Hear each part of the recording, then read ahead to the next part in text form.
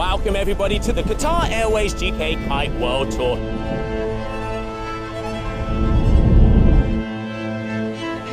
Inside the water, like everybody want to win.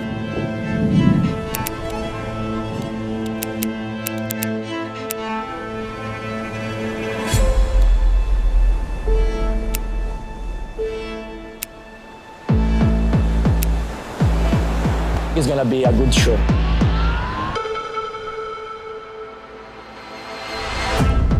We now have like the best showcase.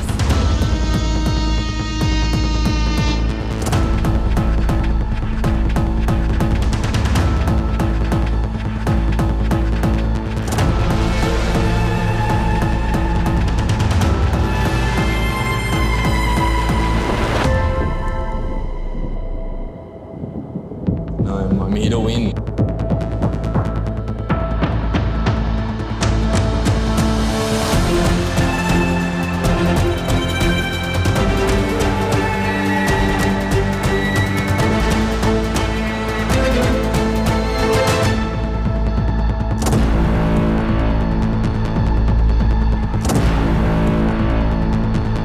For me, freestyle is everything in my life. Pressure is a privilege, brings out the best in us. Their level can fully be shown when the conditions are perfect.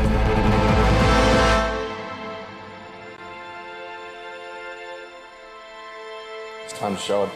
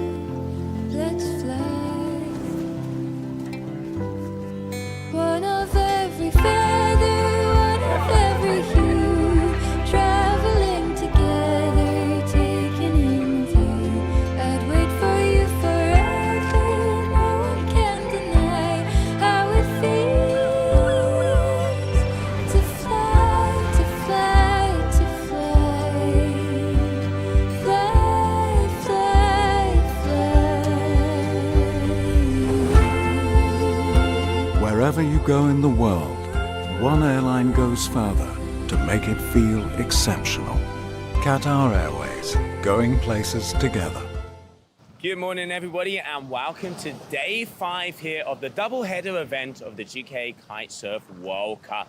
We started off here yesterday, we got through a few rounds of the men and already there are big upsets out there on the water. Today, day number 2 of the Kite-Surf, we're going to be starting off with the women.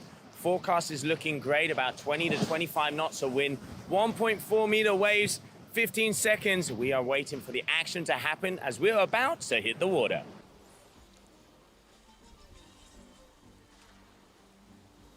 And good morning everybody and welcome once again here to Dakhla, Morocco. We are in this beautiful location where we have that nice right-hander making it all the way down. Here we can see the West Point Hotel as we are getting ready to go. We already started off yesterday where we did some rounds of the men, and then we're going to be moving over today. We're going to be starting off with the women. But before we get into action, we are going to go down to the beach where Tom Hartman, our tour manager, is going to explain the schedule for today.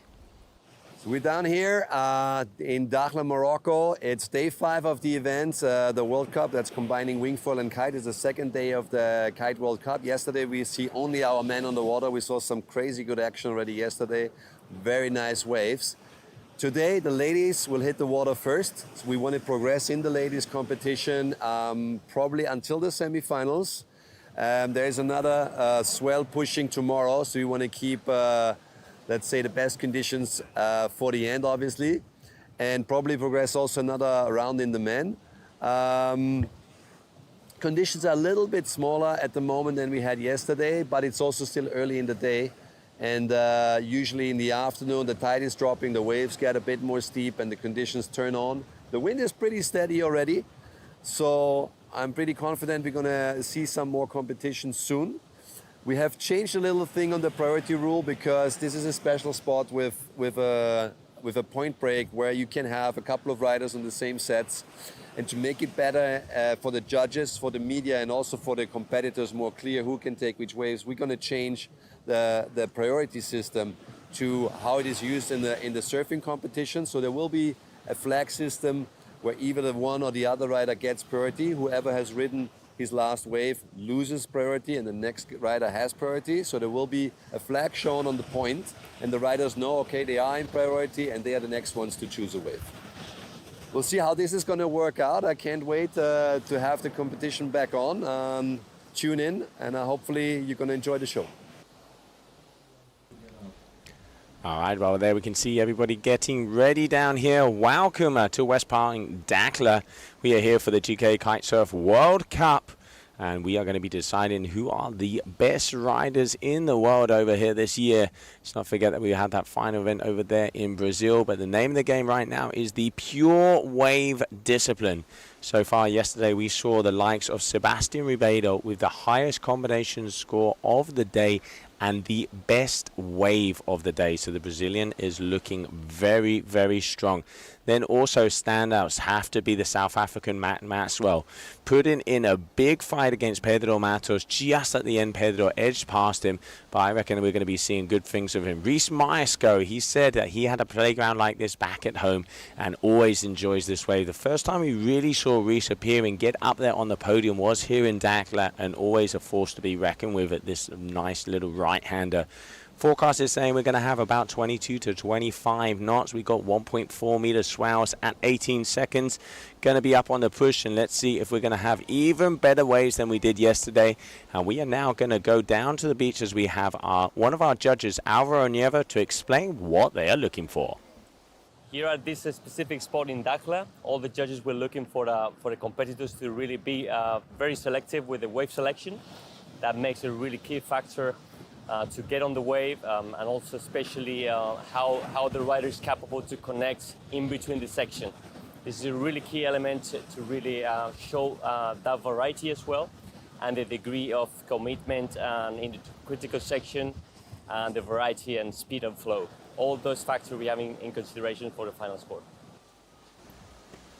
And welcome back, everybody. So now you know what you've got to do to get the top scores here from our judges. Out in the water, Sofia Monti, Kesiani Rodriguez, and Camille Lassaran. These three athletes are going to battle it out here in the first heat of the women. As we can see, conditions a little on the smaller side so far. Hopefully the waves will be increasing. The forecast is looking pretty good and looking even better for tomorrow. At the moment, we are just waiting to see. As there we can see Cassiani Rodriguez. We have Camille Lassaran is out there on the duotone. And then Sofia Monti is out there on the north. 18-minute heats, 3-minute transitions. We are green flag. Go, go, go.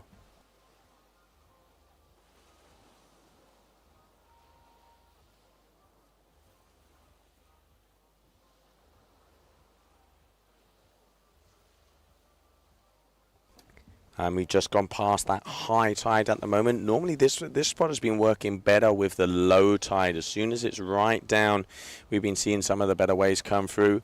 And now just waiting as we're going to be starting off with the women as it comes down to the heat order of today. The idea is we're going to go through all the way from women's heat number 5 to heat number 16, all the way through to the semi-finals. And then we will complete round number 4 of the men. Here we can see some of our athletes getting ready and putting their kites down here as they know what's on stake. It is their turn and their day to shine as we go into action. Still waiting for one of these athletes to jump on a wave. In the yellow, Camille Laceran. In the white is going to be Kessiani Rodriguez. And in the orange is going to be Sofia Monti.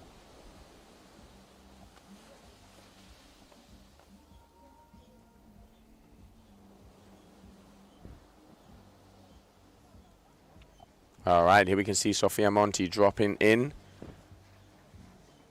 So Sofia out there also on the duotone. 2 duotone athletes on the water. And Kessiani Rodriguez with the north. They're out on 10-meter kites. I saw Camille. She was pumping up an 8 as well, but she's out there on the D-Lab, so out on a 10-meter.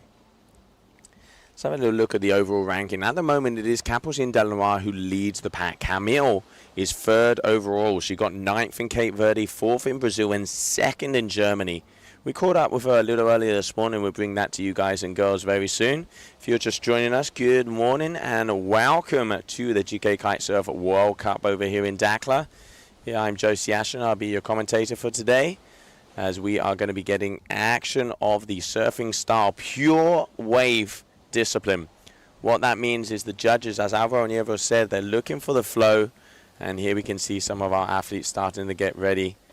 There we can see Muna White, our recently crowned world champion, GWA Wingfoil world champion of the wave discipline. And let's not forget that Muna White also, she's won this event before, and she also won the first event of the season over there in Cape Verde. She won both the wingfoiling and she won also the kite surfing. Then when it came to Brazil, taking the win as well, wasn't in Germany. She is a pure wave rider. And now here we have Kessiani Rodriguez dropping in for the first wave of her heat.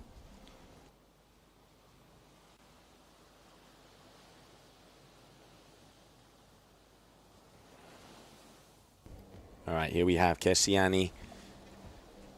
Very light on the inside so far. The wind isn't as strong as we saw out there yesterday.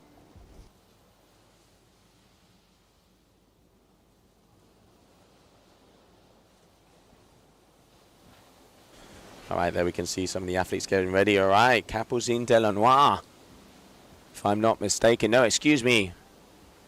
That is Basile. Zoe Basile getting ready. A little hard to see against the sun there. Zoe Basile over here last year put on an absolute blinder of a performance. She got 5th in Cape Verde and 3rd in Germany. She is currently 5th on the overall ranking. But going back to the water, let's see if we can get some action on the wave. Sofia Monti here. So it does look like a set is coming through, but still waiting for one of the athletes to engage on a few turns.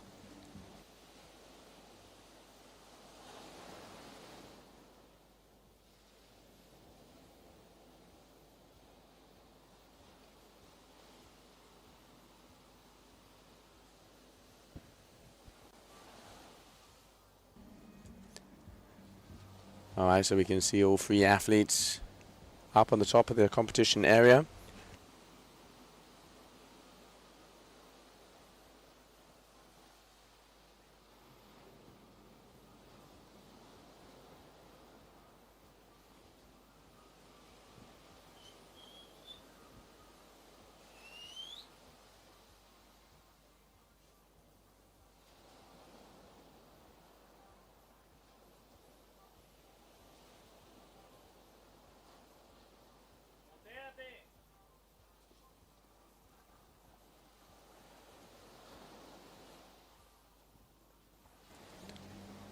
All right, so here we have Kessiani Rodriguez, one of the favorites from the Kitely family.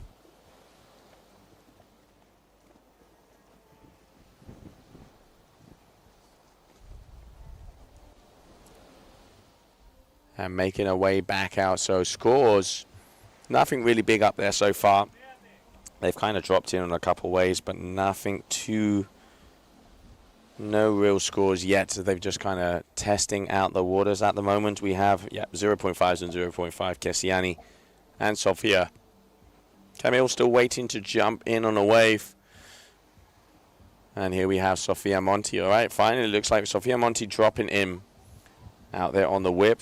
one of the smaller orientated wave boards. You can see there with a stubby nose right in that really at the back.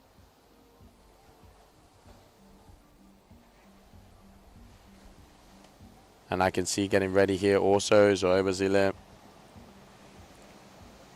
can see Charlotte Carpentier and Zarina Lutz just getting ready right out here in front of the competition area. But it really is quite gusty out the back, and we have still yet to see one of the athletes really engage on a wave. Sofia Monti there had something, but just getting a couple of turns, waiting for scores to come up.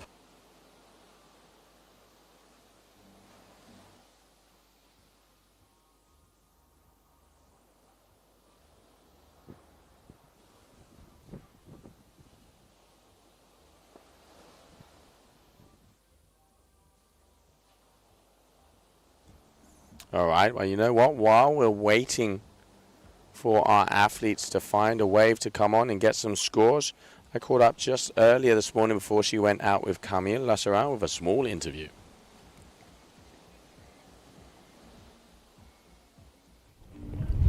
All right, well, good morning, everybody. I'm standing down here with the Big Air World Champion, Camille Lasserin. The name of the day today is Waves. How are you feeling? You're about to hit the water. Yeah, well, I mean, it's going to change. It's not going to be freestyle, so it's going to be pretty interesting to go on the water. I'm excited. We can never really know what's going to happen because, I mean, it's a kind of new discipline for me, but definitely super excited to go on the water.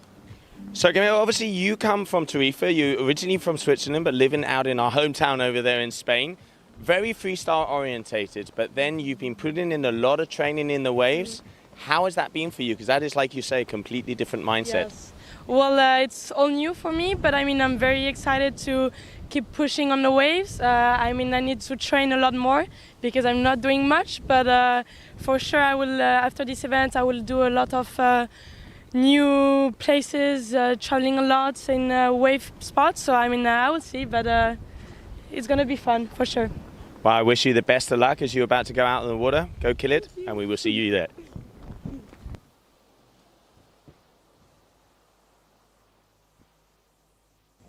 You can see always a smile, Camille. Really cool girl on and off the water. Such a talented surf freestyler. And now in the wave, she has improved a lot. I was watching her train and warm up over the last couple of days. She is the athlete that's out there in the yellow, but still waiting for any of these athletes really to get a score. We've seen a 2.77 there from Sofia Monti. And it really is light here on the inside. All right. Speaking of the Lasserin, here we go. All right, dropping in. All right, so she's a goofy footer, so going backside here, pushing against the wave all the way down right next to the competition area, just to be able to get a couple of check turns. So let's not forget there hasn't been a lot happening out there. And there we can see Zoe Basile also, all of the women athletes getting ready to go. Double shackers to you as well, as we can feel the energy and electricity over here on the water, as it is day number 5 of this double header event. And here Sofia Monti, she already has a 2.77. It looks like she's picking off another good wave.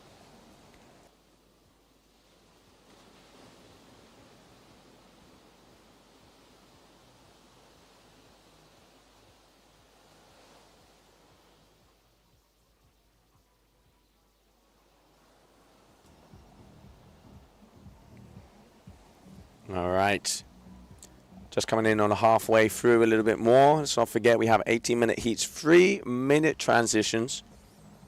Well, once again on the stream, if you are tuning in, make sure throw us the comments if you want to know about gear, you want to know about riders, any feedback.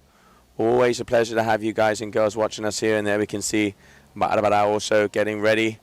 A little bit of the stretches, making sure that everything is nice and loose, as she is getting ready to rumble. She's going to be coming out in that second heat. That's what I call mobility. That is what I call mobility. A very, very powerful athlete here coming out of Italy, as she is getting ready to go in the water. Barbara Scardello, she's been doing very well recently At the moment, she is overall, she's a very complete rider, done well on the surf freestyle as well. But now, Kessiani Rodriguez just about to drop in.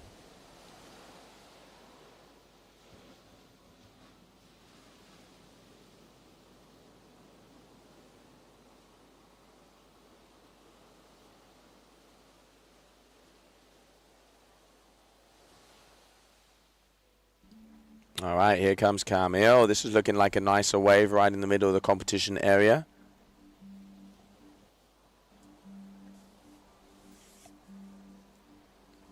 And you kind of get one turn and then switching the feet to be able to push against it a little bit more. And now here she'll probably be able to get one more little turn. But you can see very light here on the inside at the moment. Camille has a medium 2 going to be coming her way from what I can see from the judges panel. Yep, there you go, 2.67. And we can see athletes also getting ready. Daniela there, one of the Spanish athletes. Very talented young woman. And really cool to see her getting ready to rumble as they all got their tunes on. It looks like I can see 7s and 9-meter kites are going in the air. I can see Charlotte Carpentier over here is putting up her 9-core Nexus as the wave kite from Core. As we can see also Kessiani, if I'm not mistaken, I think she's on a 10. And then Camille also out there on the 10, Sofia. So we have Sofia at the moment, the leader of this heat. She's had 2 waves and just really milking some of these little outside ankle biters. Yeah, nothing too, not many sets have come through as we're starting off this 5th day of the event, the 2nd day of the kite surf discipline. You can see Camille's father right up there on the point. Let's not forget we've got live scoring here, so we can give all the athletes all the ins and outs so they know exactly where they are.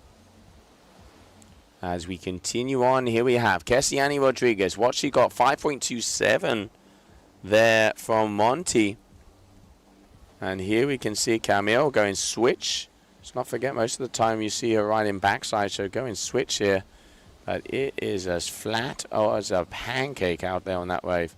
All right, here we have Kessiani.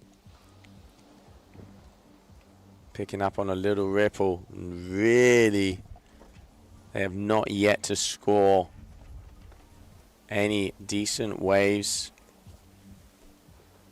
If I'm not mistaken, yeah, that looks like Serena Luz, one of the Brazilian athletes. Very talented also. Has a very good surf style. And heading all the way from Brazil. She's been in Morocco for quite a while, so obviously used to the conditions. Now we're talking.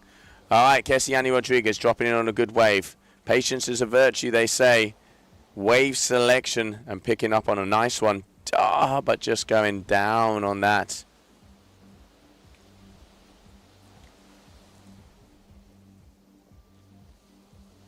And you can see conditions are very challenging out there in the middle.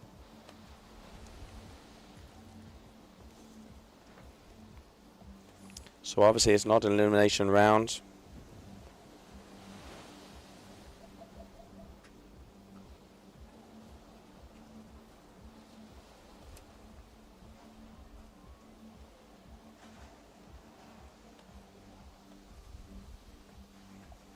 All right, Kessiani getting on another one. This is what she has to do. Just get a couple basic scores, as nobody really is having any of the big waves. All right, Camille.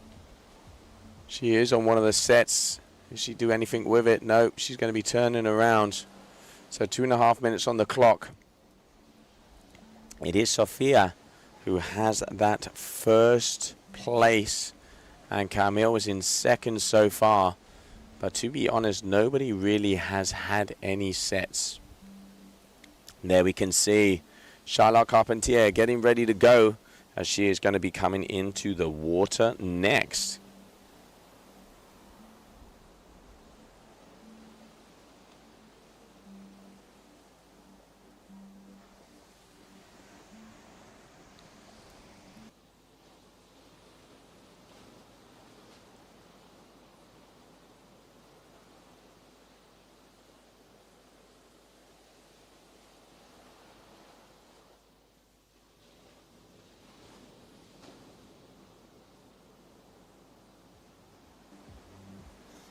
Oh, and Sofia Monti picking up on a little outside. But going down, it is looking so gusty out the back. You can see it's glassy on the inside, so it's very offshore right now. The athlete's really struggling to be able to connect.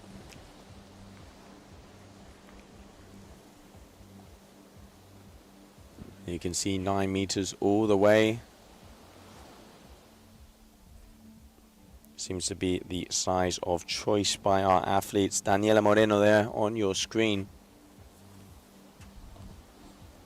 And she is going to be helping out Muna White, as Muna is going to be coming up next. So it's going to be Barbara Escarguero, Charlotte Carpentier, excuse me, and Muna White. Muna White, the winner of both the Cape Verdean and the Brazilian Wave events. She is currently second on the overall ranking, and now looking to get a very good score over here in Dakhla. She's won the wing files, so she's on a high. And let's see if she can make that another double whammy. She's done it before. So keep your eyes out for the Hawaiian athlete, the F1 rider, Muna White, as we closing out here. 20 seconds to go. And it doesn't look like there's any waves coming their way. So unless anything changes, it looks like it is going to be Sofia Monti to take the win. So waiting for confirmation on that as we continue on. But yeah, it does look like Sofia Monti is going to be taking the win. And there we can see all of the women athletes getting ready down here on the shore. And while we're waiting, we're going to go to a short commercial break.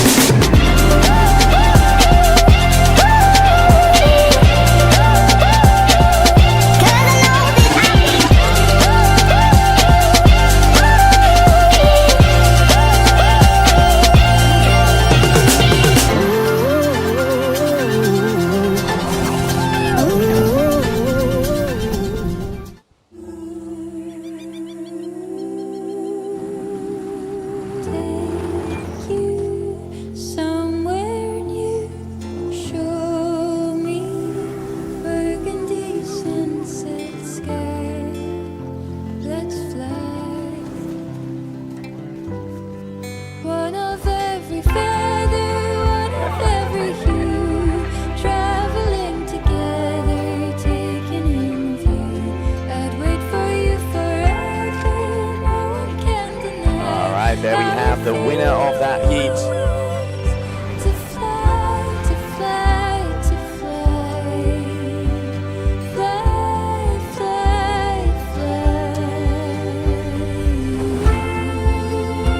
Wherever you go in the world, one airline goes further to make it feel exceptional. Qatar Airways, going places together. And welcome back, everybody, as we continue on with the women's discipline. Barbara Sardelo, Charlotte Carpentier, and Muna White out there in the water. Heat number 2, round number 3. We just saw there in that last heat, it was Sofia Monti to take the win. So congratulations to her. We just saw her getting out of the water there. 18 minutes of heat. Italy, France, and Hawaii. So let's get ready to go. So let's not forget Muna White. She is second on the overall ranking of the GKA Kite-Surf World Tour. And she is right now looking to try and get the double whammy. So to be able to crown herself champion of the wing fall and champion of the kite surf. She is our new GWA wing fall world champion of the wave discipline. And now let's see how she does out here on the waves. It's a little small at the moment. The wind is quite light. 9 seems to be the kite of choice. And there you can see in the yellow is going to be Muna White on your screen. White, Charlotte Carpentier, and orange there we can see Barbara Scardelo. These are your top 3 athletes in the water right now for this heat number 2 of round number 3.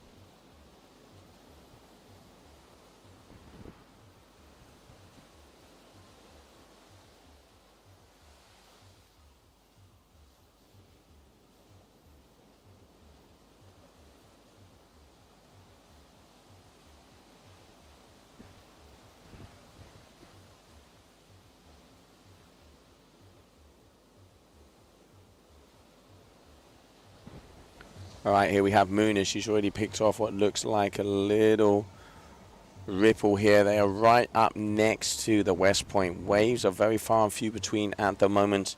We have just gone past high tide here in Dakhla. Low tide is at 5 o'clock in the afternoon. This break seems to be working better on low than it does on high. We've seen throughout the last few days. First time the women athletes are going to be going out there and competing. We've already seen Sofia Monti take that first heat win. But now it is time for Muna White, one of the favorites here. She, in between her and Capucine Delanois, is the world championship at the moment. And let's not forget, Kessiani Rodriguez, the Brazilian powerhouse, just unfortunately not being able to catch up in too many ways, not getting that first position in heat number 1.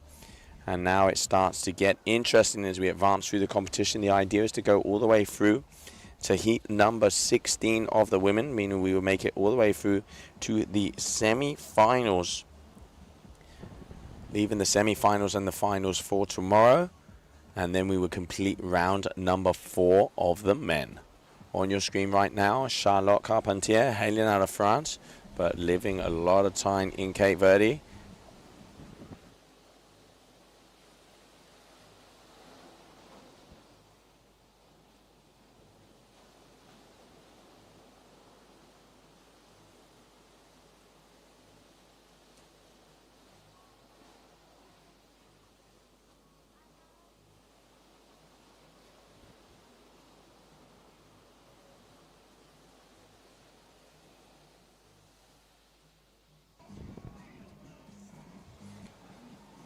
All right, Muna swooping around trying to get along.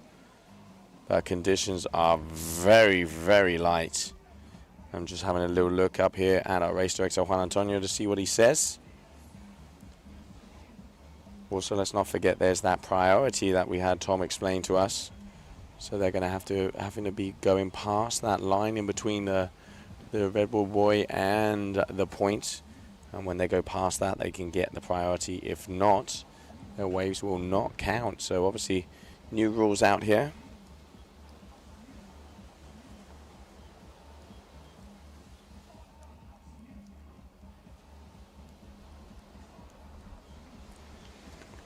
Of course, when there's 3 people in the water, to ensure better judging and to ensure it's fair out there, they've added that priority rule.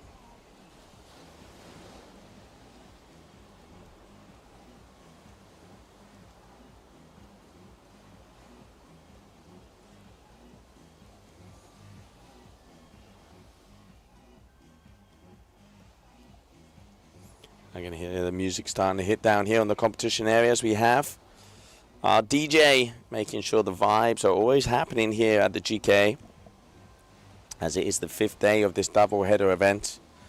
And we are down here for the GK Kite-Surf World Cup Dakhla.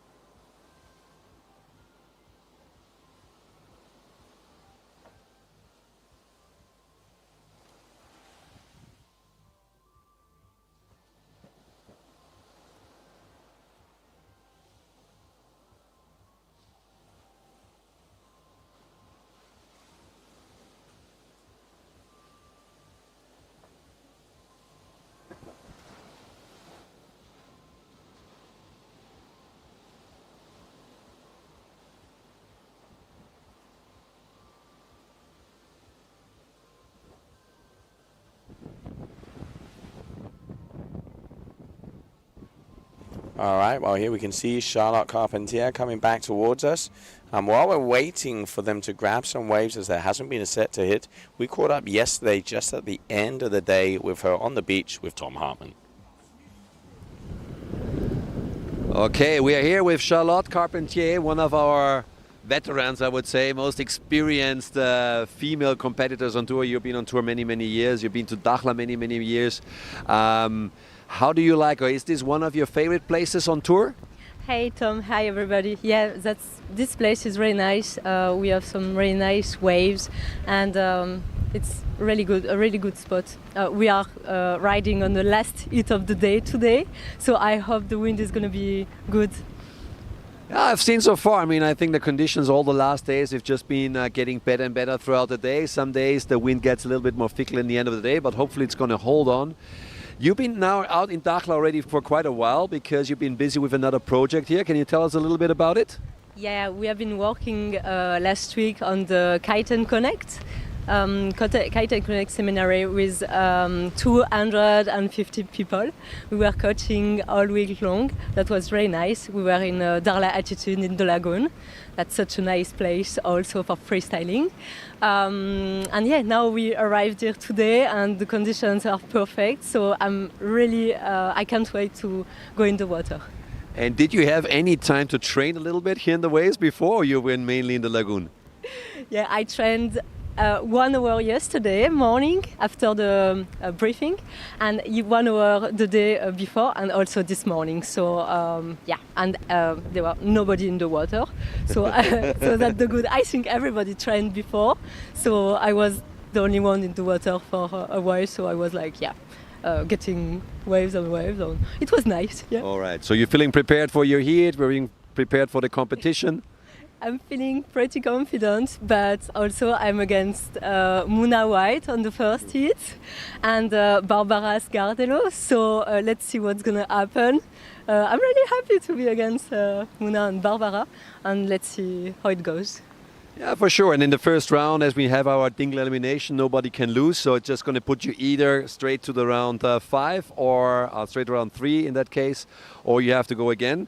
So we wish you good luck. Hopefully everything goes well. And obviously we have more competition the next days. So let's see what's going to happen. All right.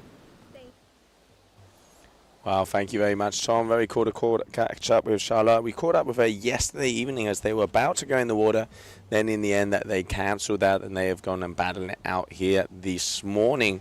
Coming up next, we are going to be seeing Daniela Moreno, Zoe Basile and Serena Luz are going to be going in the water. But so far, a little like here, Barbara Stradillo, let's see what she has, as there are no scores across the board, as these girls are really having a hard time of getting some waves. But here, Barbara looks like she's taking off on something as we continue on down here.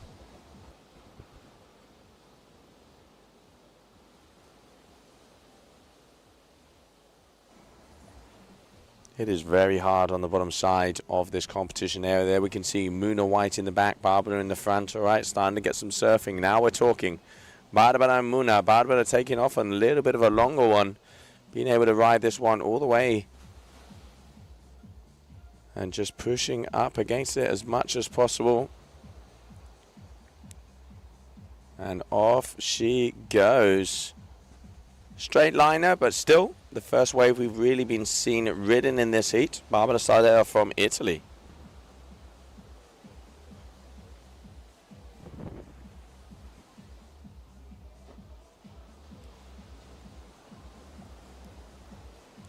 All right, Charlotte Carpentier. Also, this is looking like a nicer wave.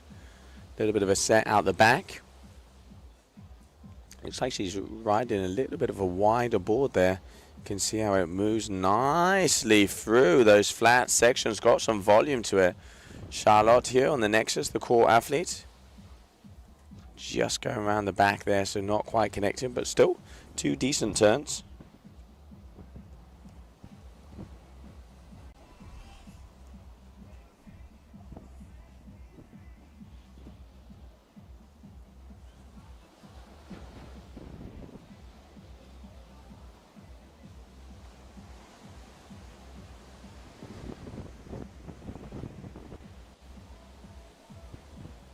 Right, here we can see the replay of that last wave. So there's one turn. And this nice one there, nice and back, getting some power off of the fins. Good turn there from Charlotte. As it's quite a slow heat so far, as we're just waiting for scores to drop.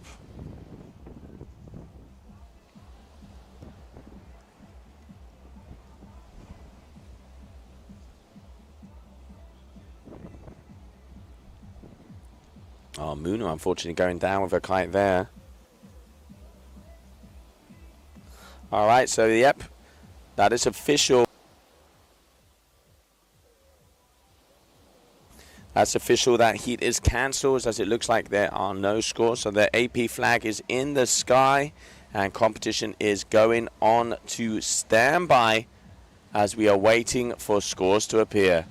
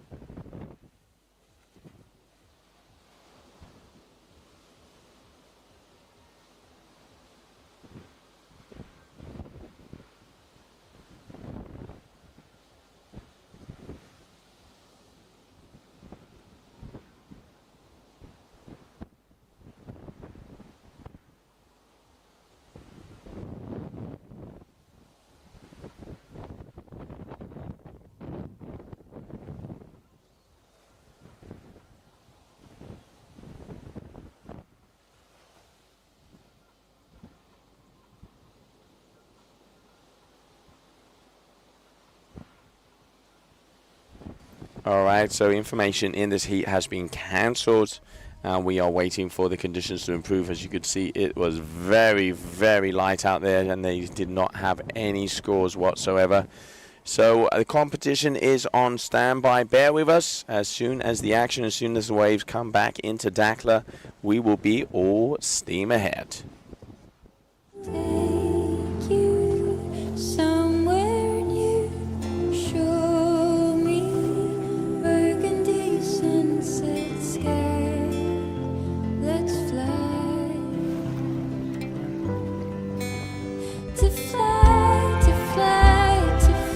Wherever you go in the world, one airline goes further to make it feel exceptional.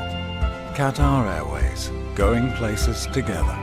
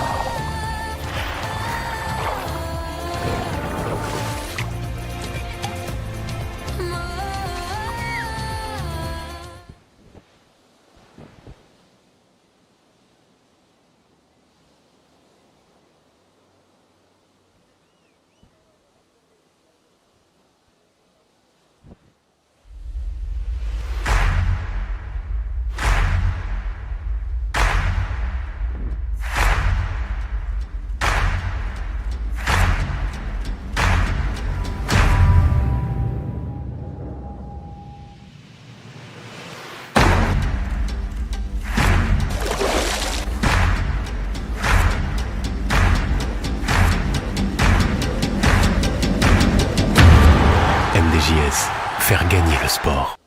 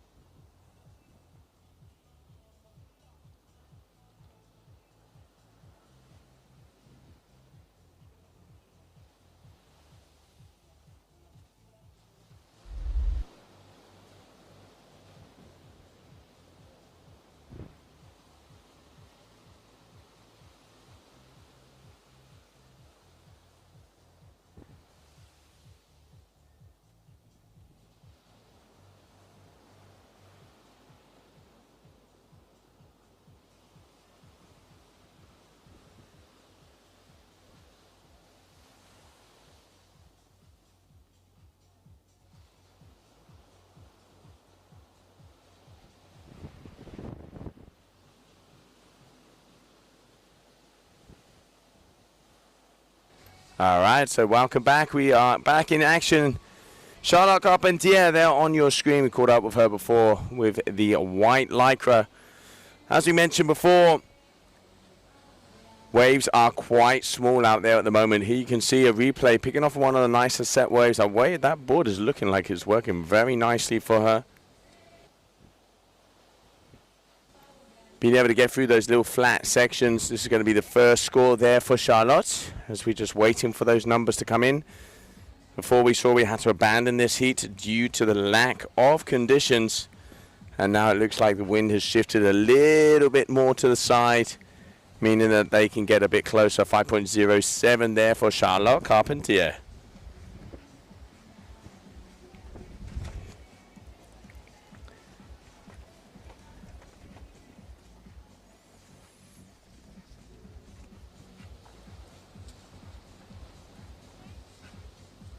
Here we can see Barbara Scardello just kind of cruising around on this little ankle biter. Not much of a wave there. Already Charlotte putting down a nice 5.07. And here we can see Muna White, your number 2 ranked overall in the world. She won Brazil. She won Cape Verde. She is the athlete to beat out there, your highest rank coming into this competition. And just waiting as she is patiently out the back, recently joining the F1 family.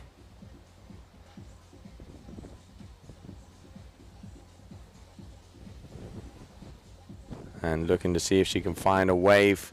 18-minute heats, top 2 waves are the ones that count. Each athlete has 10 attempts to be able to do so.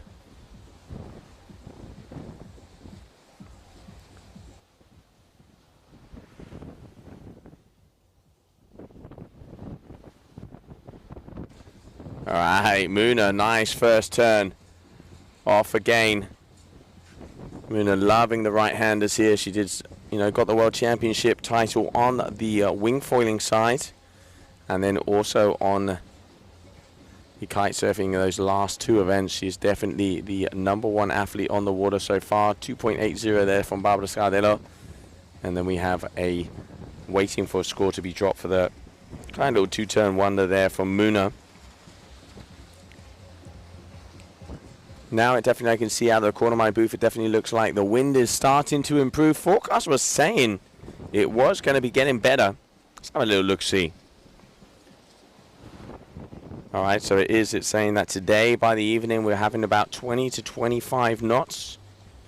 And then the swell is a little smaller. Tomorrow the swell is looking better from what we can see. Same wave direction, same wind direction. But it's looking like we're going to be having a little bit more period. So hopefully tomorrow the idea would be to making it through to the finals. The aim today is to go all the way through to the semi-final of the women and then complete round number 4 of the men.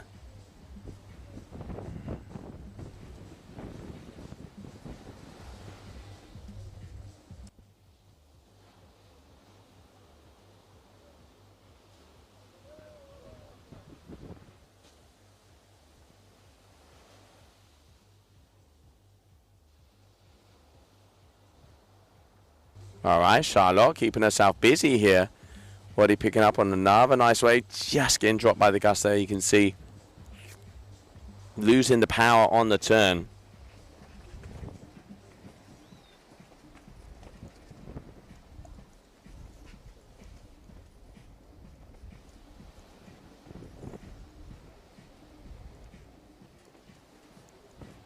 All right, Muna, nice driving through the fins there. That's where that gust just really does drop them. Is she going to be able to get another turn? Yes, she is. Nice, off the top. Just getting a couple of turns there.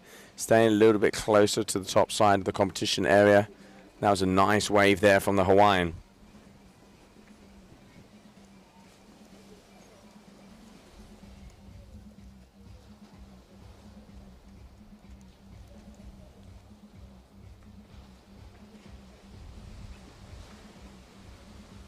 All right, Barbara Scardello. This is a better set wave. Can she keep it together?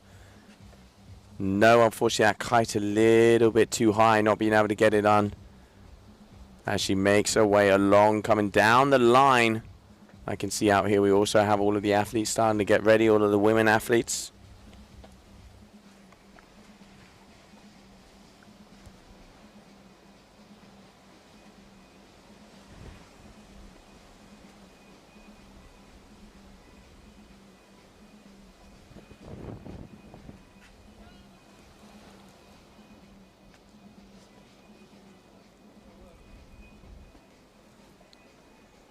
And Barbara here on the another wave on the outside.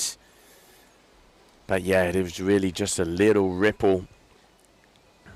As soon as they get so close to the rocks, the wind does really start to gust up. But I mean, there she is just straight lining this one. Just pushing against a little bit and going down the line. We already see a 4.80, 4.50 there for Muna. Charlotte with a 5.07 and a 3.40. And there, Barbara there getting her second wave score.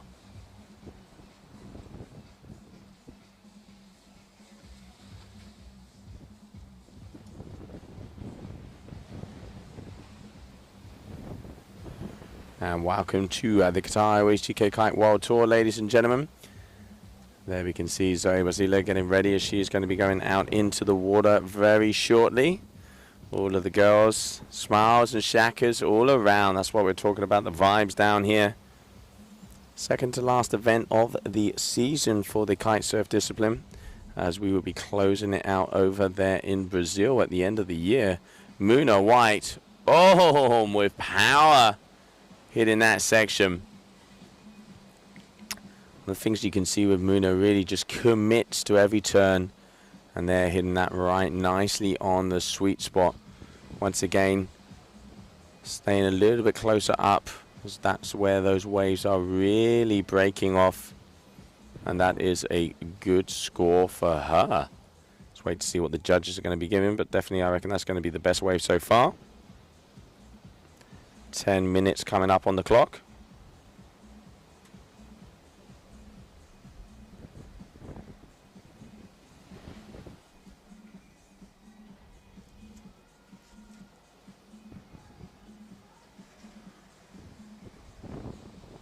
And here we can see the replay of that last wave. Just look at that. Commits from throwing the tail, driving through the fins. And then this is the turn off the top. Keeps her eye on the prize, driving down the line. And managing just to go out a little bit further. And definitely going to be one of the top scores on the water so far. She's in first position. But there we can see it, 6.73, 11.53 there for Muna White.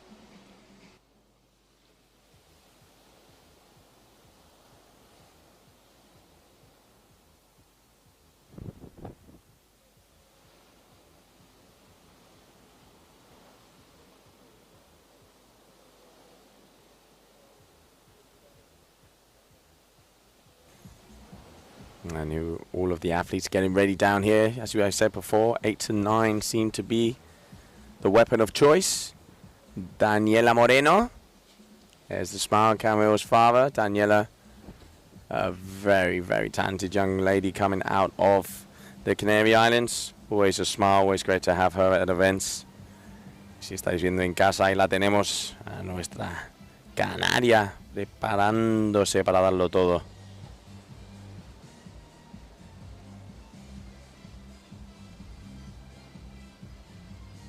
So in the orange, Barbara Stardelo. In the white, Charlotte Carpentier. And in the yellow, Muna White. This is heat number 2, round number 3 of the competition. And we are just waiting to see. At the moment, it is Muna White who, without a surprise, has the top scores.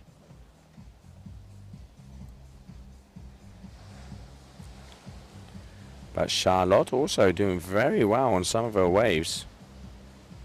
Looking forward to see if she can engage and get on a couple more.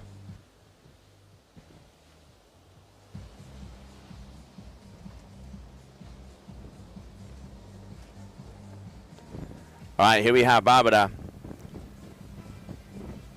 And there we go, going into that next heat, getting ready to go in and hit the water. You can see Zoe Basile. She's going to be going up against Daniela Moreno and Serena Luz.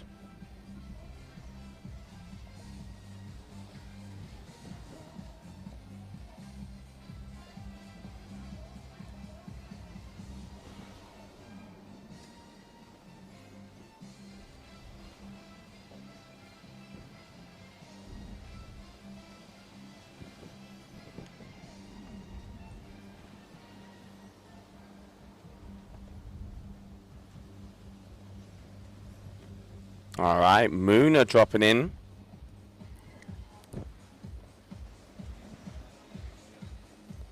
It really does completely flatten out on the inside here. It looks like Muna's decided to go off with this one, and it does look like it's opening up a little bit further down the way. All right, here we have Muna White. Oh, nice, right in the sweep point. Linking a few turns together here, keeping that kite low. So nice ride there for her.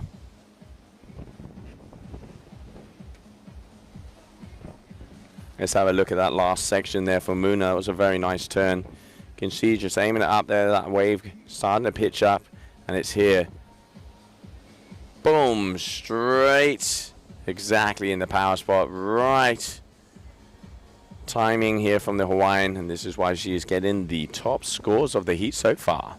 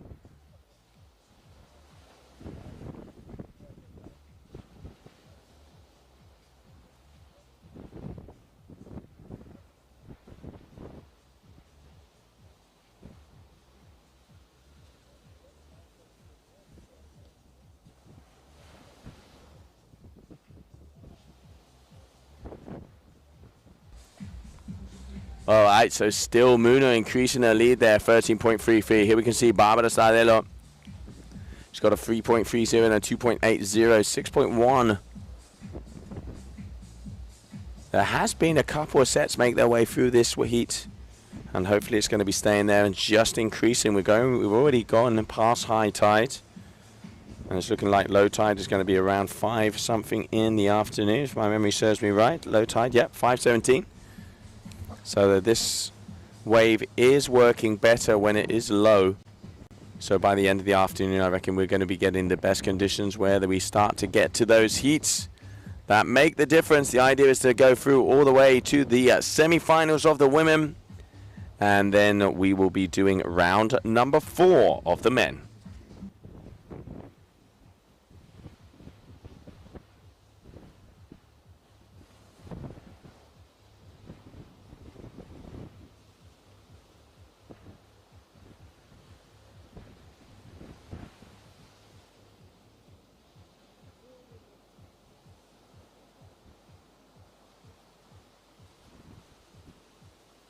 Charlotte here on this wave, really getting a good ride. Great wave selection there from her, because this one is opening up all the way down the bay now. This is what we're talking about. Needs to get a little bit across the foam wall. She's kind of foam climbing there. Also out the back, I can see Muna White dropping in as well. Muna here, big open face hack. Driving through that tail, you can see just commits to the turn. Great riding from both of these athletes. Toe for pound for pound. And Muna getting a couple of big turns, and Charlotte as well. Let's see what the judges are thinking about that one. Those are the two best waves we've seen so far.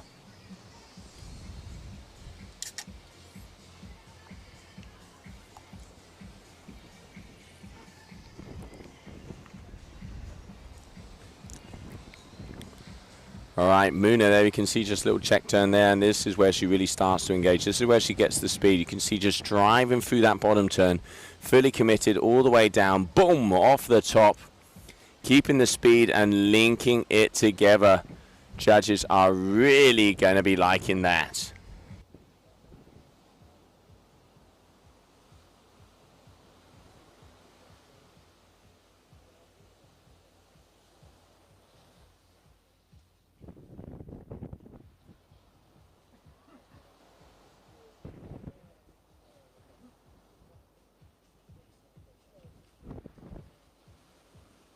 Oh, and already an 8.73. Now that is the name of the game. Muna White setting the bar high. She is the only athlete of both the men and the women to go past that 8.3. Sebastian yesterday had the highest wave score of the day with an 8.3 in that round number 1. And now Muna White has gone and increased that. So Muna White is the highest wave score of the competition in both the male and female divisions.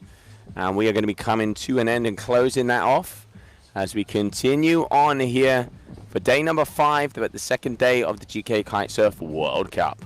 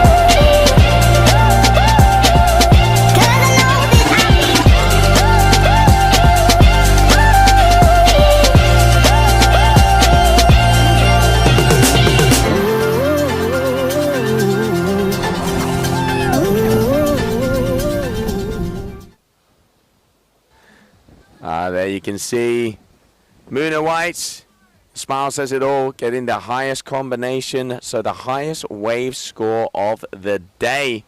8.53. Great riding there from her, and that is why she is the athlete to beat so far.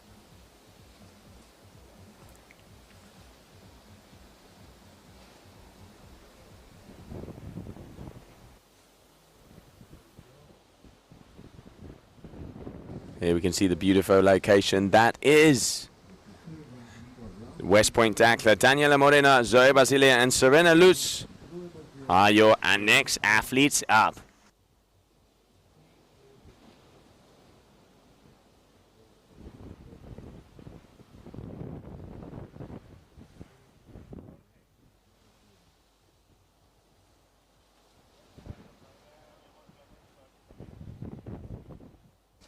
All right.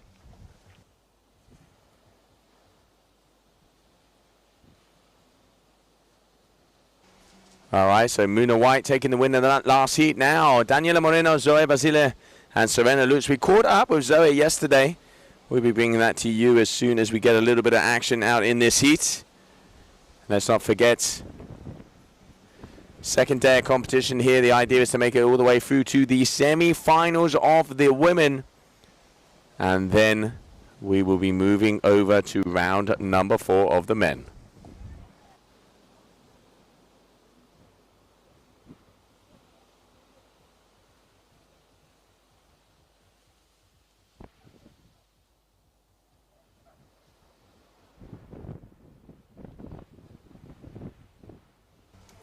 All right, Serena Luz, the Brazilian powerhouse. Let's see what she has for us. Starting off, Serena is going to be out there in the yellow lycra on your screen. Then we have Zoe Basile in the white. She is an athlete I am very curious to see here. She put on one hell of a show yesterday. Didn't have the consistency, but had a couple of the best rides of the event, even though she didn't get the result she was looking for. Coming back for more, and she's hungry. And then also, we're going to be joined on the water with Daniela Moreno, La Canaria, nuestra Daniela.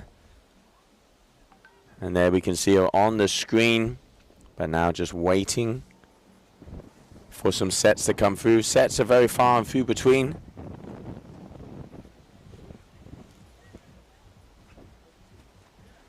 But definitely a lot of these athletes being able to get some of those waves.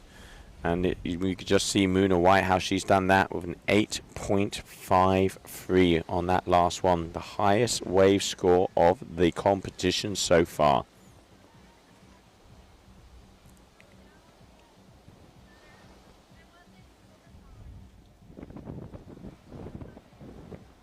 .73, excuse me. So Muna proving she is the one to beat out there. And here we have Serena Luz again, the Brazilian, dropping in on a little outside bomb.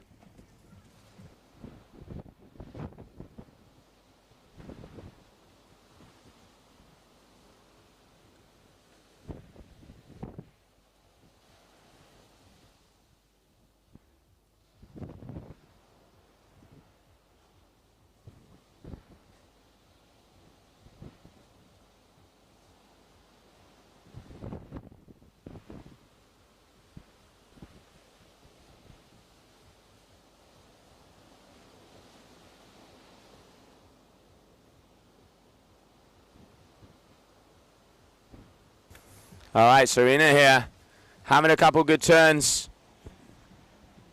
As she is looking, she already has kind of a check turn score. And then, oh, just going down there on that one. All right, now eyes on this lady, Zoe Basile, the North athlete. She impressed me so much last year.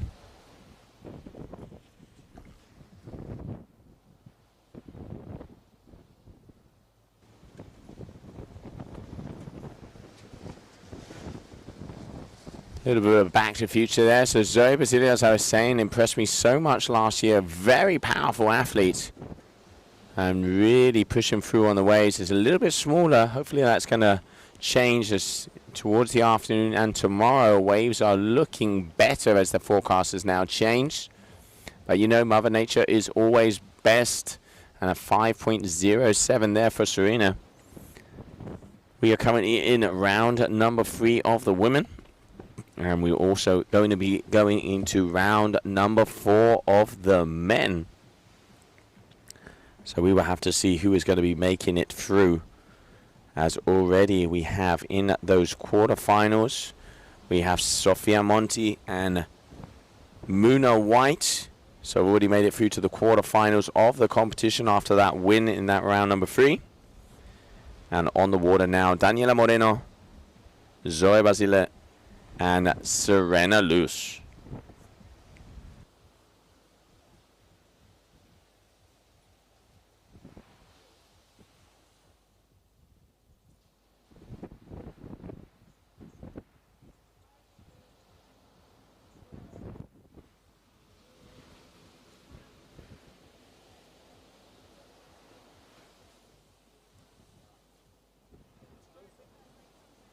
Now all of the athletes out the back. We can see Serena coming through.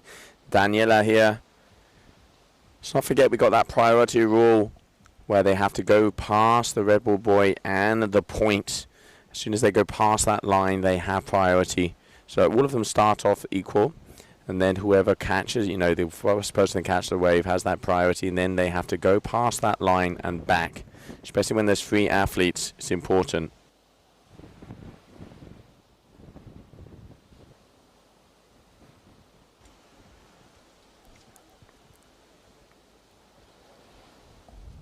All right, Zoe here having a little look-see, you know, but deciding against it.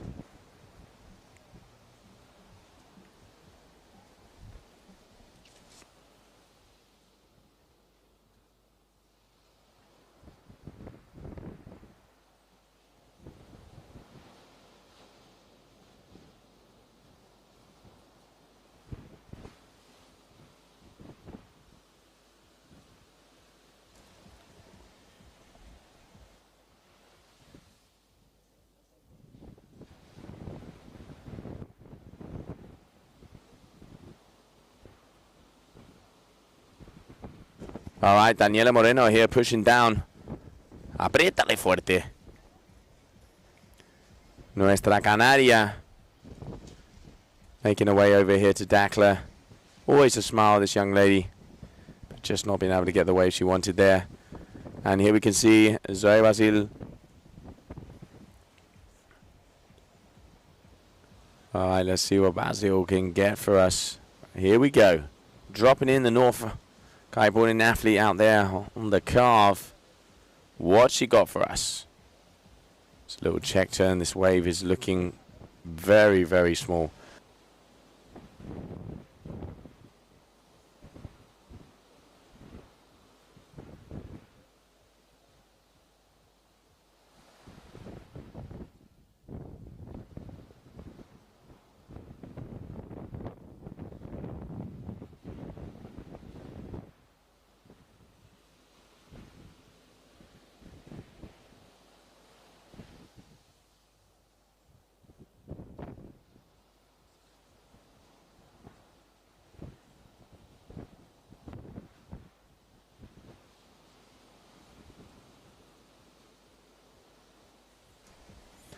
All right, so at the moment, a 5.07 for Serena, 2.40 for Zoe. And Daniela just having a little check turn. Just under 10 minutes left of this heat. 18-minute heats. Let's not forget that we have the top 2 waves are the ones that count, based on 10 wave attempts for each one of these athletes.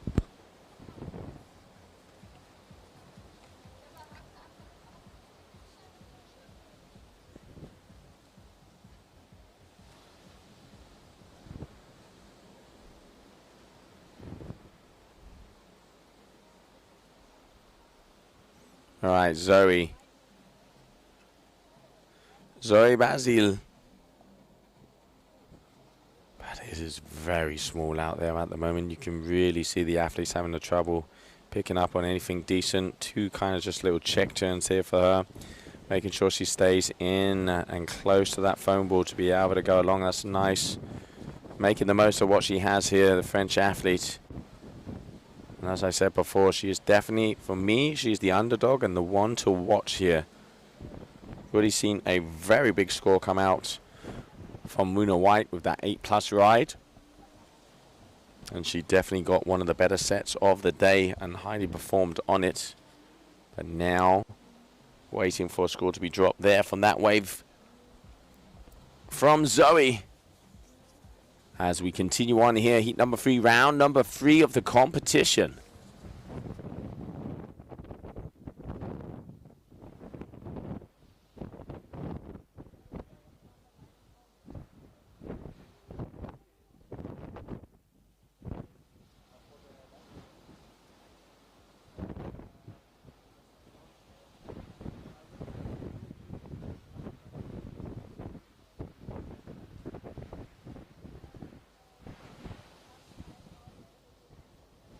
All right, looks like Serena might be picking up on something here, as there does seem to be a little bit of a set coming away, but deciding against it.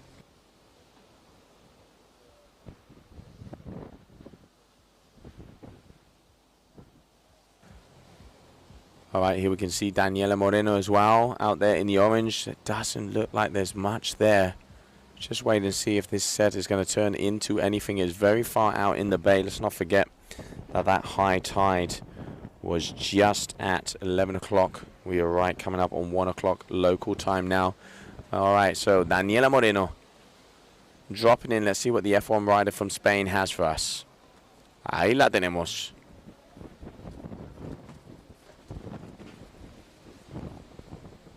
Trying to get some speed to see if she can actually start to get a turn on this wave.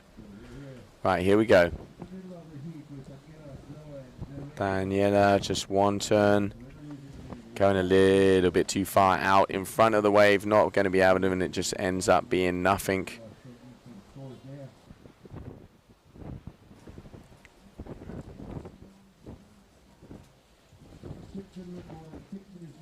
And here we can see it looks like Serena's trying to have a look and see if she can go on something as well. Is she going to be engaging and dropping in on this wave? I do think she is. Yep, here we go. All right, Serena Luz also going to have a little look-see. Really having to take off on some of those smaller waves.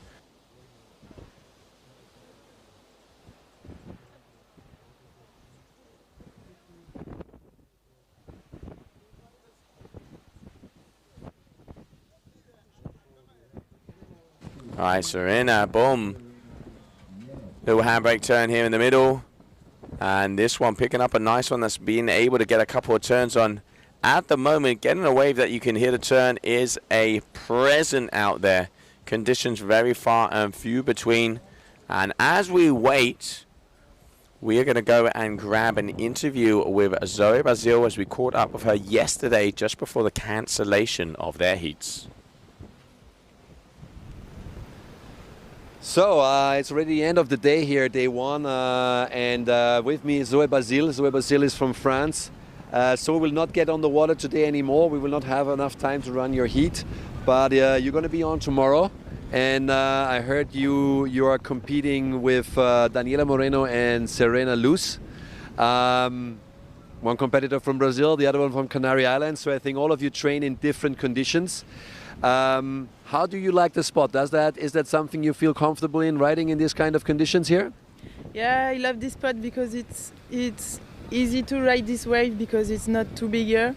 The wind is side off, so I like this condition to surf.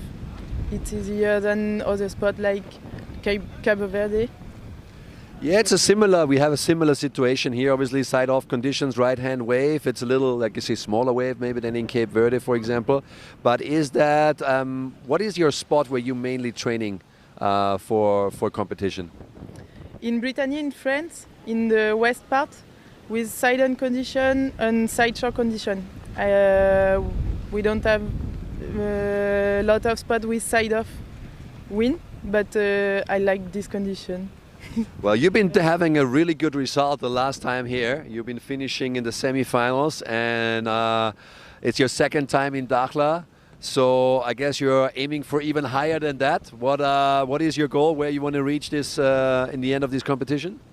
Yeah, last year was my first competition. I was really happy about my result, and I will try to do better. than last year. We all hope so, and good luck for that. We'll see you on the water tomorrow. Thank you. Thank you, Zoe. Thank you, Tom. Yeah, it was cool to catch up with her yesterday. Just as I said, as that heat would cancel, the women were going to go out, but then unfortunately it just was not enough light, so we decided to bring them out here today. And there we can see Zoe Basil already a 6.10. Serena is the battle in between her and Serena, and this is a nice looking ride from her all the way down, all the way along, as wave selection is so important.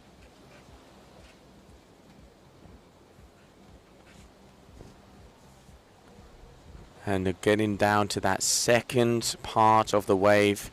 If you can pick off the good ones, and this is one of those so far, you're able to make it all the way down to the sandbank. A little bit jitty here on the inside as it is quite gusty. But there you can see Zoe getting at least a 4 to 5 turn wave. Linking it together, getting the moves, doing the deeds. And she probably might be moving into first position after that. But it is the battle in between that athlete on your screen, Serena Lutz and Zoe Basil from France.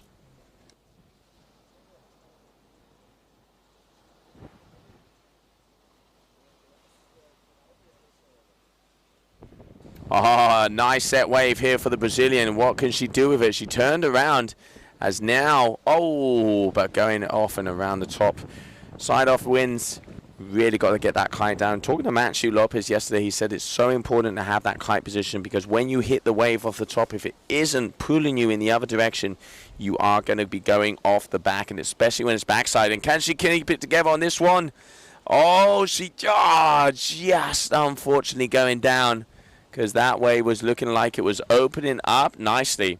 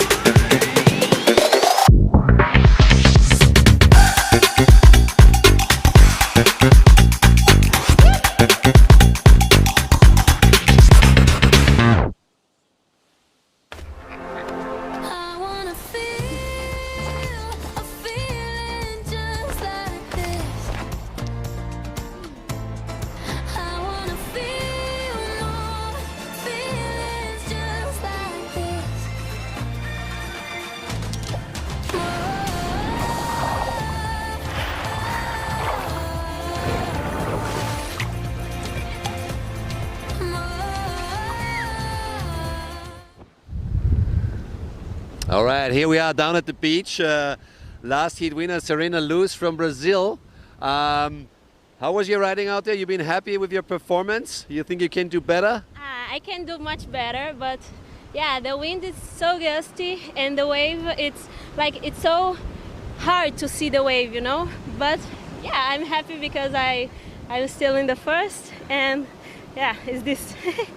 Yeah, of course. I mean, you made it straight into round 3, so you not have to compete in the next round. You have a little longer break, but probably you're still going to be on later in the day today. And I mean, as we saw the last days, and the tide is dropping, conditions get better. You've been out here the last days training a bit. Yeah. And I mean, how do you like the conditions later in the day? I think in the after, normally the wave's gonna be better, so I have more confidence, you know, for do my best. So you definitely like bigger waves. Yeah, I hope so. Well, we're going to see. I mean, yesterday we had pretty nice conditions for the men. It's supposed to get better during the day, and tomorrow, obviously, we're keeping the finals for when the sweat really kicks in tomorrow, hopefully, and hopefully see you as well in the quarters, or in the semifinals would then be the next one. Good luck for that, and now you have some time to rest or go out for a training session, and we are going back to you, Joe, to the studio. Thank you very much, Tom. Thank you very much, Serena. Congratulations. Parabéns, parabéns. Coming up next, Asher Chelou, Clémence Derrien, and Capucine Delanois out there in the water, as we are now going with this next heat of round number 3. Action, action, action. Green light, green light. It is a go, go, go.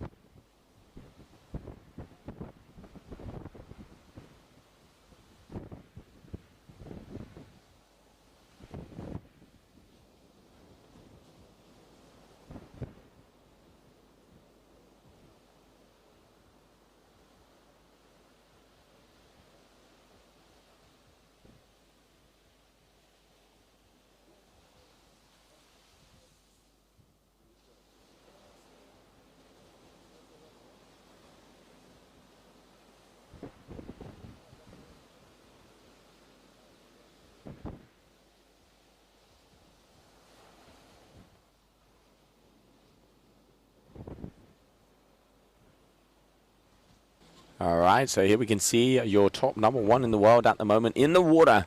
Capucine Delanois, the youngster, 4.30. Astrid Chelou. Astrid is a world champion skier as well. She is just coming new on the tour for the very first time, so it's great to have her here with us as well.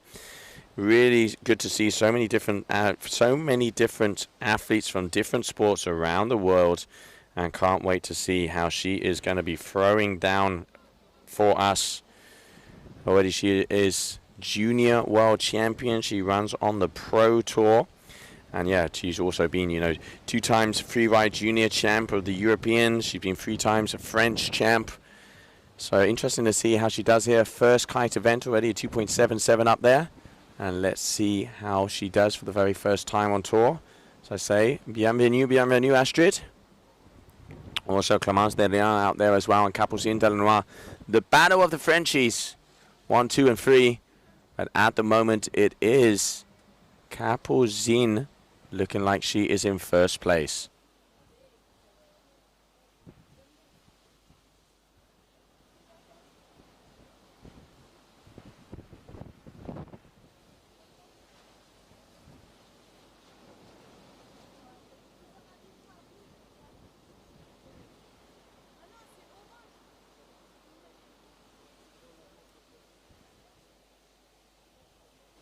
All right, so Capucine dropping in on another wave. Having a little chat with her before. She is hungry, and she has the fire. She knows also what it takes to be on top of the world. She also knows she's up against a couple of very tough competitors. Her teammate, Zoe Basile, very talented young lady. And for me, she is the underdog coming into this competition. And, of course, her new teammate, quite a few other athletes out there. Kessiane Rodriguez from Brazil, and then Muna White, who already has the highest wave score of the competition so far.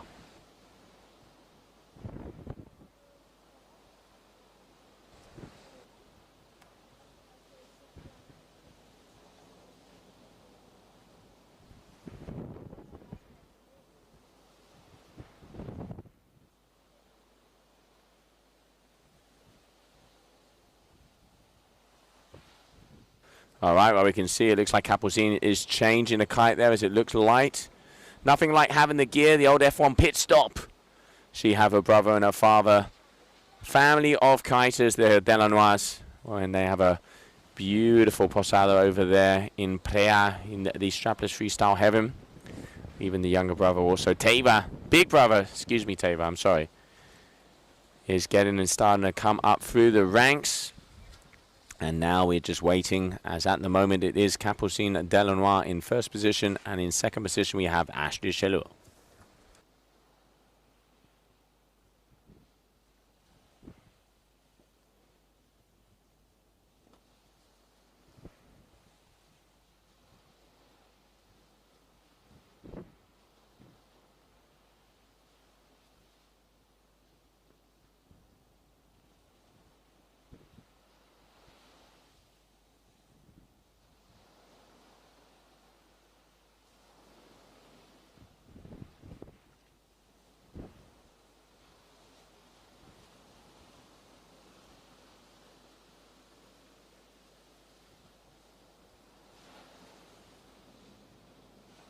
All right, well, I tell you what, while we're waiting, as we can see the athletes getting ready out there on the water, we are going to catch up with Muna White, who has the highest wave score of the competition so far.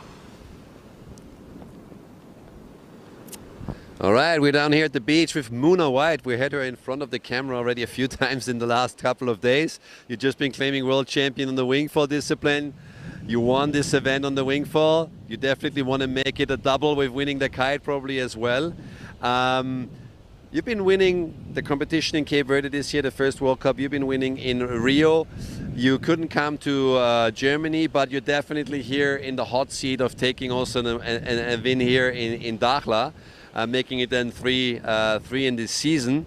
You've just scored actually the highest single wave score of the competitions at 8.73, and I know there's room for more. I know the conditions can even turn on more than what we have it right now, but how comfortable do you feel with your riding out here?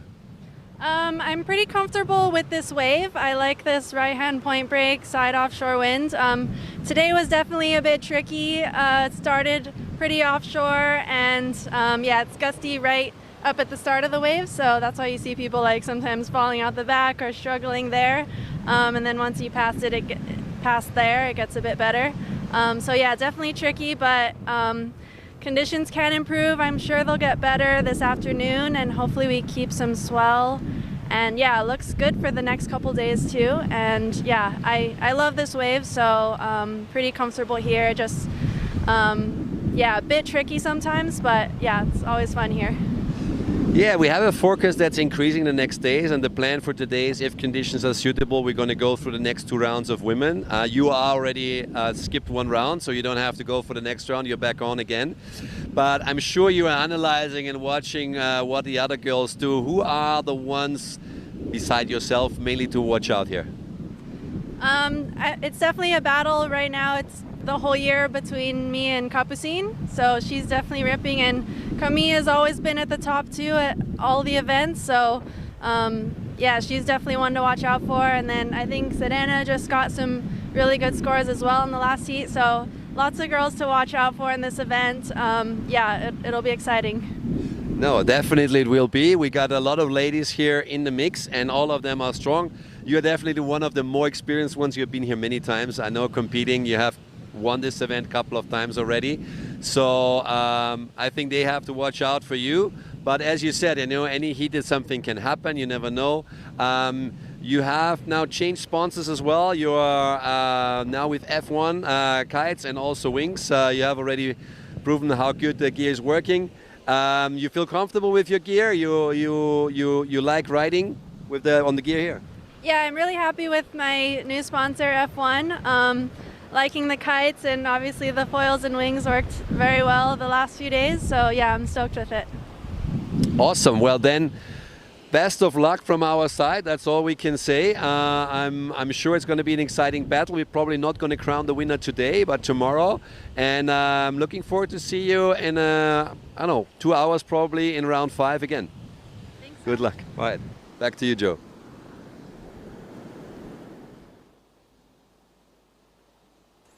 Oh, thank you very much, Muna. We're always cool to catch up with the young Hawaiian athlete. Absolutely ripping out there. And as you say, it is tricky. Really has fun out on this wave. And you can tell that she has the highest wave score of the competition so far.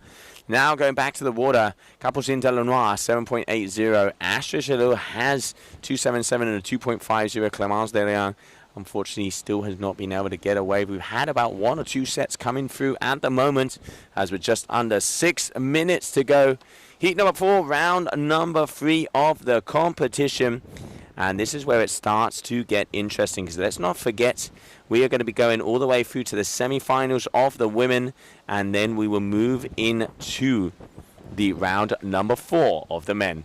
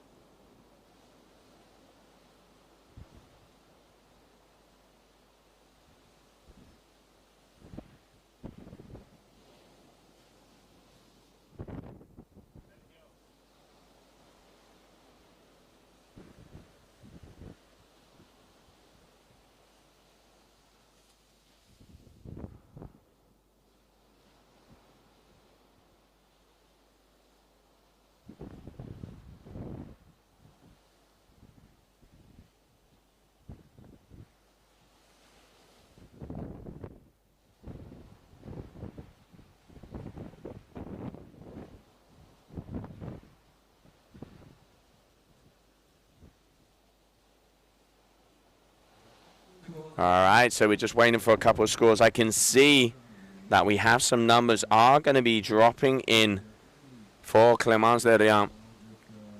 And I reckon she might actually be in the lead of this heat after that. So waiting for those numbers to come through.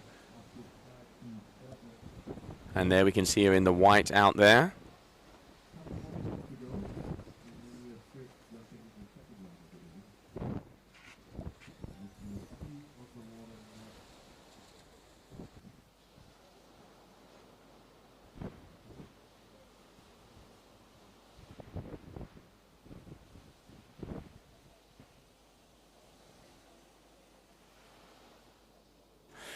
All right, so unfortunately, one more time, it looks like we don't have internet out here on the scoreboard. Gonna have to throw another carrot to the old hamster, so I will be telling you the scores. At the moment, it is Capucine Delanois in first position.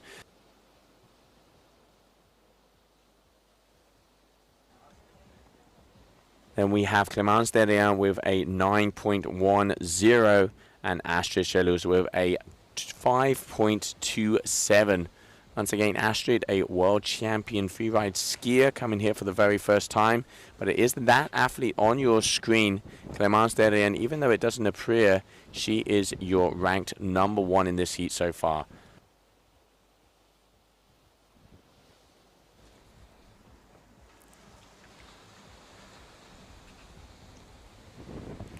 Alright, so unfortunately I will have to be informing you guys and girls about the scores.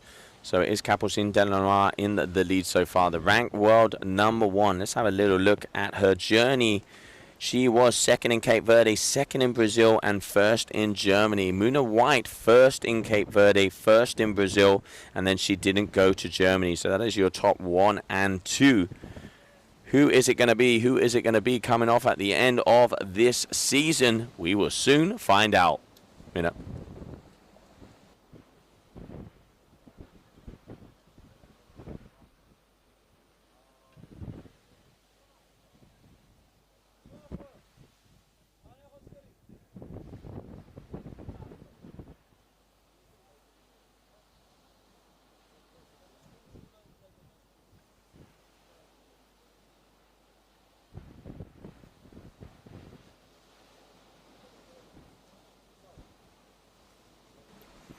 All right, here we can see Clémence, your second position in this heat so far, looking like she was trying to go on a wave, but nope, that's not going to be a scoring potential for her. As it stands, it is Capucine Delanois in the lead.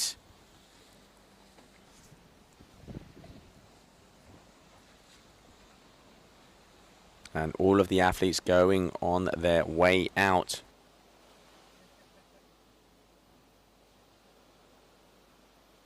Just coming up on the final minute of competition here for this heat #4.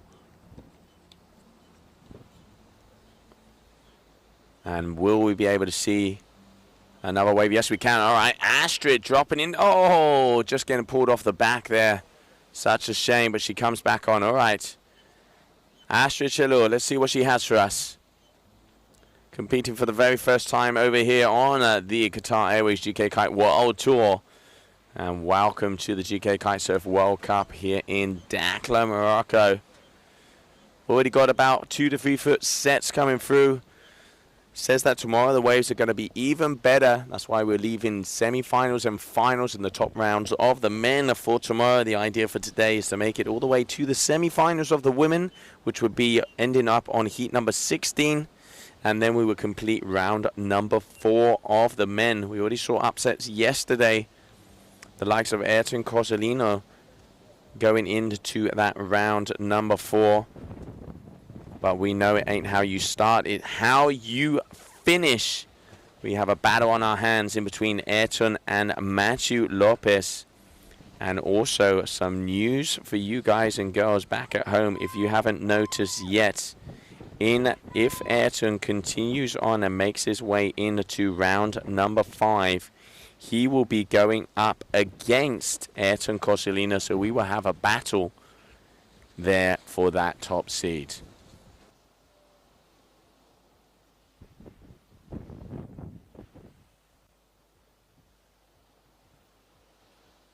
All right, so that is the end of that heat as they are trying to resolve the technical issues there with the scoreboards. We do apologize for that. But while we're waiting, we're going to take a short commercial break.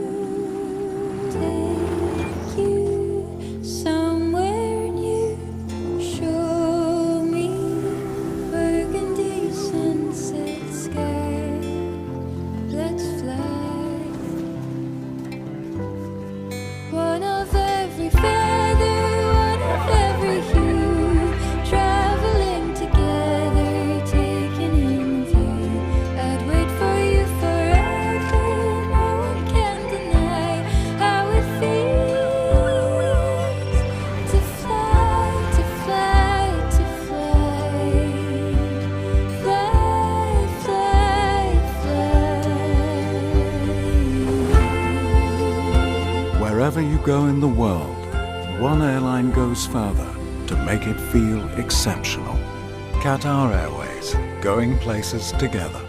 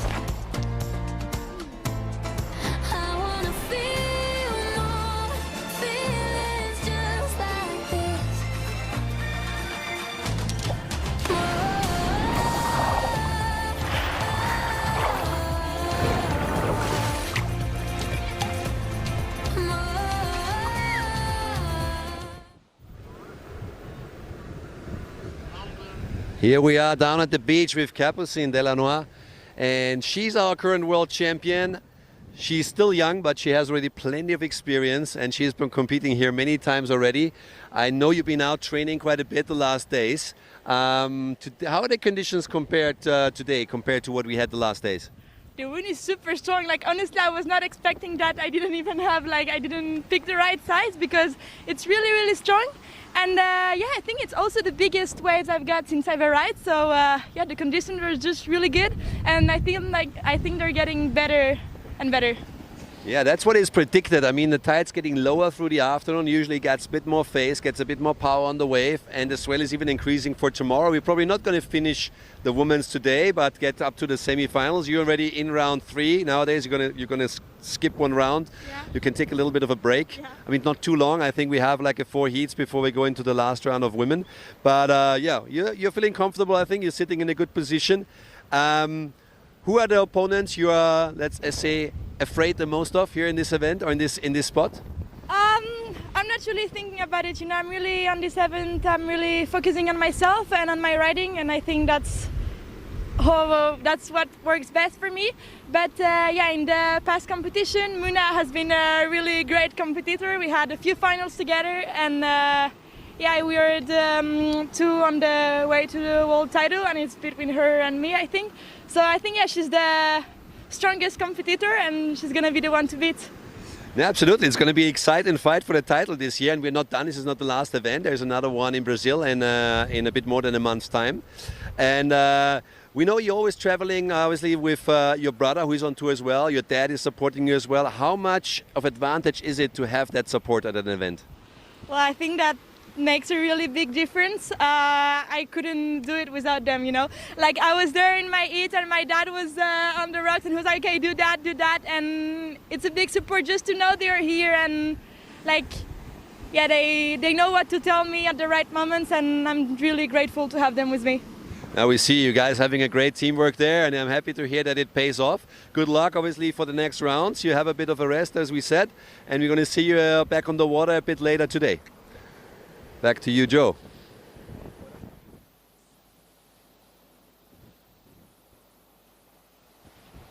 All right, so we are back out there on the water. As we can see, next heat coming towards us. Already got it started and ready to go. So we are going to have out there on the water is going to be Zoe Basil going up against Barbara Stagelo. So Zoe is going to be in the orange lycra, and if I'm not mistaken, so both of them are in the orange lycras.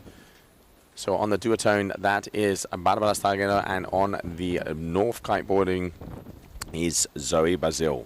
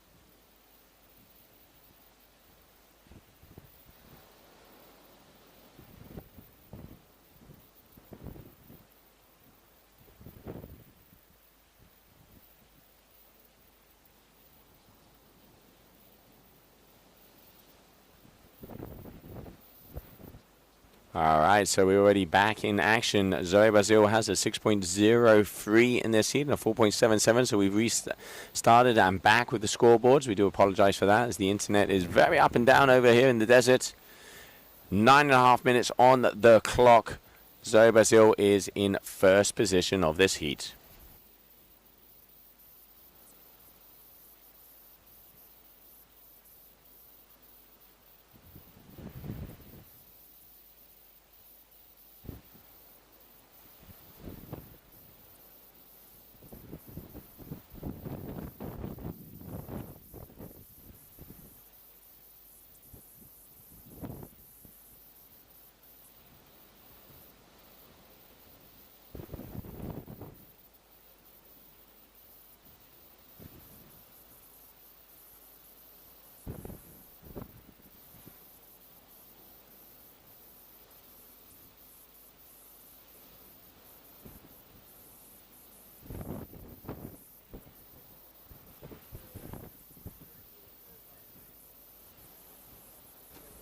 All right, so we're just waiting to see, as at the moment it is Zoe Brazil who has a commanding lead in this heat.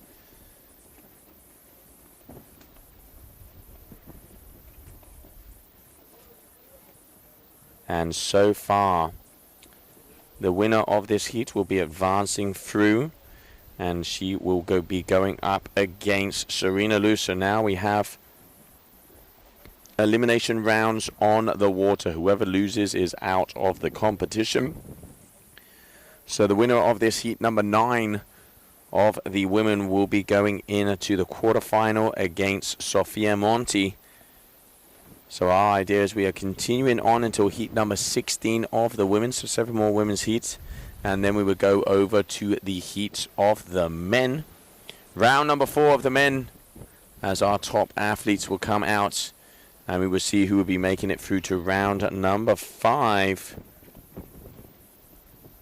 So already we have Hendrik Lopez, Gabriel Benetton, Mohamed Ali Bakali, Sebastian Ribeiro, Pedro Matos, Machu Lopez, Reese Maesco, and Clement Rosselló. They are already safe in that round 5. Clement Rosselló taking out Ayrton Cosolino yesterday. Clement was one of the world title contenders on the wing foiling, and also one of the top riders on the strapless kite surf. So a very talented young waterman, hailing out of France. So a big achievement there for him, taking out the ranked number 1 so far. But if I know Ayrton, he is going to come back and he is going to be firing. He's going up against one of the local wonder kids, Hamza Adi. But now on your screen, here we can see the North athlete, Zoe Brazil.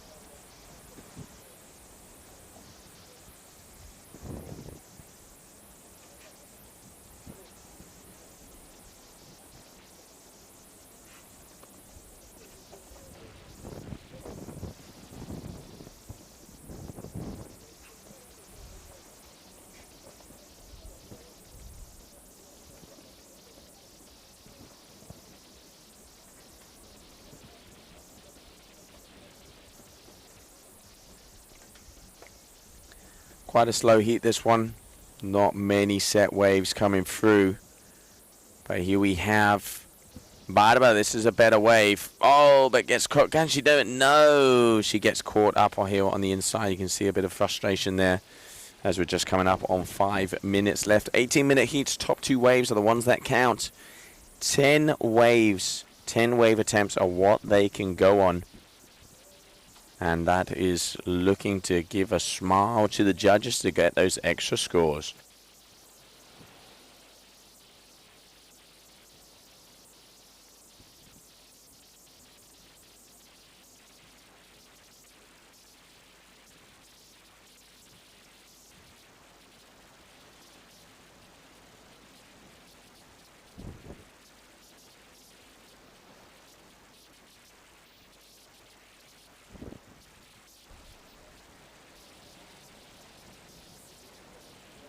All right, so here we can see Zoe. It looks like she's going to maybe take off on a wave. Let's have a little look-see, looping the kite around, but no, deciding against it.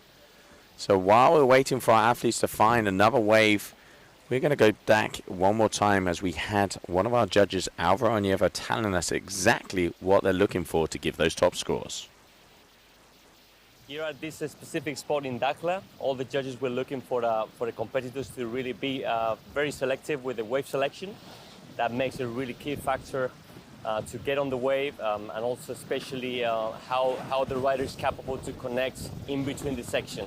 This is a really key element to really show that variety as well, and the degree of commitment in the critical section, and the variety and speed of flow. All those factors we have in consideration for the final score. Well, there you go, the flow, connecting, that's what the judges are looking. Let's not forget we also have that priority system out there as well, where we'll be using the flags to be able to flow it in between. But at the moment, Barbara Sardero is not getting scored because she has the wrong lycra on. So unfortunately there for her, even though Zoe Brazil is absolutely throwing it along, Barbara would not be scored as she has the wrong lycra color. So that is unfortunate for her. Hopefully she'll be able to come back in and change that one out. But so far, it is Zoe Brazil who is in the commanding lead. And here we have her dropping in on yet another wave.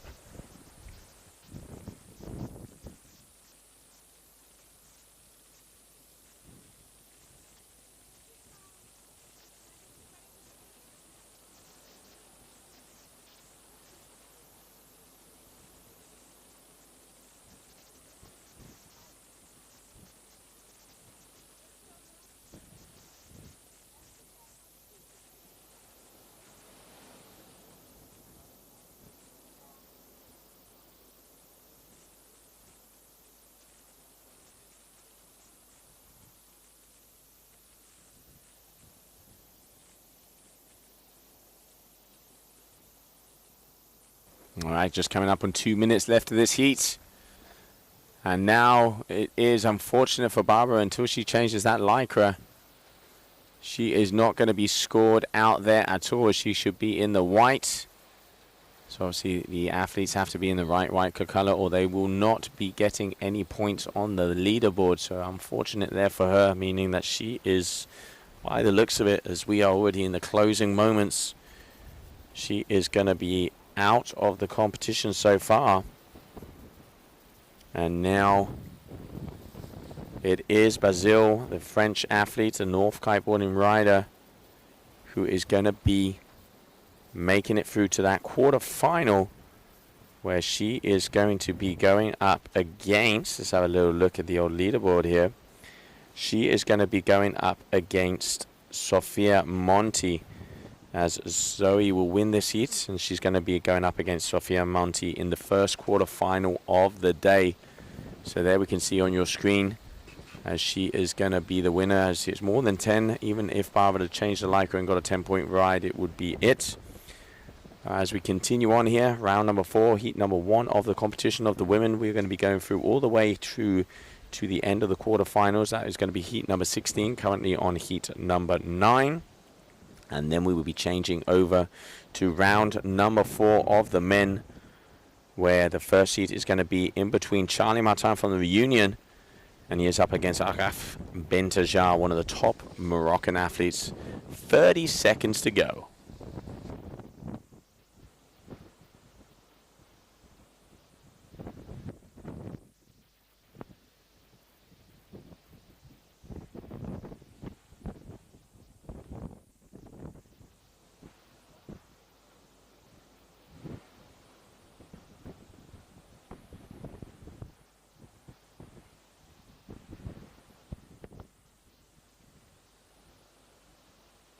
All right, and closing down the seconds. There it is. That is going to be it for this heat.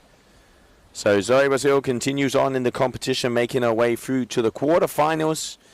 As we move on, coming up next, we are going to be having out there on the water is going to be Clemence Derian and Kessiani Rodriguez right after this short commercial break.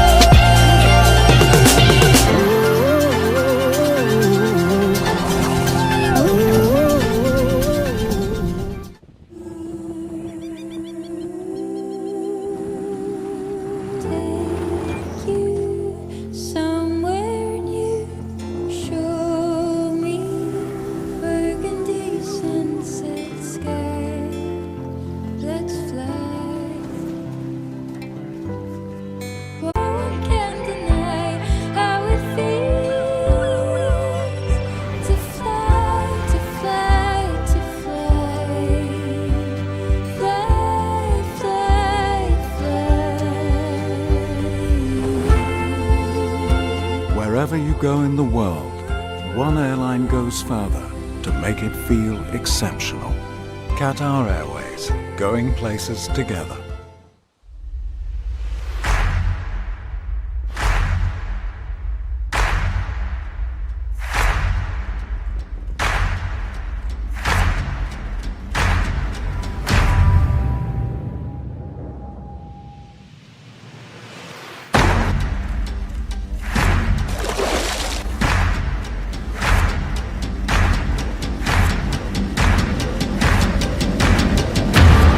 MDJS, faire gagner le sport.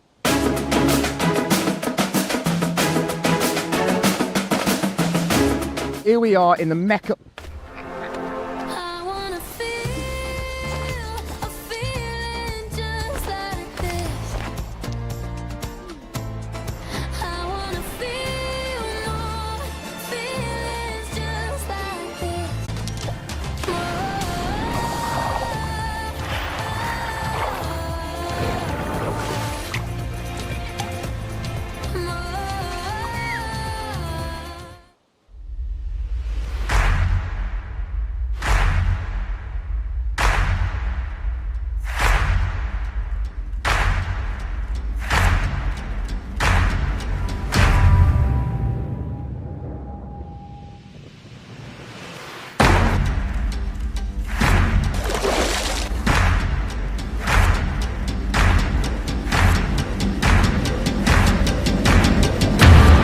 MDJS, faire gagner le sport.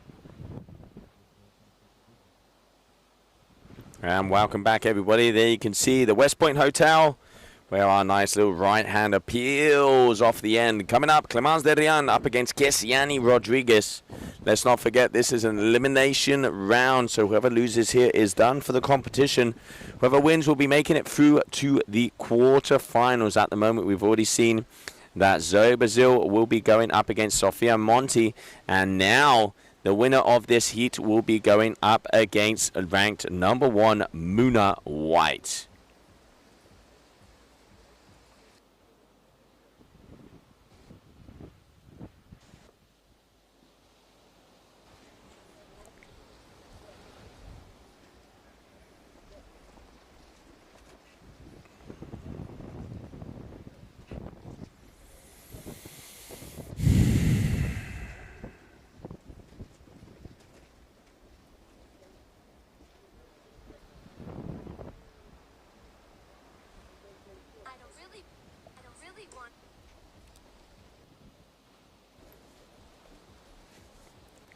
All right, so coming up, we have 18 minutes of action. Kessiani Rodriguez, one of the top seeds. She did very well in the Brazilian event. She's a very powerful surfer, but she is up against Clemence. At the moment, Clemence had a 5th in Cape Verde, and she had a 5th in Germany. Kessiani Rodriguez had a 3rd in Cape Verde and was 5th in Brazil. So at the moment, we have Clemence tied with Charlotte on the 7th place on the overall ranking. But then Kessiani is in 6th position. So quite even up on the overall ranking. Let's see, as we have a battle of 2 of the top athletes on the water right now. In the orange is going to be Clemence Derian. In the white, Kessiani Rodriguez from Brazil. As let's not forget, top 2 waves. They have 10 wave attempts. And what we're looking for is the flow, linking maneuvers, linking those sections, and 100% surfing.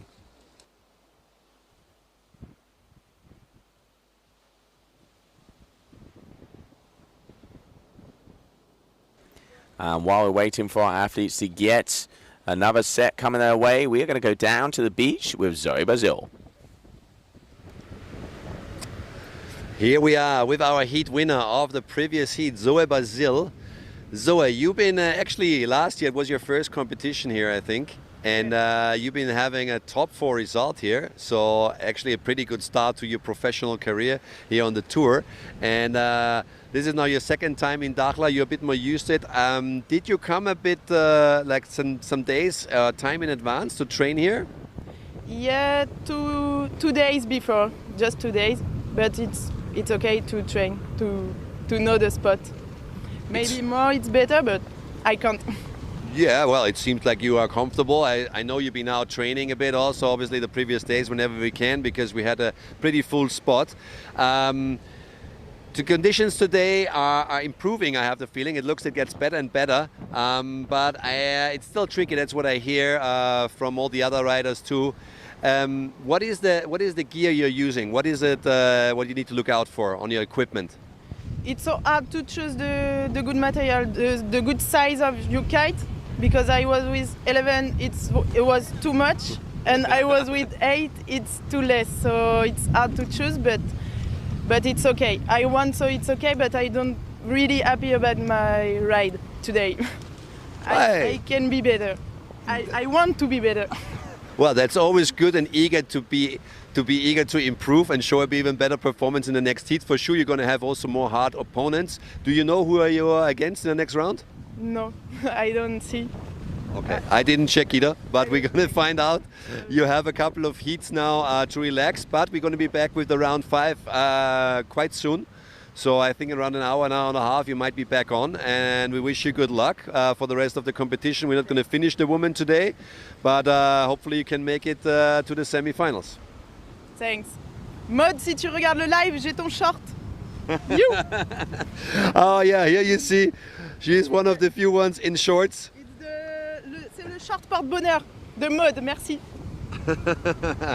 You see, that's her souvenir in a way, bringing her luck for the competition. Feels like you're in the Caribbean. Other people are in a long wetsuit. You're wearing shorts. Good luck to Brazil, and we are going back to Joe to the studio. Thank you very much, Tom, and thank you, Zoe. Congratulations. You are going to be going up next against Sofia Monti. And now in the water we have Kessiani Rodriguez, 4.60, and Clemence Derian here. And Kessiani with the white. Clement is going to be out there with the orange. Let's have a little look at the scores we saw before. In that heat before from Clemence, we saw a 5.0 and a 4.10. So she totaled out at 9.1. And then the previous heat for Kessiani Rodriguez, unfortunately, she only got a 2.70, so not really scoring anything at all.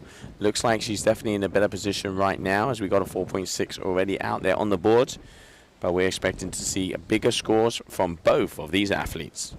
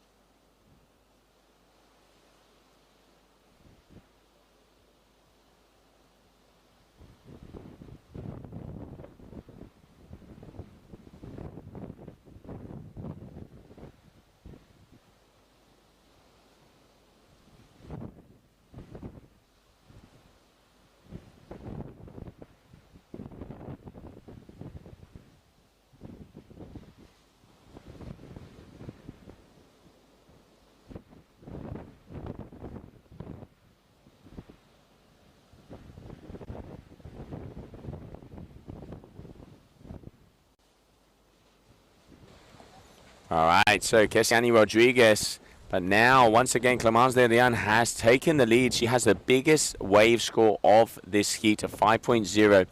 Kessiani, better surfing here from her. Starting to link it together. Now that's, whoa, getting pulled off by the gust. You can see the replay here. Links a couple of nice turns, looping the kite around and getting some good spray off the back, but then just getting pulled over her front edge and getting whopped by the gust that we have here on the inside of the Dakhla location. This West Point wave is a beautiful right-hander, but if you get close to the rocks, it does get a little bit gusty. And now just waiting to see who is going to be advancing, because let's not forget, whoever loses now is out of the competition. This is for a spot in your quarterfinals.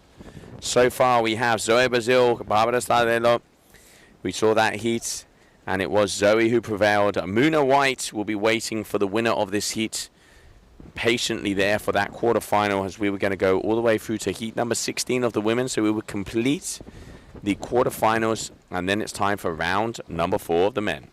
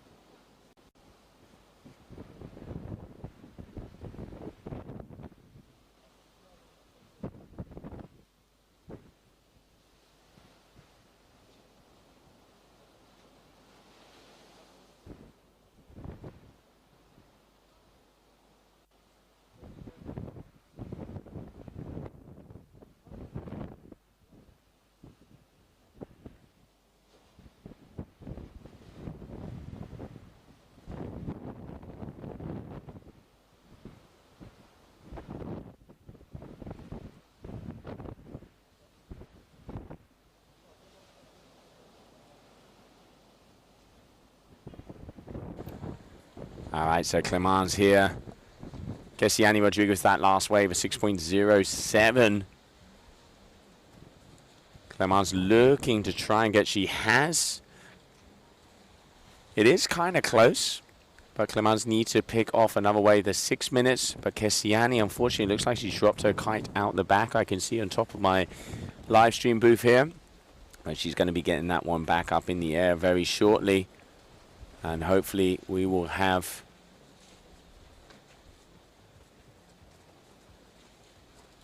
another set wave coming towards us, as this is the second heat of round number 4, as we will be making it all the way through round number 5 of the competition.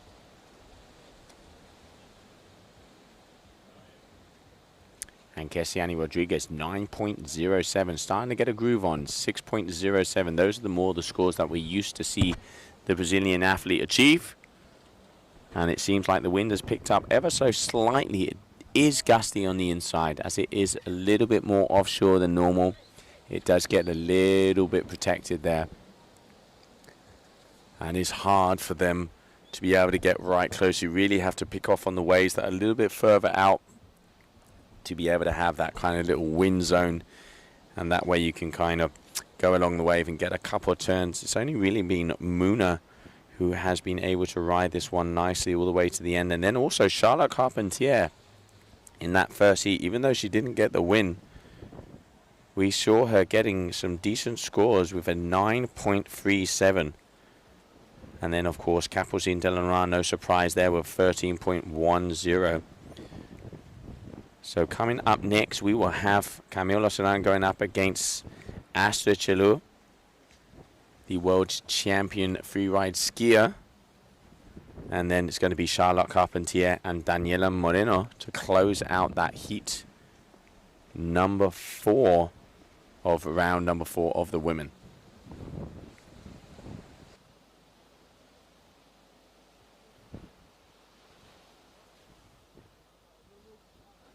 All right, Kessiani dropping in. What's she got for us? This is opening up nicely. Can she get past the foam ball? She is a little bit far behind. Just going to be doing a couple little foam climbs and hope for the wave to open up at the end. But no, losing her feet and going down there. Clemence is in position and in firing range of a set to be coming her way. And Kessiani struggling to get back out. As I was saying there, you kind of get caught in the little windlass area in front of the competition area, and sometimes you even have to swim your way out. We saw it on the wing foiling, getting their way back to that wind line. But yeah, Clemence out the back, she is in a position, so obviously she has priority out there.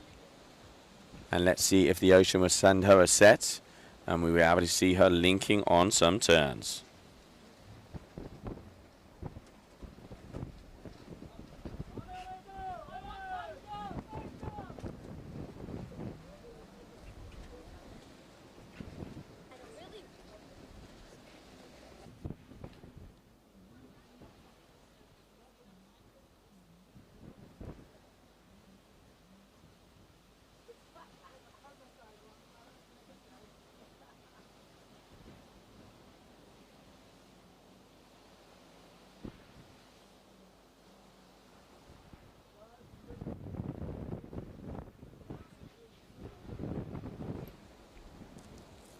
So under 2 minutes to go. Kessiani 9.07, but Clemence there with a 9.33 as those scores are updated. Kessiani really needs to get a scramble now, as it is Clemence that has priority and is going to be dropping in on this set wave. Kessiani, 90 seconds to go, is going to have to look and hope and pray that a wave is going to be coming her way.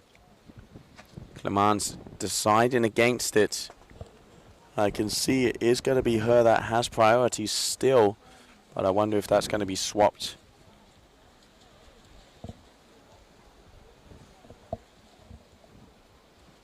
You can see 1 minute to go. Kessiani hoping, looking, searching, scratching,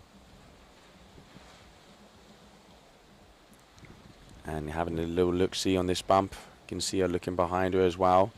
See if there's a better option. But no, she's going to be powering into this one by the looks of it for probably the final wave of her heat. Oh no, but goes down on the inside. That is devastating for the young Brazilian athlete.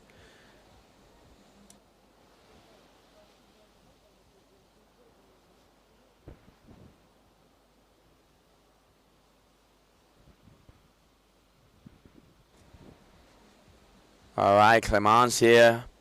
Already got one good turn, and here's another one as we are just about coming to the end of the heat.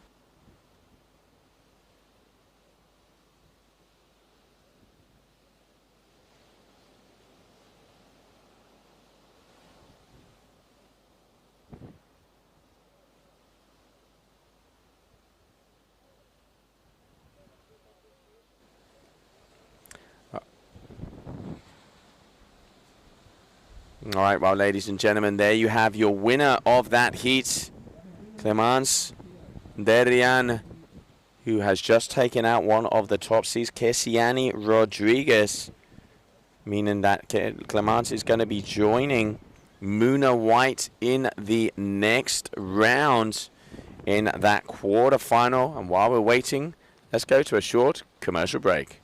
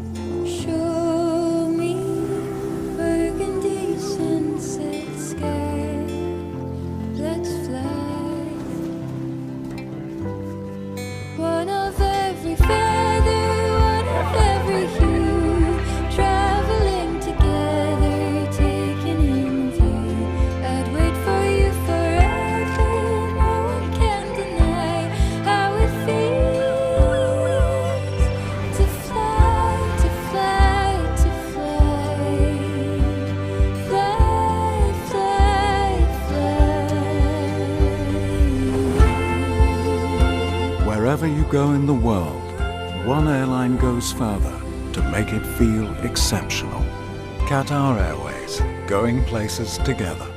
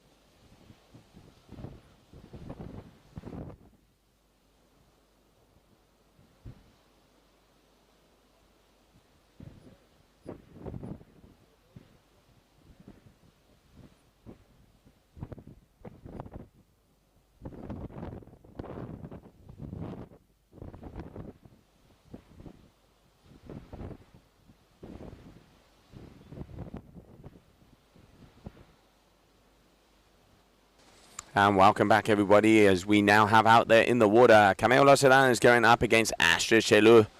Astrid, she is a world champion freeride skier, and Camille Losseran she is the big air world champion.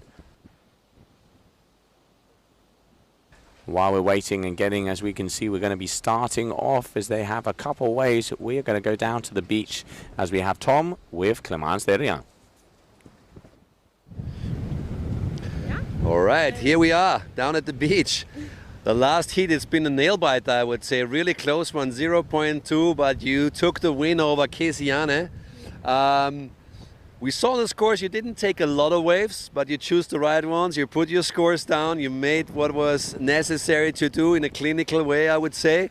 Did you plan that strategically just to go for the right waves, or there wasn't just much more potential out there?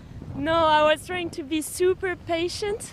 So that's hard, that you need to have a mental, because when you see the clock turning, you need to be patient to choose the right wave, and there's not many waves, and if you take the wrong one, you don't get the score. So I was waiting, but I choose the right wave, I guess.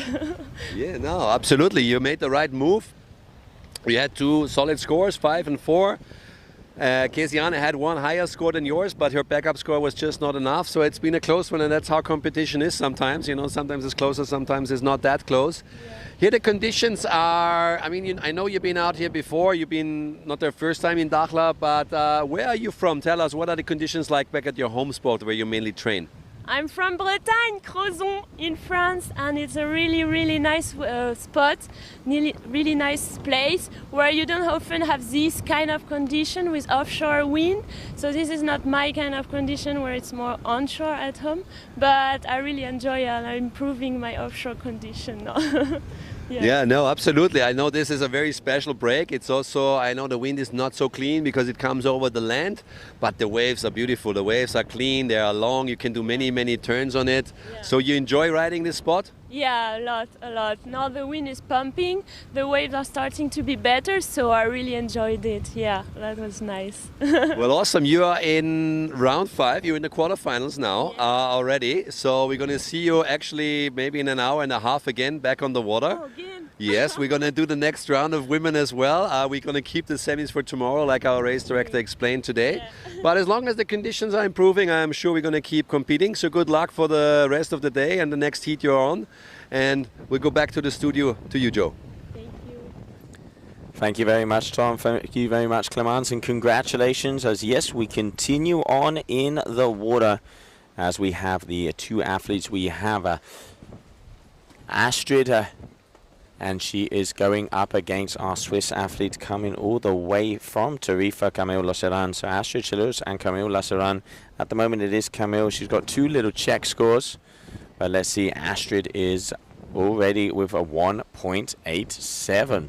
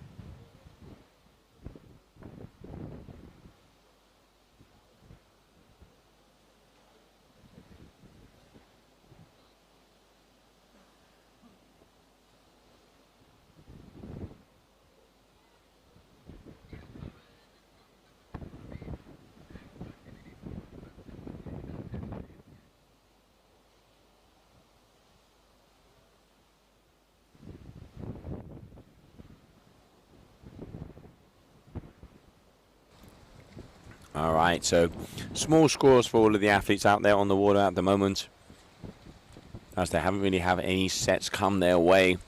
Camille Losselan, Astrid Chelou. Switzerland versus France. Astrid, as I mentioned before, a world champion freeride skier. And Camille Losselan is the GKA Big Air world champion. Out there in the white on your screen right now, that is Astrid. Oh, just missing the feet transition there. And going down, as it looks like we might have some waves coming our way.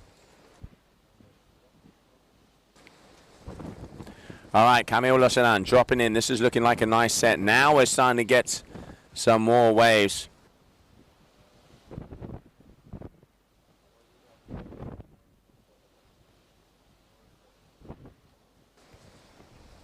All right, getting a couple turns here. Backside, you can see it's gusty on the top side of some of these waves and just go off the back.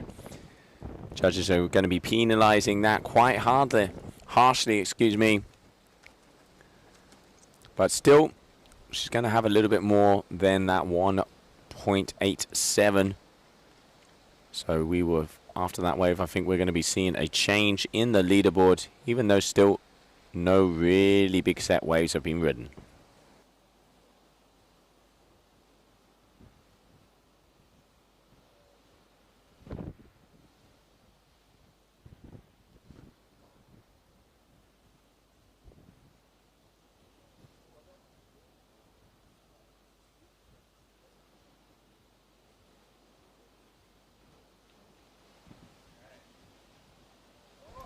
Not sure what Astrid was doing there. Maybe trying to get a leash from underneath her feet.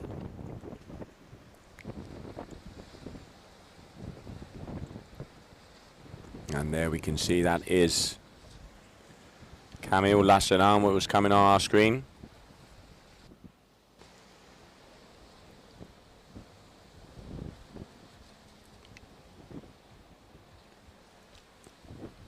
Right, Astrid dropping in. Let's see what she has from us. The French skier, right in the middle of the competition area. But the waves are really, really flat.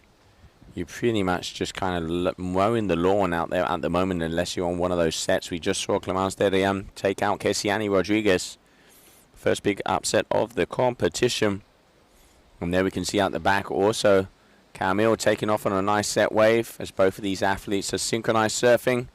Let's see who's going to get the best score. Camille overtaking with a 3.30 as we just come up on 9 minutes of this heat.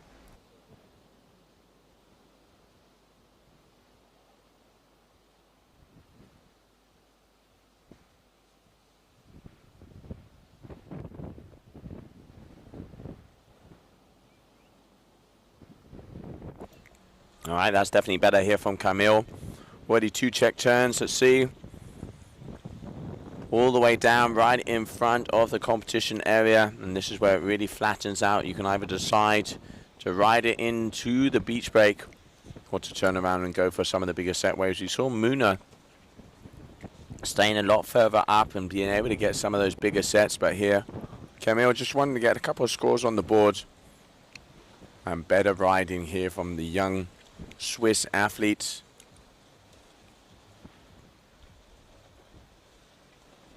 And there you can see, yep, a good wave there from her.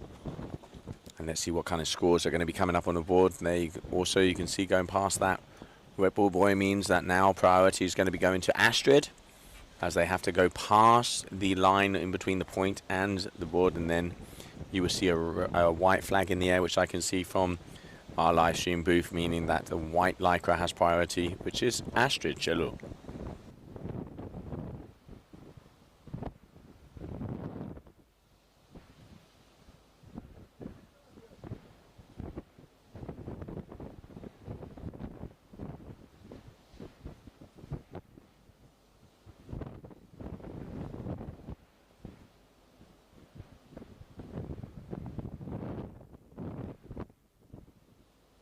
All right, Astrid, this is looking like a better wave. Deciding against it, though.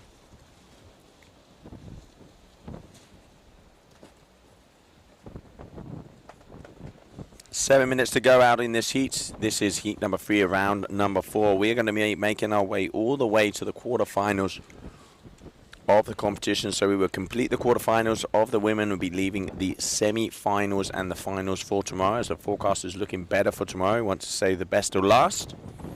And we will also be completing round number 4 of the men.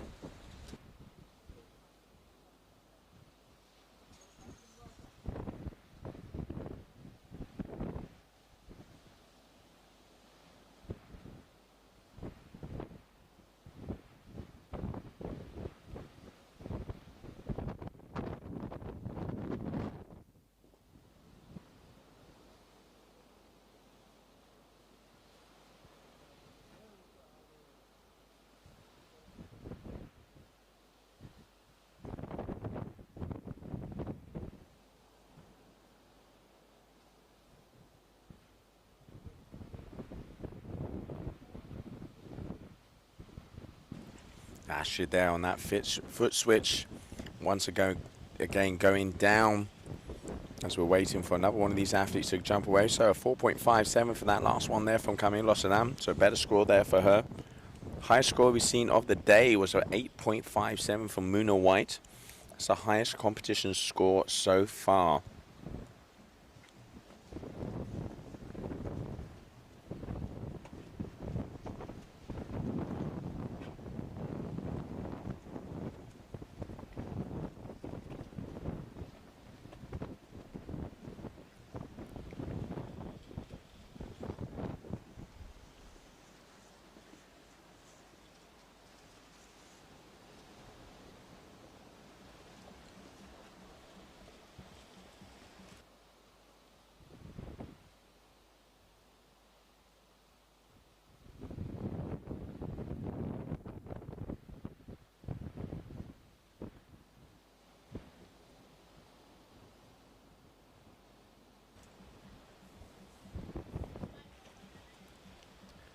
Here we can see Astrid on the white lycra.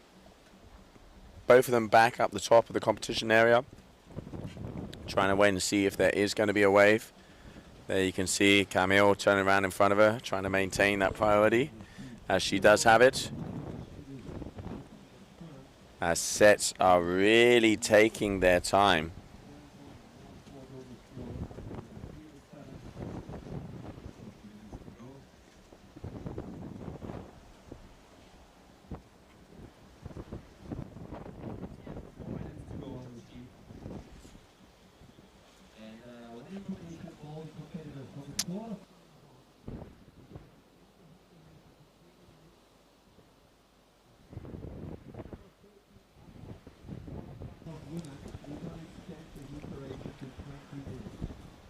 Now with the tide at the moment, the sets are really just not even there.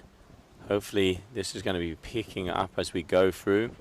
Low tide is where this break kind of works a lot better. You're at mid tide right now. Low tide is around 5 o'clock. It's just coming up on 2:30 in the afternoon local time. 3.5 minutes left of this heat, where we can see Camille Lossadam. She's looking like she's taking off on another nice wave. Camille behind her as well, answering back. First time that Astrid has appeared here on tour. As I mentioned before, she is a world champion free skier. And great to have athletes from all different sports joining us. Another free ride ski world champion, Maxime Chablot, one of our kite freestylers as well. So similar situation here. These guys and girls, they definitely know what it is to be spinning around and moving it with speed. But let's see, because at the moment it is that young lady on your screen, Camille Lossadam, who has the upper hand in this heat. But it is a very slow heat with no real big scores on the leaderboard.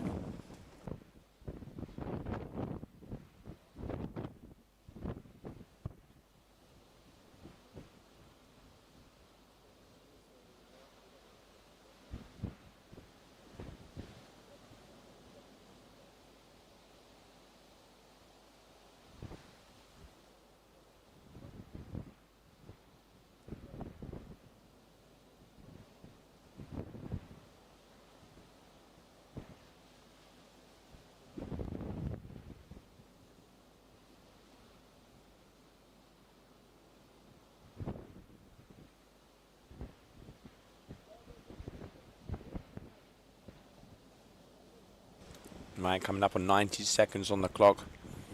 Can't really see any lines coming through, so I reckon that might be it. Astrid is going to need something around the 6.07, 6.08 if she wants to have the opportunity of staying in this competition and getting past Camille Locheran. And she has 1 minute to do it. Let's see if the ocean is going to send her some love and send her a bomb. But looking here from the very far corner, I can't see any line. Here he is. She's got a set wave. Let's see what she can do with it.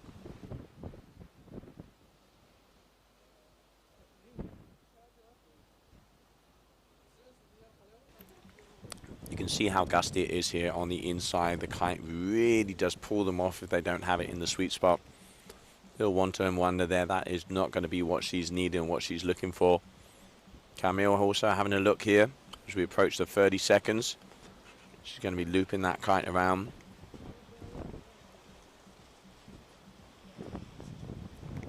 All right, here we go. Camille Locheran.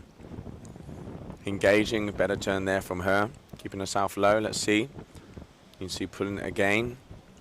Nice 2 turns from Camille. And this wave now, it's where it really starts to flatten out. But riding this one well. This is where they have to stay really close to the white water if they want to be able to get another hit. As you can see, the wind kind of fully drops out. But that is going to be it. As the red flag is in the sky, meaning that it is going to be Camille Locheran who is going to be making it through to the next round.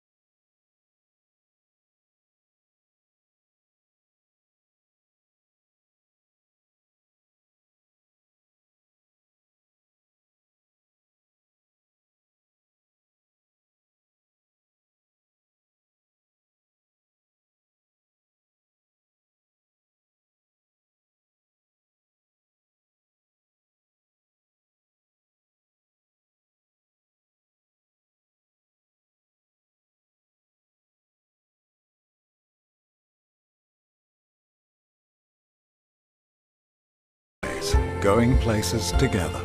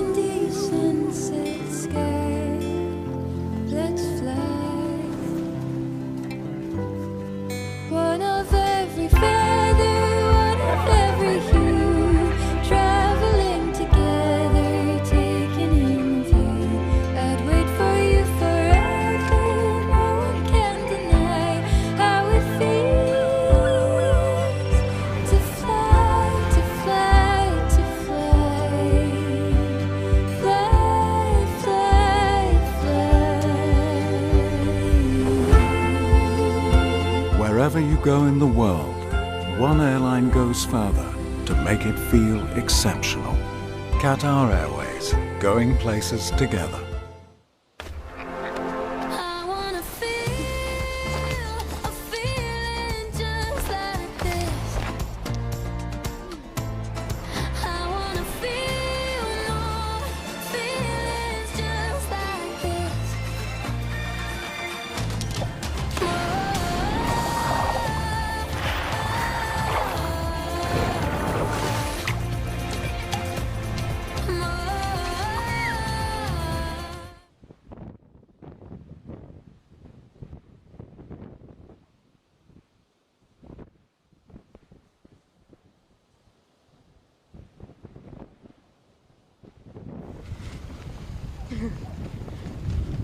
And here we are down at the beach. Camille, just fresh out of the water.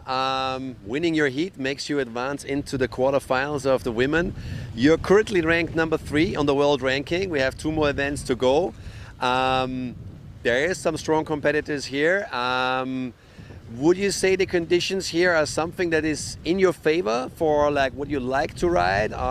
We know that you are a specialist on strapless freestyle, and you are proving that in Germany. Here it's all about wave riding. Brazil, the last event of the season, could be a mix, could be.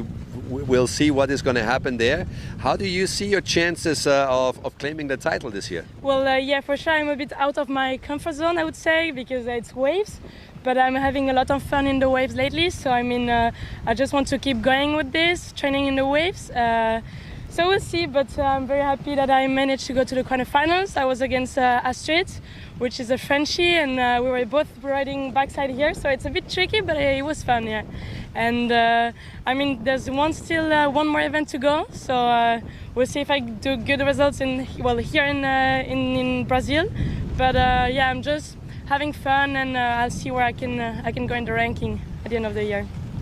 I mean, we know, obviously, Muna, she has 2 wins already in Cape Verde and in Rio, but she didn't come to Germany. And we know that strapless freestyle is probably not her strong part in this discipline.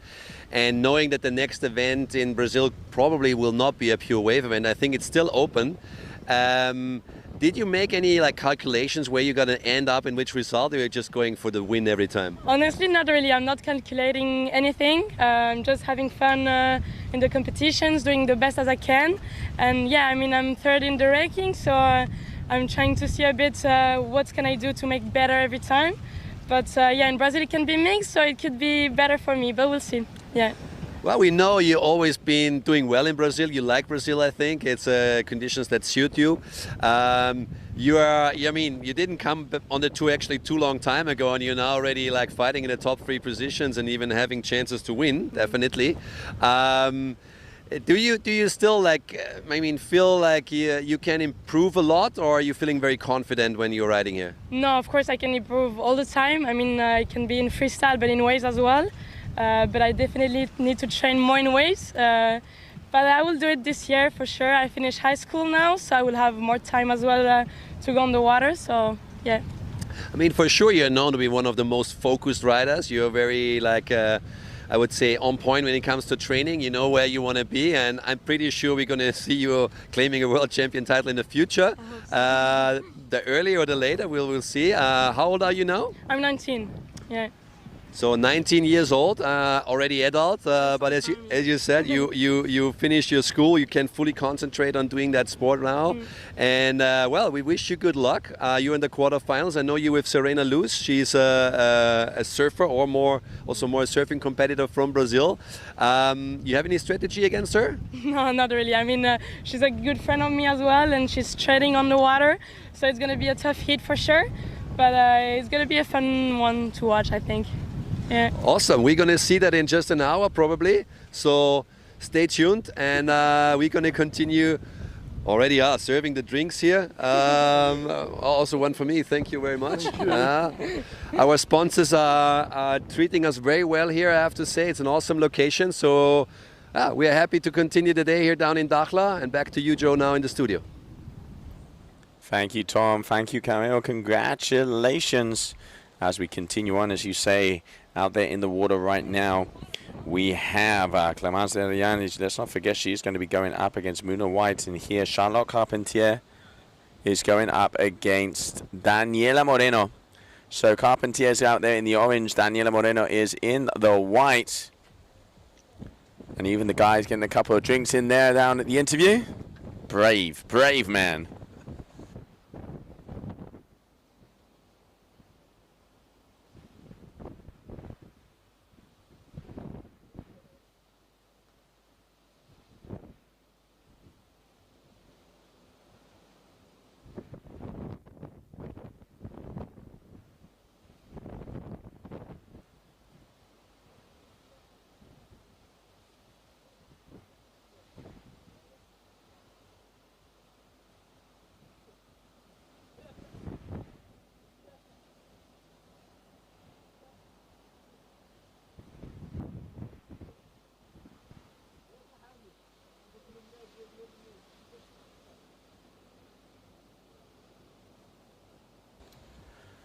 All right, so heat number 4 right now here, round number 4.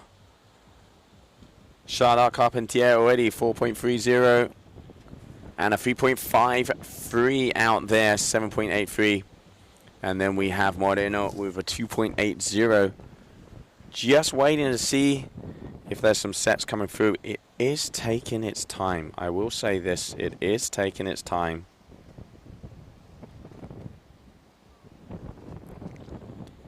But now here we have Daniela. Let's see what she got for us. This is looking like a nice wave. Come on, Daniela, dale fuerte.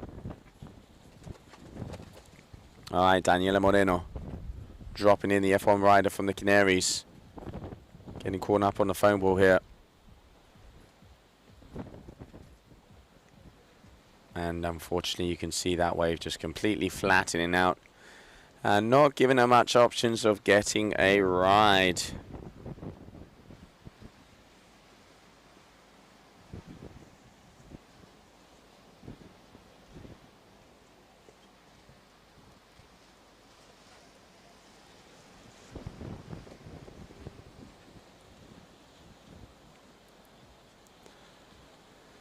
Really tough conditions here for these athletes. You can see just not much at all for them to be able to continue on some of these waves. Wave selection is key to be able to make sure that you can get those top points. But here you can see Daniela right now just making her way in. She's got a 2.80. Not going to be much more than that for that wave. But in the lead and charging right now, Charlotte Carpentier, 7.83 so far. Small scores for both of these athletes, as we've been seeing the bigger scores around the 6s and even the 8s when it came to Muna White. We caught up with her earlier today. And the idea right now is to be able to get through to the semi-finals, so finish off the quarterfinals, and then move over to round number 4 of the men.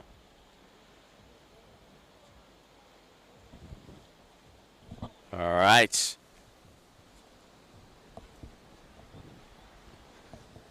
Yeah, absolutely. Jordi, good to see you, mate. Hopefully we'll be there in Brazil as well, as we're just closing out on 7 minutes.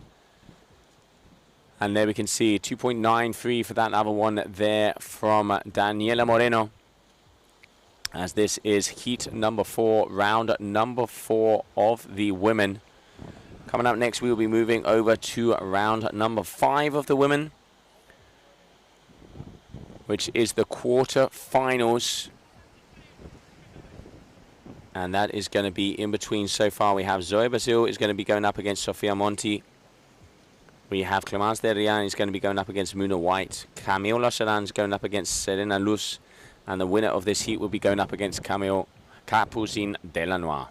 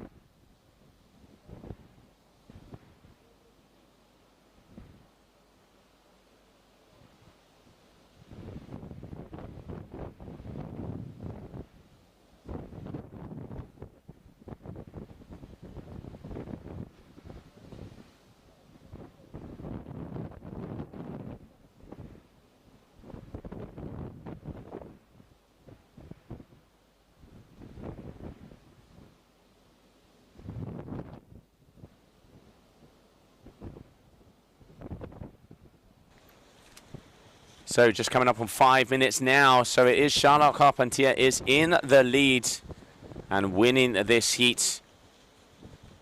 And then we can see them going back out to the edge of the competition area. Getting past that red buoy. And then now is going to be the priority for the white lycra. So Daniela Moreno having priority and a 3.83 for that last ride there from Charlotte. Meaning she is also getting a little bit further away from Daniela. Let's see how the young Spaniard answers back.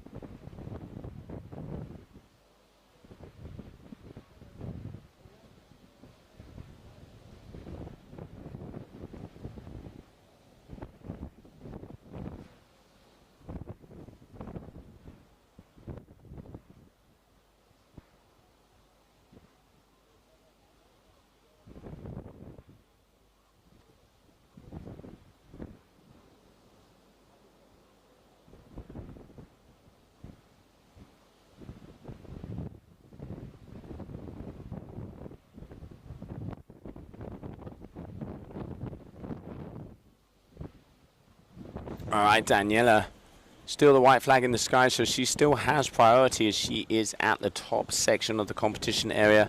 Doesn't look like there's many waves there. Close in between them, but it is Charlotte. She's got that 4.30. Charlotte, she did very well in that last heat. I was definitely very impressed. She's improved quite a lot. She got a 9.37.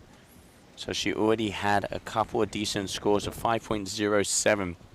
So similar here right now, but let's not forget the top scores being there from Muna. She already had that 8-point ride to start off the day, proving why she is the athlete to beat out here so far, as she got a 6.73 and an 8.73, the two highest scores. And now, just coming on 2 minutes, is this athlete there, Daniela Moreno from Spain, going to be able to take out Charlotte Carpentier? She's going to need around a 5-point ride, 5 point something, as her biggest score is a 2.9. So she's going to need about a 5.20, 5.30 if she wants to be able to take out the French athlete. Here we go. Daniela Moreno powering up. Needs to get that kite low. She wants to be able to swoop past it. There we go, swooping it down. Going to try and ride the foam ball here. That's a better turn there from her. Let's see if she can continue and link up those sections. But this is where that wave goes completely flat. And unfortunately, that is going to be a very tough one here for the young Spaniard, as she pretty much is just mowing the lawn and going left and right here on the flat section. And she's decided to ride this one all the way into the beach break. Ride the ripple because it has completely disappeared. And that is not going to be the score that she was looking for as we come in close to closing in. And 60 seconds on the clock. Here we can see Charlotte Carpentier as well. Let's see if she can improve her overall score. Looking like a nicer wave opening up a little bit further across the break. Here we go. Charlotte, okay, commitment there. Manages to get down now. A little bit of a wall climb. This is where the wave flattens off, as we've been seeing so many times here today. Better turn there from her. Still not quite getting up to the top, but definitely in the lead here so far and taking the advantage over Moreno. So Charlotte Carpentier, unless Moreno can grab a wave in the next 25 seconds, is going to be making it through to the quarterfinals.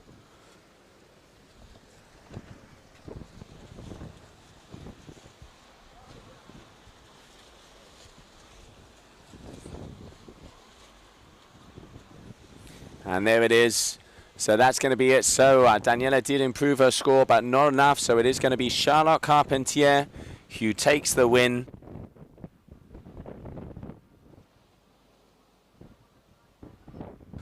And while we're waiting in between these heats, we're going to take a trip back in time as we're going to see the event that we had over there in Tarifa, Spain.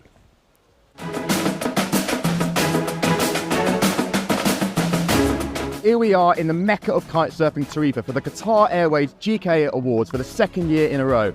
Everyone from the industry is here, all the brands, all the riders, and it's time to start the show.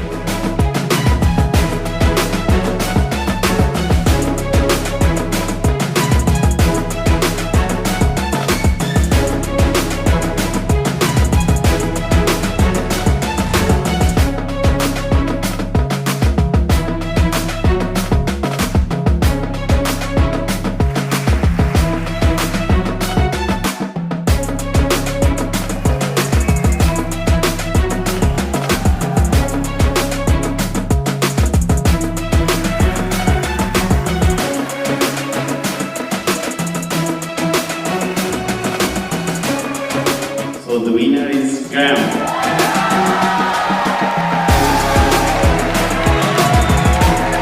And the winner is Michaelissa!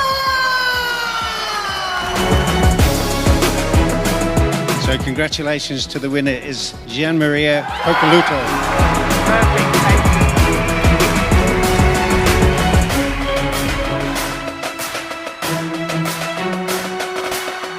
Vito Monterio!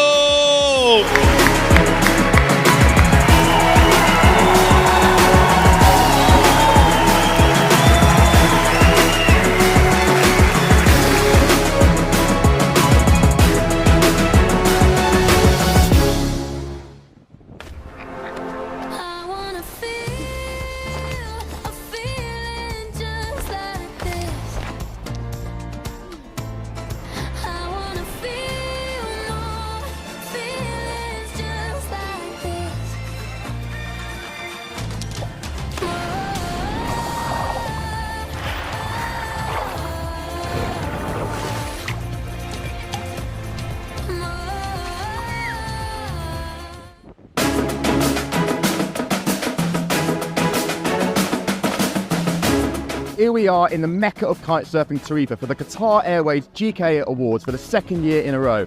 Everyone from the industry is here, all the brands, all the riders, and it's time to start the show.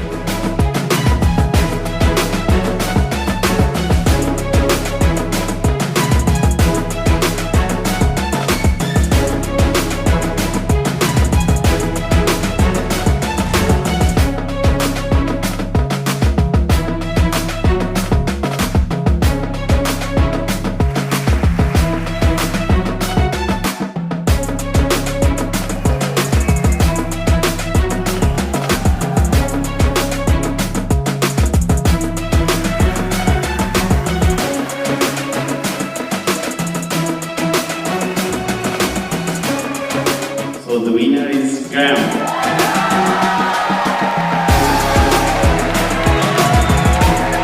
And the winner is Michaelissa! So congratulations to the winner is Gian Maria Pocaluto.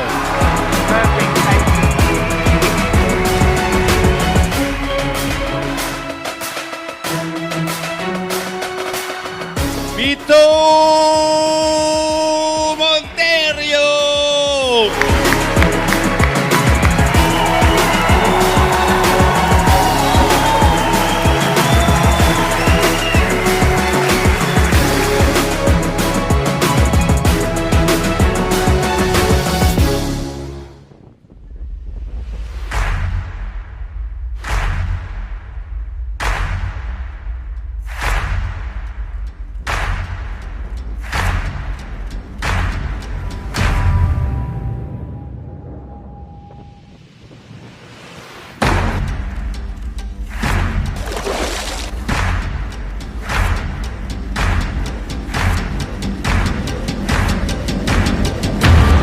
MDJS, faire gagner le sport. And welcome back, everybody. And now joining me here in the booth, I have Astrid from France. Astrid, first time for you on tour. Welcome to the GKA. Yes, thank you. It's an honor for me to be here. So Astrid, first time that you've come in a kite surfing competition. You are a world freeride skier champion yourself, just making it into the Freeride Pro Tour next year. Congratulations. How's it to be with water that isn't frozen? Can you repeat? How is it to be in the water that isn't frozen? Yeah. So not snow, a little bit warmer, so bikinis here. Yeah. It's a bit like in freeride because it's judging criteria that's close to freeride, but it's good. But we have to always wait the waves. That's really hard for me, and the spot and the condition here are really different that I usually ride. Yeah. So obviously you come from France. Where do you ride when you're back home? What is your home spot? My home spot is in Osgore because I have my grandparents there, and I kite with Clément Rosero, so that's a good coach. And I also kite in Tarifa. Hometown. That's my home. Really? Hometown. Yes, I go there like every year with my parents, but there is no waves. No, there's no. That's not the best. It's not like Hossegor. It's not like Hossegor. Now, I mean, Tarifa, that's where I come from. Like you say, it's always windy. Yeah. There's very unusually that there is some waves. But obviously, like we have here in Dakhla, as you said, the first time for you here on tour, first time to Dakhla. How does it feel? How does the wave feel? I feel good. Like all the girls are really cool. The family. The family, the crew is really cool, and the organization also. Thank you. Dakhla it's my first time here in Dakhla, so yeah, that's not. It's hard for me, but yeah. So, obviously, Astrid, as you're one of the top competitors when it comes to skiing, how does it feel to come into a competition of a completely new sport? Do you have the motivation? Do you have the hunger, the fire? I have the motivation that I'm here just to enjoy, just to have fun, and I have no pressure, and I'm not here to win something or to like fight against a girl. So I have 100% of fun, and that was super cool. I think that skiing pushed me every day, and here to have another competition, but in water, it's like another view, I think, point of view. Absolutely. And yeah, it's a good thing for me. I mean, like you say, it's complete. The most important is to have fun out there, and this is, I think that's one thing that a lot of competitors, even sometimes people, your average Joe, the people that ride, you always have to have fun. There's some sessions that are better than worse, and better and worse, but it is always important to have fun. And we're now going to go out to the action, as we can see already out there on the water. We're continuing on. As we can see, they are just about to grab some waves, and let's see how they're going to do, because the sets are really taking some time.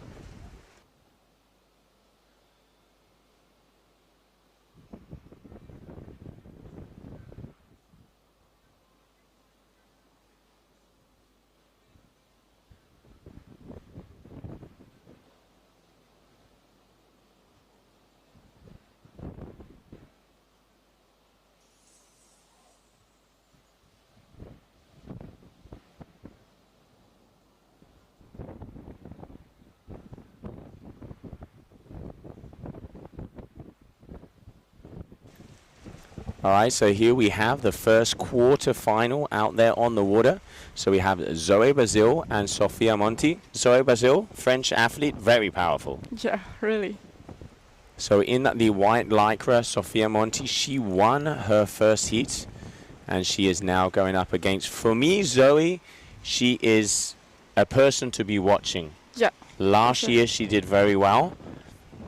Hasn't done the complete tour, but one of the things that we see is that here in Dakhla, she really does go very good.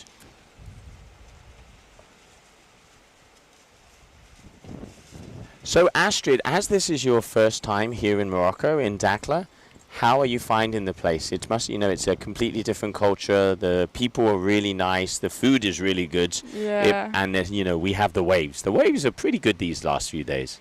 Yeah, there is good waves, but like the wind is completely offshore and like Rafage. Yeah. Very gusty. Yeah, that's the most difficult thing, I think.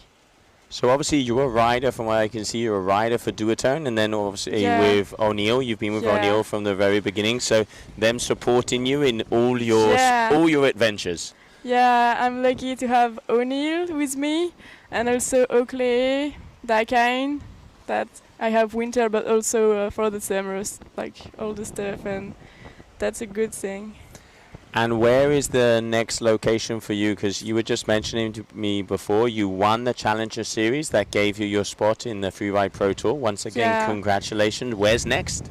The first competition of the Freeride World Tour is in Spain, Baqueira. Ah, perfect. Yes. Perfecto. And then we have another one in Andorra. Okay, so it looks Yeah. like you're going to be hanging out in Spain quite a bit. Yeah. Hey, don't always remember tapas. That is the main thing. Tapas. That is what you have to get for. Okay. So you travel around the world with Yeah. skiing, all the way around the world. What is your favorite place to be? I think it's my hometown, like in La Clusa, because I ski there like since I was a little girl with my family and my brother. My brother is always pushing me. Okay. And all my crew from La Clusa, so that's my favorite place. It's good. Home, there is no place like home. Yeah. Yeah, absolutely. And obviously here I can see there's quite a nice French crew on tour as well. I mean, you say you hang out with Clément as well. Yeah. That's a good coach. That guy knows what he's talking about. Yes, Clément. Yeah, Clément, we saw, Clément Rossero, he was one of the top contenders for the world title of the wingfoil. Yeah. And then now also yesterday he took out world number 1 Ayrton Cosolino. That's awesome. Yeah, Clément he's here with fire. I can see he's hungry. So as we can see, this is the first quarterfinal of the women out there in the water. At the moment is Zoe Basile, the North kiteboarding athlete, with a 9.04. There is a lot of time in between the waves. It's a lot of patience and waiting we can see out there. You have to wait, and sometimes we want to take like a smaller wave and try to do something, but like the wave is not coming. It doesn't come to the front. Yeah. It rolls off to the side. Yeah, and also one of the things we can see, especially for the backside riders like yourself, you really have to get that kite low. Yeah. And when it's gusty, sometimes it just completely drops you. Yeah, it was hard to stay on the wave, like at the right place. But still, as you say, having fun out there. I can see the smile on your face means that you have enjoyed it. Always smile. yeah, I can see that. But no, it's great to have people from all different sports, all different perspectives. I mean, I think that's when it comes to action sports, you have people doing various disciplines, and now just enjoying here Dakhla. And this is the GKA Kite-Surf World Cup here in Dakhla, Morocco. And joining us, we have here Astrid from France. If you're just joining us here today, we are in the quarterfinals. We're going to try and make it through to the finals today. So we're going to make it through to the semi-finals of the women, and then round number 4 of the men, where there is elimination round. So whoever loses is taking a one-way ticket home. That's gonna be sick. Yeah. So Astrid, who are your favorite riders? Obviously Clément, you can't say your coach. So who are your favorite riders? Give me a little insight. I really like Mathieu because I saw him in Tarifa since the beginning. Yeah, since the beginning, but also Ayrton because it's the teammate from O'Neill. So. But in the girl, I think that Muna. She pushes. Is for me the best woman here in the wave because she has a good style. Style still, yeah. She is like really powerful and fluidity. She has fluidity. Yeah, no, that's it. She flows. Yeah. No, I think like you. I mean, coming from Hawaii, I think she probably could surf before she could walk. Similar to you with skiing, you were probably thrown on a pair of skis before you could even crawl. So that explains. Similar story, just maybe about 25-degree difference of cold. Yeah. But no, I mean, obviously, and one thing that we've just been having a look at the ladder is that if Ayrton wins his next heat. Yeah. In round number 5, it's going to be Ayrton Cosolino and Machu Lopez. So there is a final already. Yeah, no, Machu, he hangs out a lot of time in Tarifa. Mr. Tropical, as we like to call him. And such a cool guy in and off the water. And also I saw him helping out Sofia Monti here earlier this morning. Always the Cape Verdean crew, like you're saying, like you have your crew back at home. You can see there's different crews here on tour, but everybody helps everybody out. Yeah, everybody's really nice. All right, so just coming up on 7 minutes. At the moment, I think someone has definitely forgotten to throw a quarter into the wave machine, as it is very small. But here we can see Zoe Bazil dropping in a 4.77 and a 4.27. Small scores so far. I mean, Muna, 8.57. She is going to be hard to beat. Yeah, really. I think at the moment the only person who is coming close to Muna without a surprise, Kapu Sindaranwa. Yes. I mean, Kapu, she is, one of the things we always see with Kapu is she is determined. She's very focused. She's very pushy. She knows why she is here. Yeah, she's here on business. She's here on business. Well, at least next 2 trips you're going to be in Spain. Baqueiro is a really nice location. That is. I've never been there. You've never been? You're going to like it. I can guarantee. So it looks like a lot of first-time places for you this year. Yes. It's my first season on the freeride water, so that's going to be... I can see the smile. You must be happy because to have won the Challenger Series is already a huge thing. Yeah. And now to be part of the freeride tour at such a young age, that is one hell of an achievement. Yes. To be qualified from the Challenger, I think it's the hardest thing. But now I'm on the water and I just need to stay on it. Yes. So how does it work? You have to get a certain ranking to not be come down, similar to WSL? Yes, that's exactly the same thing. We have 4 stops, and then we have the cut, and the only 5 or 6 women are staying on the tour for the finals. Wow. Okay. Well, it sounds like you're going to have to go big or go home from the beginning. Is that the attitude? Yeah, I mean, if you guys check out the gram here from Astrid, you can see her flipping off the cliffs and pumping it up on the waves. A very talented young athlete. And great to have you here in Dakhla with us, enjoying a little bit warmer climate than you're used to. Because, I mean, normally you're in a jacket, and at least here you can have a little bit of a suntan. Yeah, but I love to be in the water. Like, I spent my whole summer in Oslo. I love surfing. So you said your grandparents have a place in Hossegor. I mean, when it comes to Europe, it doesn't get much better than Hossegor for surfing. Oh, no. Oslo is the best place. All right, well, we're just about to be closing this one up. Here we can see Sofia Monti dropping in. This is a good opportunity, scoring potential of this wave, getting 2 turns. Let's see if she can link with over a third. Yes, she can. We can see Sofia Bazil and Zoe Bazil out the back. The wave is very flat here. Yeah. It's really hard to get a big, powerful turn. You have to really time it well if you want to be able to get those high scores. One of the things, Astrid, the judges were saying, the typical handbrake turn in the middle of the face is not what's going to give you. We can see, like you said, with the surfing of Muna, where it is more connected, has the flow. That's when you're going to get those top scores. So how does it work on skiing? Explain to me how, one of the three, because we also have Maxime Chablot, the freestyler of the kiting. He was winning the Freeride Pro Tour. How does the scoring work? What is a run for you guys and girls? We have like score from 1 to 100. And we have 5 criteria, like the fluidity, the control, the line, because we chose different line, and we have only 1 run. Yes. The air and style, like I think that's the most important criteria now, because there is a lot of jump and tricks, and we have the technique also. Sounds like it. And yeah. And so if you can mix all of that together, you get that perfect 100. Yes. So what is the best score you have had? What is the best number you've achieved? I don't remember my score. Like, we don't really watch our score, because it's really different between the competition, and the faces are always different. Yeah. I don't remember that. And what is the scariest line you have done? Has there been a line where you've gone poof, putain? The scariest was not in a competition, because it's when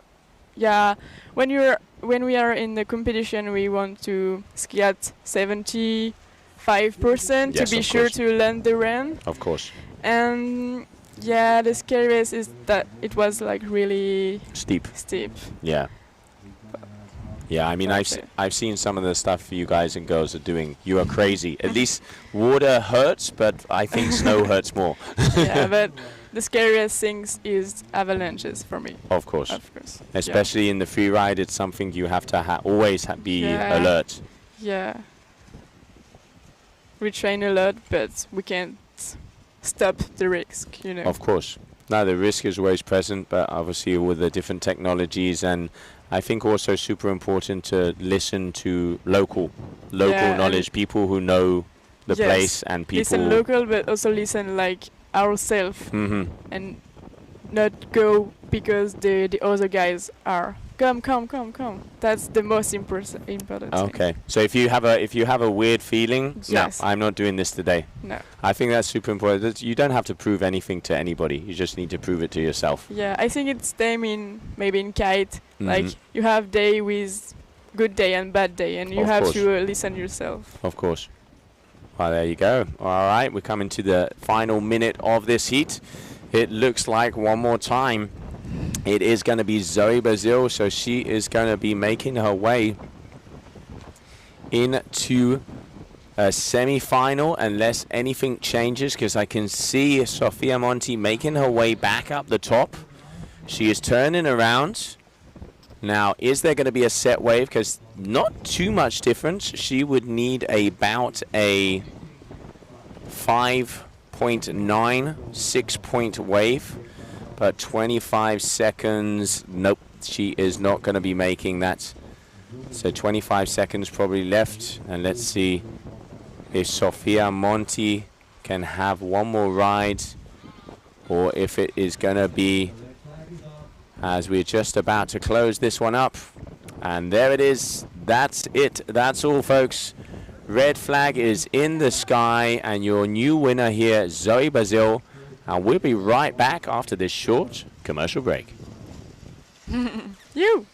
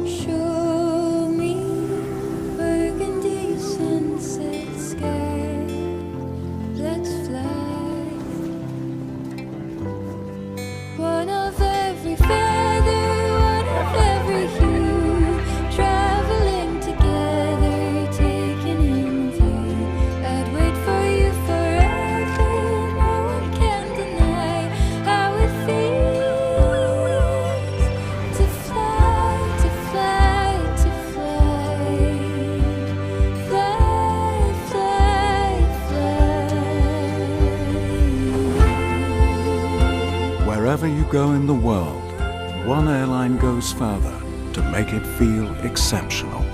Qatar Airways, going places together.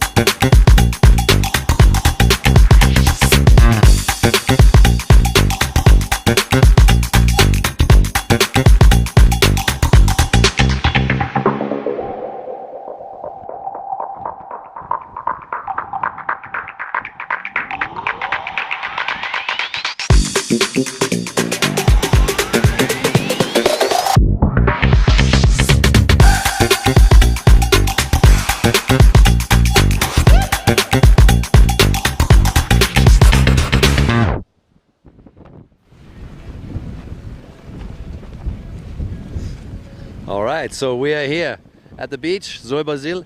We just been here maybe an hour and a half ago. We were standing after your last heat. Now you are the first woman who qualifies for the semi-final in our World Cup competition. I know your last heat you were saying you were not really happy with your riding. Did it work any better this heat? Yeah, maybe much better, but in not better wave. So I am better, but wave no. So yeah, I would say there was a little less scoring potential, a little less waves where you could actually put high scores though, but you have put a good performance for what was out there. I mean, we see the tide now getting quite low already. We are maybe an hour and a half away from the low tide. How does this affect the spot? How does it change? I think the wave are shorter because the wind is in the wave. Désolé pour mon anglais. Yeah. No, we know what you mean. The wave, obviously, when it's lower tide, it is a bit a shorter wave, but it gets a bit more power, the wave, but smaller. Close and it's a shitty wave. It was, maybe you didn't have any of the set waves out there, but still you were able to perform. The heats were extended now for this round for 2 more minutes to give you girls a bit more time, to wait for the set waves. It's only 2 girls out, not like in the first heat, so you have more opportunity to score waves. Anyways, you're now in the semi-finals. We're not going to run the semi-finals today, so you can pack up for today. We're gonna run that tomorrow, and obviously, according to forecast, the waves are starting to push, and the tide will be also higher in the beginning of the day.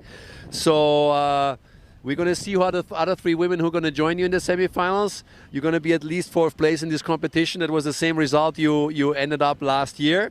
Are you aiming for more than this this year, to go even higher? I will be ready for tomorrow and we will see tomorrow. That's it. So all the focus stays on tomorrow for Zoe. She has been done for today. Congratulations. First semi-finalist. Back to you, Joe. Cool. Thank you. Thank you. English. All right, very cool to catch up with Zoe there. She is making it through to the next round and winning it out, as she is already in the semi-finals. So congratulations, Zoe. And now out on the water, Clemence Derian up against Muna White. Clemence doing a very, very good performance in taking out Kessiani Rodriguez. And then Muna White is the highest wave score and combination score of the competition so far. Clemence, she is going all bows in. And now here we can see Muna behind the 2 F1 riders. A battle on our hands.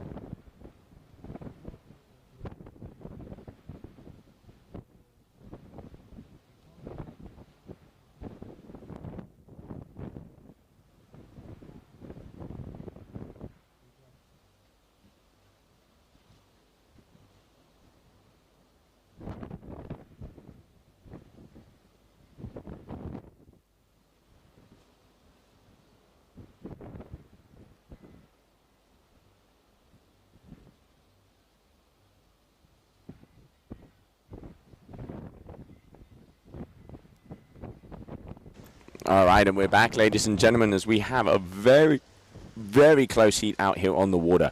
9.63 for Muna White, and we have a 9.24 for Clemence. Clemence at the moment throwing down, and she is hungry. She knows she's out there against the #1 ranked rider, but she coming out of Brittany, very similar to Zoe Bazil.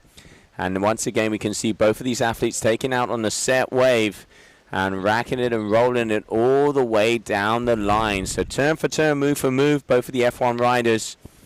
Muna is known for her flow, and we can see Clemence here just on that first one, but almost getting pulled off the back. And hopefully we'll be able to see the replay of the wave from Muna after this one.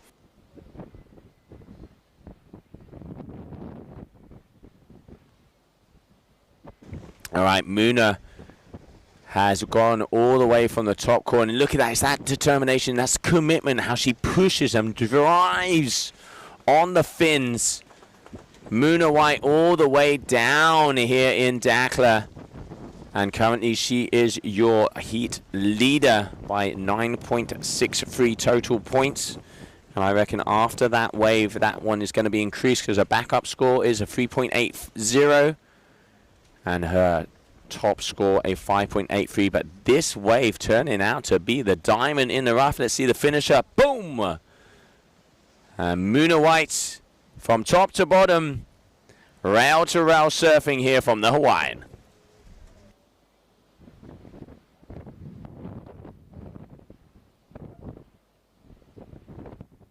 And here we can see the replay of that last wave all the way along. Muna White, she just really making sure she keeps that speed, keeps in front of the foam ball.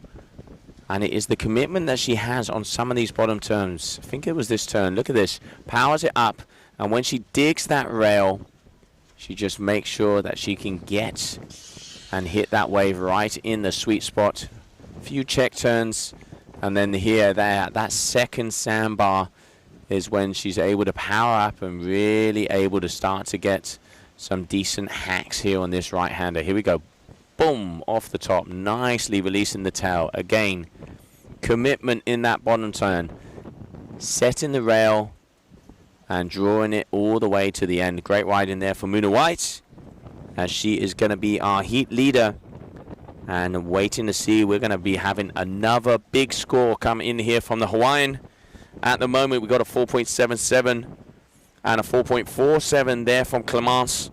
Let's not forget, whoever wins this heat will be going through to the next round. And it looks like Muna is going to be getting a very good score for that last wave, as I have the judges panel up here, just waiting for verification as we are here for the 5th day of competition of this double header event. We had the GWA Wingfoiling World Cup here, Dakhla, powered by Armstrong Foils, and then now we have the GKA Kite-Surf World Cup. And waiting for confirmation on those last 2 waves of our athletes, but it is going to be Muna White who increases her lead. Clemence Derian, she is not going out with a fight. The young athlete coming out of Brittany over there in France. And exactly, for living very close to Zoe Bazil, and no wonder, as both of these girls are absolutely ripping out here today.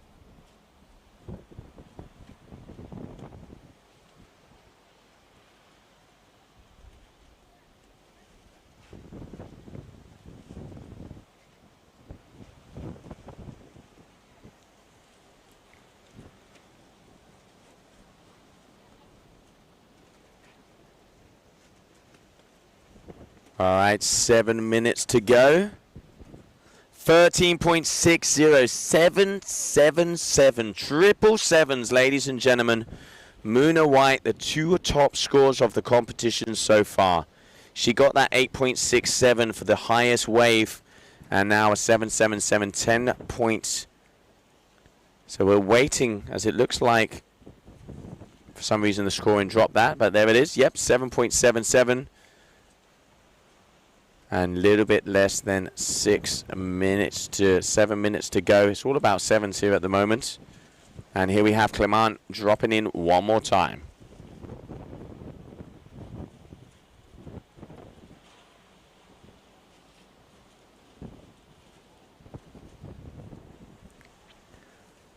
All right, nice set wave here for her. Just losing a bit of speed. Here we go.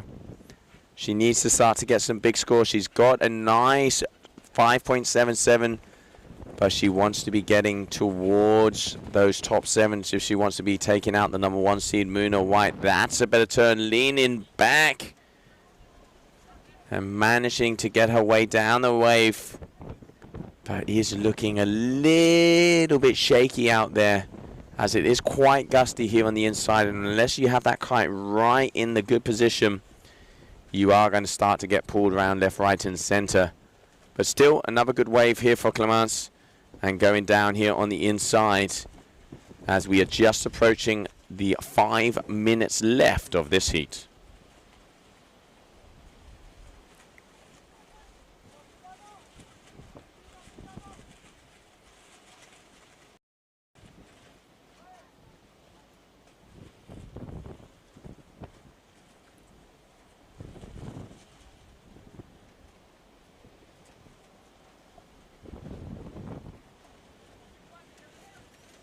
Right, Muna also getting caught up at the bed.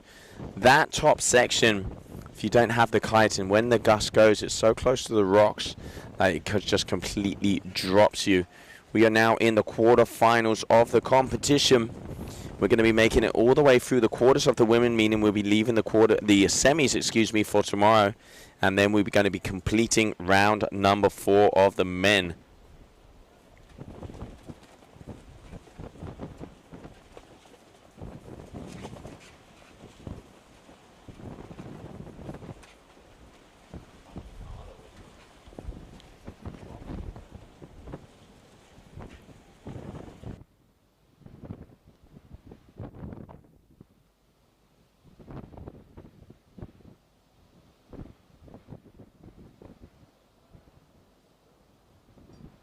Right, Muna out there with the white lycra. She has priority. I can see the white flag in the sky.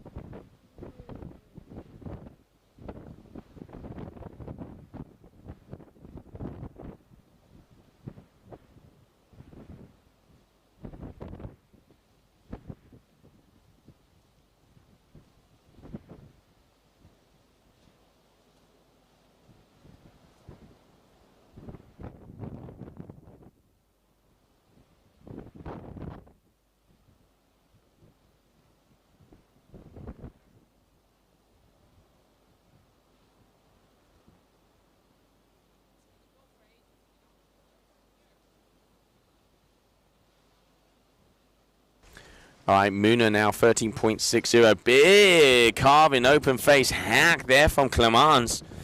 She definitely means business. She knows who she's against, up against her teammates. And the top seeded athlete here in Dakhla.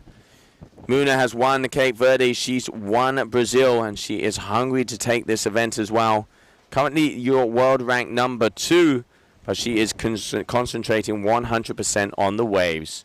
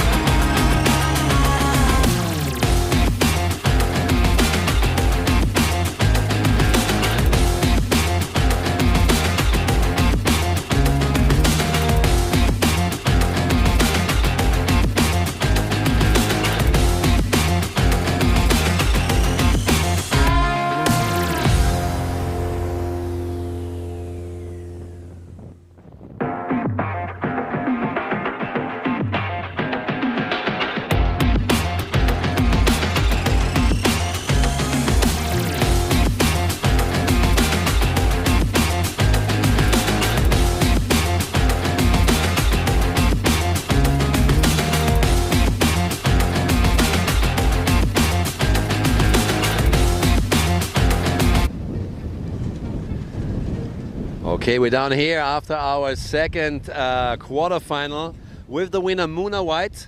Solid performance, 13.67. That's a decent score, I would say. Best wave, a 7.77. You had an 8 before. Still the highest single heat score of the whole competition we've seen in your previous heat. Tell us, how did the conditions change out there from your previous heat 2 hours ago to now? Yeah, the wind definitely picked up a lot. I was pretty overpowered in that heat. And yeah, it doesn't necessarily just help you get through the hole. It's still gusty on the wave at some point, so it's a bit tricky, but yeah, it's solid wind now. So still just a few sets coming in every now and then, not super consistent, but I think I found one good set, and yeah. Yeah, does it help? We have obviously extended the heat duration for 2 more minutes now in the quarterfinals. Does this help to have a bit more time to get the right set waves? Yeah, it definitely helps to have a little bit more time just to wait, pick and choose the right wave, and yeah, wait for the right set to come. Well, you had the right set to come through. I mean, your opponent was doing quite well too. But yeah, solid performance means you're the second person qualifying for the semifinals. We have Zoe Basil already in the semis, which is going to be your opponent. She has been last year here in the semis as well, and she feels quite confident here too. We have 2 more that will be decided now.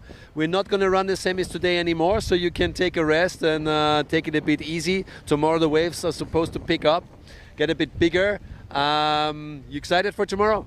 I'm very excited for tomorrow. I've been waiting for tomorrow, this entire event. I think it's going to be the best day of waves, and yeah, I'm ready for a little bit more size to compete on. I think it's going to be super fun. Yeah, we know you like big waves. You always perform good when it's big waves. Well, congratulations, you make it to the semis. Good luck for tomorrow, and enjoy the resting time of the day. Thank you. Okay, back to you, Joe. Thank you very much, Tom. Thank you very much, Muna, and congratulations for making it through to the semi-finals. Next up in the water, Camille Losseran is going to be going up against Serena Luz from Brazil. As let's see who are going to be continuing and making it through to those semi-finals. As we have just already gone into action as the 18-minute heats. Camille looks like she's taken off the first wave and a little bit in front, but 1.82 scores are nothing for our athletes here. After the finals of the quarterfinals here of the women, we will move it in to round number 4 of the men, as we have a big lineup of heavy hitters that are going to be coming our way.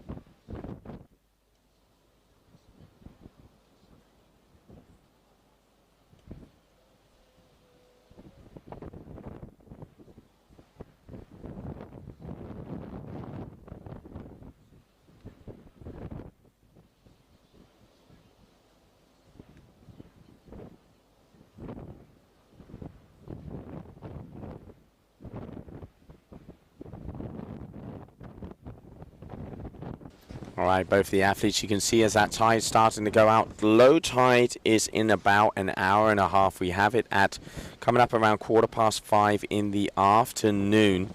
You can see already a couple of the rocks starting to show, and the athletes are be able to get a few more hollow sections here on the inside. So far it is Serena Luz who takes the lead here, 3.36. But early days in this heat. Here we have Serena dropping in on an outside bomb. Oh, nice. Fully tacked there, but just going over the nose, unfortunately.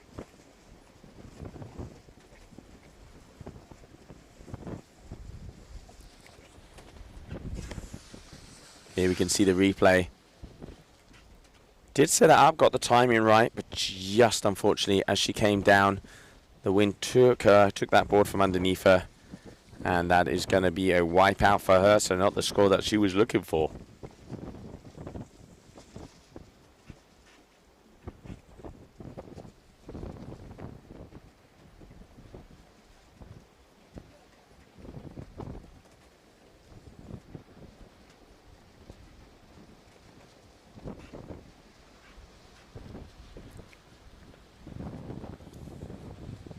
Coming up on 14 minutes. Let's not forget, top 2 waves are the ones that count. They got 10 wave attempts, as we heard there from Alvaro Nieva earlier today. They're looking for fluidity, linking those sections, joining the maneuvers and just flowing all the way down this right-hander. If you just joined us, welcome to the GKA Kite-Surf World Cup here in Dakhla.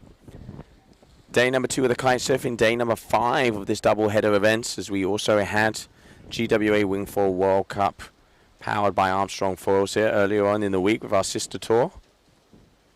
But at the moment, it is Camille Laceran, Serena Luz who are battling it out for a place in the semi-finals. Camille is 3rd on the overall ranking. She is the current Big Air, strapless Big Air world champion. She got 9th in Cape Verde, 4th in Brazil, and 2nd in Germany. So a very consistent athlete, 3rd on the overall. And then Serena is 4th, as she's got a 5th in Cape Verde, 5th in Brazil, and 9th in Germany. Oh, she kind of concentrates more on the surfing side. Camille concentrating a little bit more on the strapless freestyle. Hailing out of my hometown over there in Tarifa, this girl has some moves when it comes to rotations. And now she's been putting a lot of work and effort and training in the waves, as they know that if you want to be on the overall standings, you need to know how to throw it down in the waves and also have to throw it down in the moves. As we are currently in quarterfinal round heat number 3.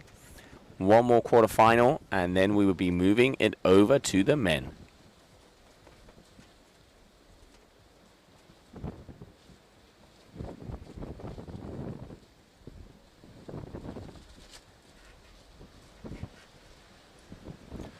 All right, Serena keeping it busy, getting lofted around a little bit by her kite. But already got a couple of solid turns in for this wave. Picking up a nice one. And pushing against it a bit, going a little bit too far out in front there. But still, this is looking like a better wave there for her, as she wants to keep or maybe even overtake Camille on the overall ranking, as she is currently 4th overall and very close, as they have literally only in between them a couple of places. Oh, a nice little smack and a little snap there from Serena on the inside section of this wave. So riding it from top to bottom. Let's see what the judges have thought about that one.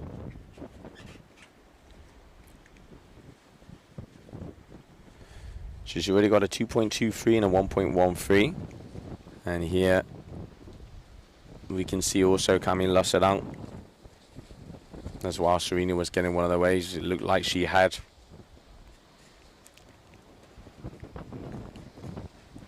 a wave of herself. That's better. And a big turn there from Camille. And now waiting for some numbers to drop.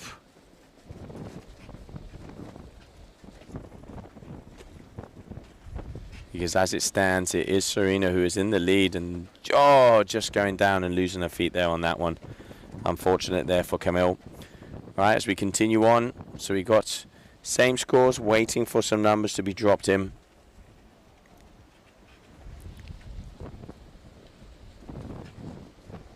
And we have moved the heat times up in these quarterfinals to 20-minute heats.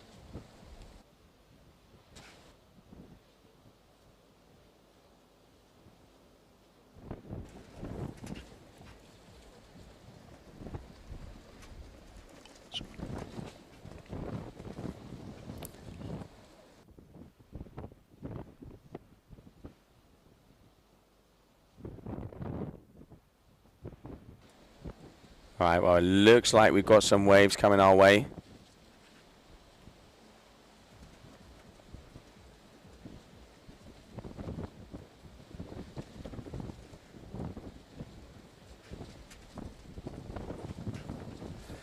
So Serena Luz dropping in here with a white lycra.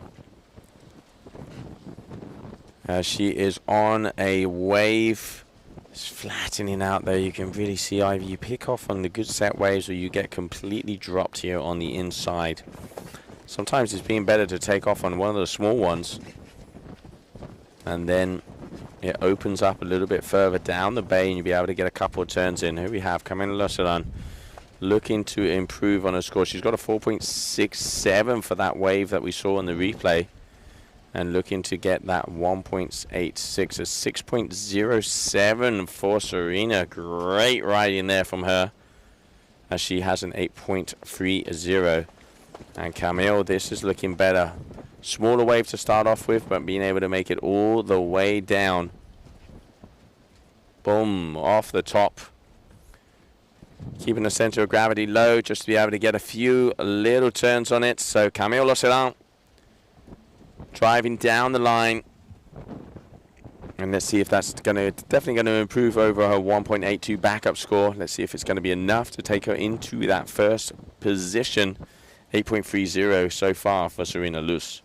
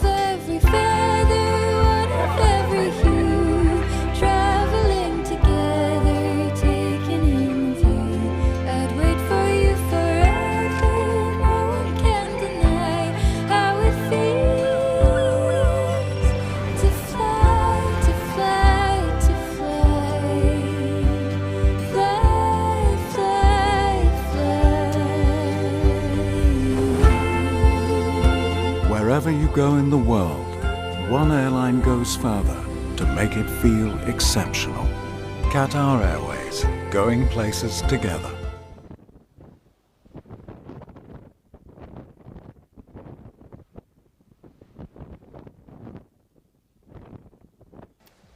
And welcome back, everybody, as we continue on here. Quarterfinals of the women's discipline so far. It is Camila Serran with a 10.04 going over Serena Luz from Brazil. Serena has the highest wave score of a 6.07, but it is Camille with the more consistency of 5.37 and a 4.67. Just under 6 minutes in this heat. 20-minute heats now. The time for the quarterfinals. It looks like Camille getting a bit whiplash by her kite there. Plenty of time for at least another set to come through. So Serena, she already has the highest score and would look to improve on that backup score. She would be needing about a 4-point ride, just a little under.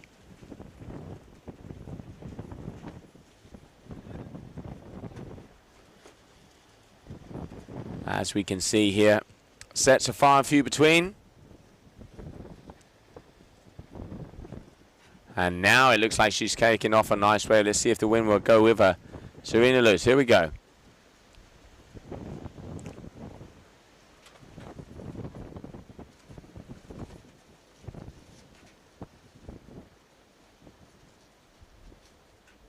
This wave is flattening now quite a lot for them. Really, the waves are being not giving our athletes the easiest of days out here. The ones that are jacking up at the beginning, then flatten out. Sometimes it's better to take off on the small ones than just make it all the way along. You can see the frustration here from Serena. as she decided to go in on the second sandbank here for this one, so that's going to be counting as a completely different wave. Right, here we go. Here we can get a couple of turns. There's turn number 1 there for her. Keeping it busy. Now going back to the foam board to see if this wave opens up again. Yes, it does. Just a little bit of a handbrake turn there at the top, letting the tail slide a bit. Judges are going to be wanting to see more linkage if she wants to get those top scores. Is that going to be more than the 2.4 that she already has? We will soon find out. But she's going to be needing just under a 4 if she wants to overtake Camille Lossaran, who is back out in position, let's not forget. But they have to go past the line in between the Red Bull Boy and the corner of the West Point. And then a priority flag will be risen to the sky, the same color as their Lycra. So at the moment, we can see the priority flag for that young lady there, Camille Lossaran. 3.5 minutes to go in this heat. And just waiting for a score from that last ride there from Serena Luz.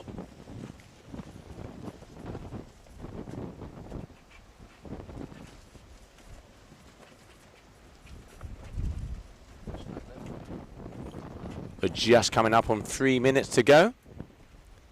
And at the moment, it is Camille who has the lead. And not too many lines are stacking into the horizon. And hopefully we'll be able to have some waves coming our way, as we want this one to be battling out to the buzzer. We've seen a lot of buzzer beaters throughout the past few days. One of the biggest ones we've had here so far was Pedro Matos in that heat against Matt Maxwell. The final wave, racked it together and got the win, meaning that he is going to be making his way into round number 5. We're going to be having Pedro in the booth as soon as we start off with the men, as we're going to be completing round number 4 of the boys today. And then tomorrow we are going to be leaving the finals of the women, semis and finals of the women. And then from round 5 onward of the men. One of the most expected battles is that if Ayrton Cosolino wins his next heat, he is going to be going up against Machu Lopez in round number 5. Meaning that the number 2 and the number 1 in the world are going to be battling it out one more time. Machu took the win over there in Cape Verde. He took the win in Brazil. And if I know something, Ayrton yesterday, not having the best days that he has had so far, is hungry. And let's see what is going to happen. But he's first going to have to go up against Hamza, the young Moroccan ripper. And here we can see Camille Lossaran pushing backside all the way down as we're just coming up on the final 90 seconds of this heat.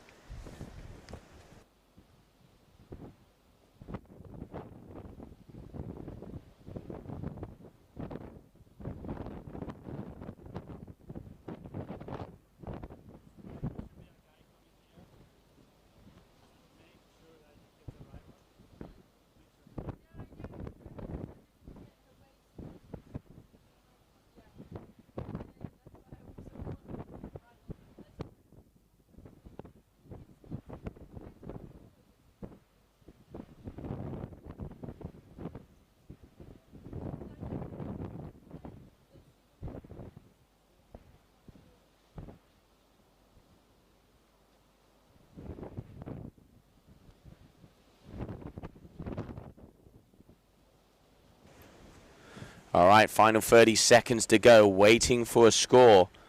But I have a feeling, yes, Serena is waved out, as she has taken 10 waves already. So what that means is Camille Lossaran is going to be making it through to the next round. She's going to be making it through to the semi-finals in the competition, as Serena has already taken off on 10 waves, and she is wave counted out. So none of these are going to count. 5 seconds left on the clock. So unfortunately, even though if this was a 10-point ride, it would not count. So making it through to the semi-finals, hailing out of Switzerland, living out of Tarifa, Camille Lossaran.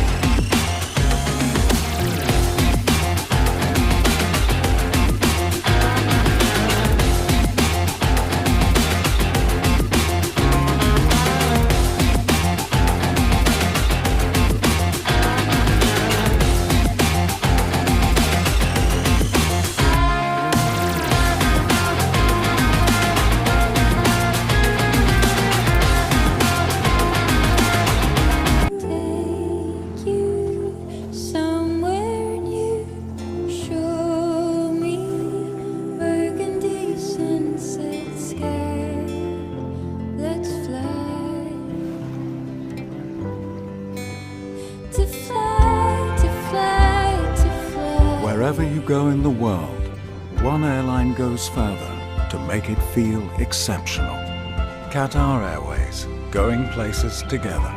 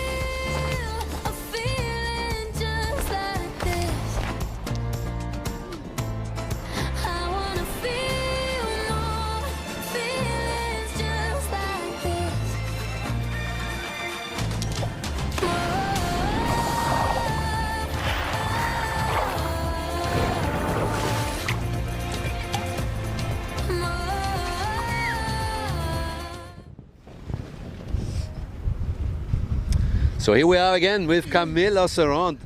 Camille, we've just been talking to you maybe 2 hours ago. You won your last heat, or maybe even less, an hour ago, and now you make it into the semi-finals. So that's how quick it goes here in our competition. That was a pretty close and tough battle with Serena. Serena was riding also very well. There was not much in between. So I wasn't sure, I think, being on the water to know if you're actually in front or not. Or did you know that you're going to win this heat? No, honestly, I thought, like, from the beginning, I thought I was losing. So I was pretty surprised coming here on the beach. But yeah, it was a tough hit. She was riding super good. I mean, she had a good wave, a 6 points. So congrats to her as well. But yeah, really happy to go to the semi-finals, and we'll see. But I wasn't expecting that, no, for sure not. Well, that obviously brings you a little bit closer towards your goal, obviously being world champ one time. Maybe it can happen this year already. You're still in the mix. Being the semi-finals, maybe making the finals, maybe winning the event even can put you a lot of important points towards the ranking. Today, during the day, how did you see the conditions improving? I mean, it feels like it's really windy now, but the tide's getting really low. I see the rocks are coming out. Is that really dangerous, being that close to the rocks there? No, honestly, I was not really seeing those rocks, but it's true, like in the morning it was very light. I was with 8 and underpowered, and now I was with 8 almost overpowered, so the conditions will change pretty quickly, but it was good. Yeah. I guess you're happy. You can rest now. You have some time to relax. You will not be on the water anymore today. We're going to run the semis and the finals tomorrow in hopefully bigger swell. That's what the forecast is saying. And yeah, we can't wait to see you there. Good luck for that, and have some nice rest till this evening. Thank you. Right, back to you, Joe. Thanks a lot, Tom. Congratulations, Camille, as she is through to the semi-finals. And now you're just waiting to see as we have that final quarter-final. Charlotte Carpentier versus Capucine Delanois.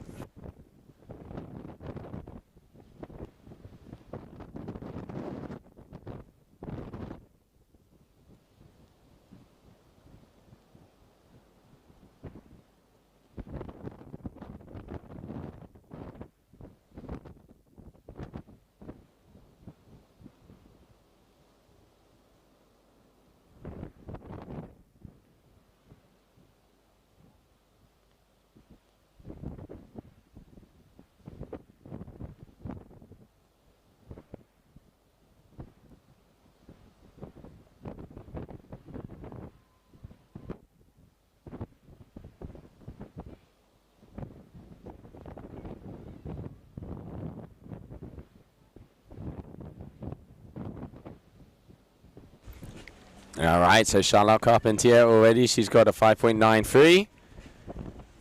And Capucine Delanois just chilling out the back. Capucine, you're ranked #1. You can see her out there in the white. Hailing on the France, living most of her time out in Playa there in Brazil, the strapless freestyle paradise. And now let's have a little look-see and see how she does. She got 13 point plus in that last heat. So she is up playing with the big dogs. And now let's see how she does here in this quarterfinal.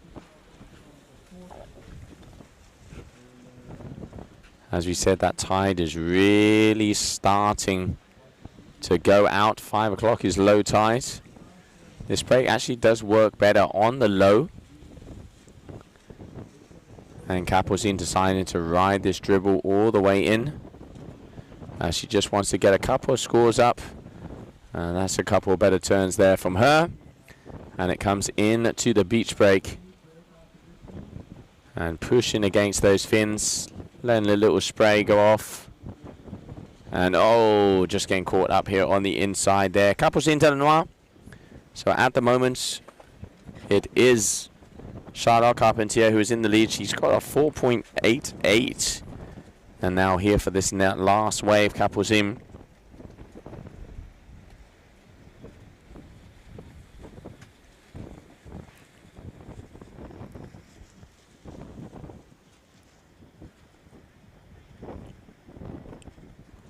I reckon it's probably going to be around the 4-ish.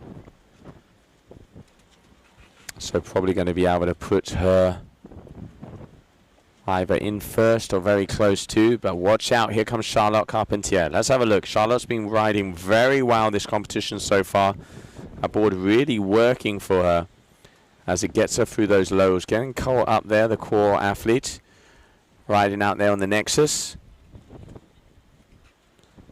And not really getting many turns in here so far. Just really struggling there on the inside. So that's not going to be the best of scores for her. And there we can see Kapuzin Delanois, a 5 and a 3.43. Meaning she is in the lead. Kapuzin Delanois, this is the final quarterfinals. Then we're going to have a 1 heat break. And then we are going to move into the men's round number 4.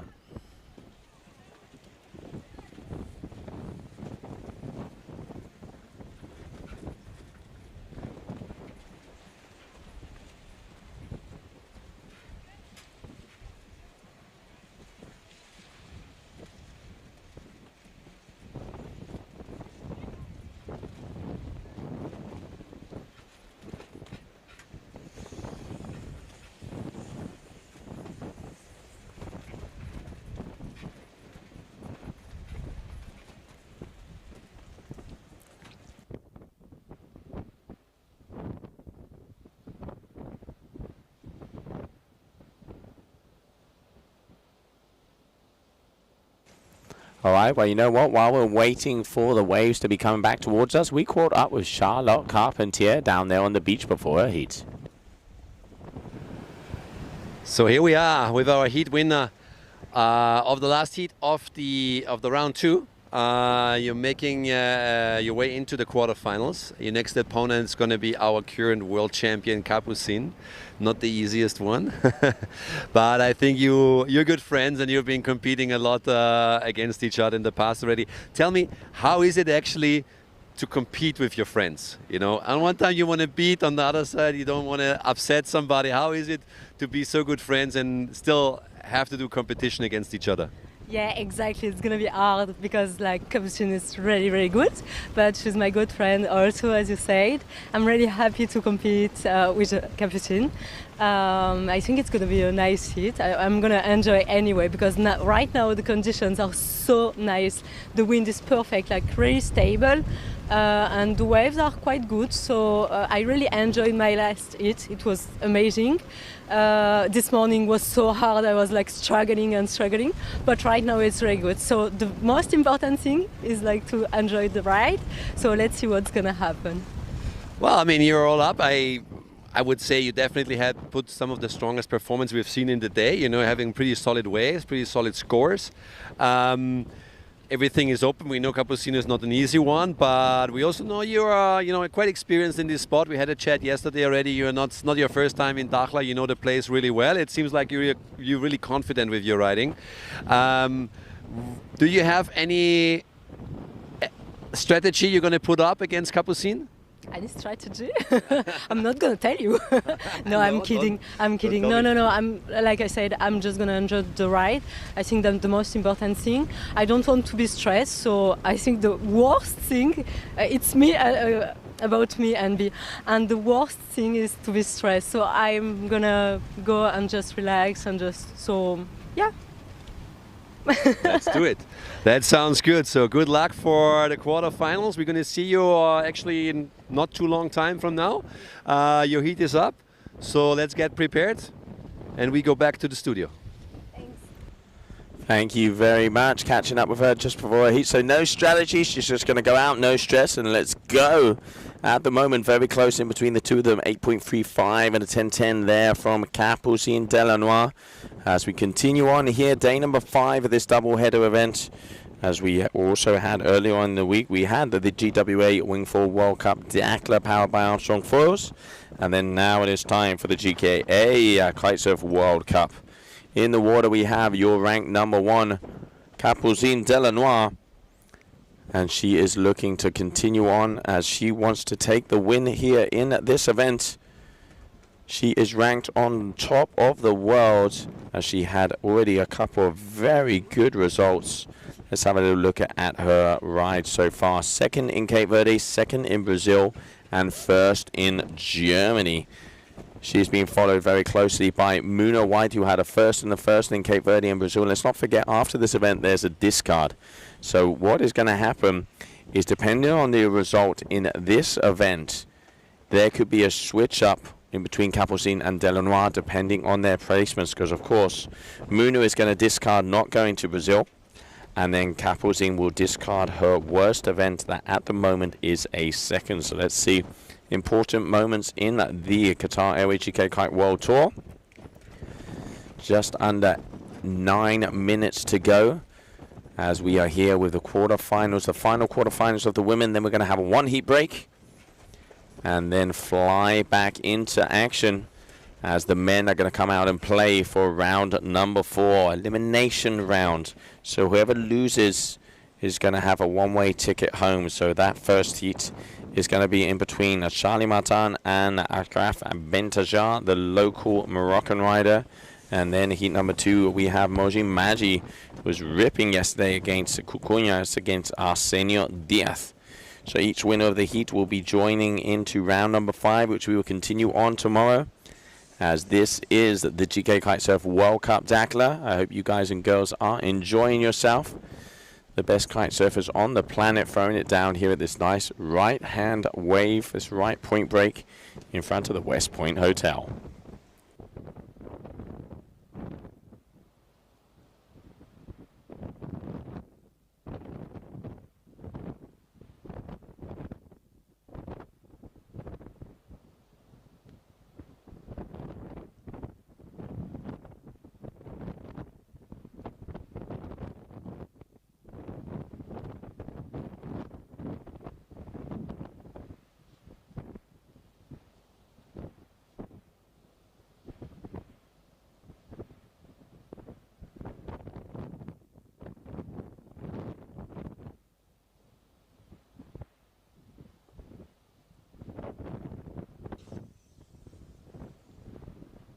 Charlotte here trying to get some more scores. It's very close in between them.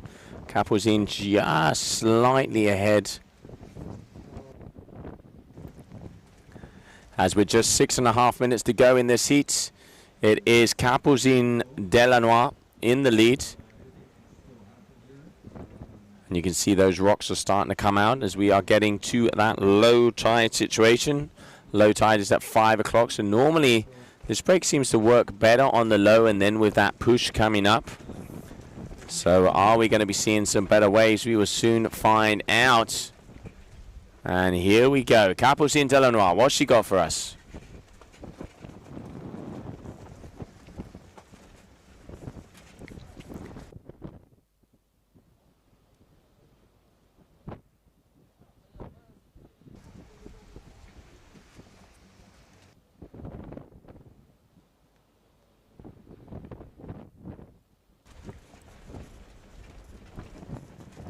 Right, so Capucine 5 and a 5.10. Charlotte Carpentier 4.88 and a 3.93. So close in between them. A little bit over a point difference. But at the moment it is Capucine who has the upper hand in this heat.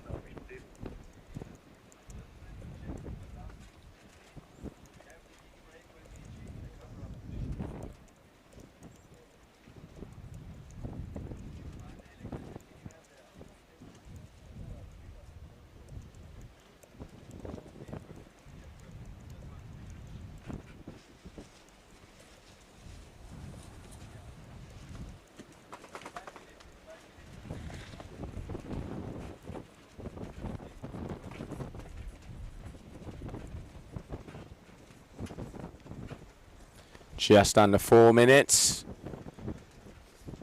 And looking, okay, improving her score ever so slightly there, Charlotte. But she needs to get something bigger if she wants to be taking out Capucine Delanois here. 4 minutes to go. Will there be enough time for one more wave? We will soon find out. I can see Capucine is already out there in position. And I can see white flag, if I'm not mistaken. Looks like it is a white flag that has priority.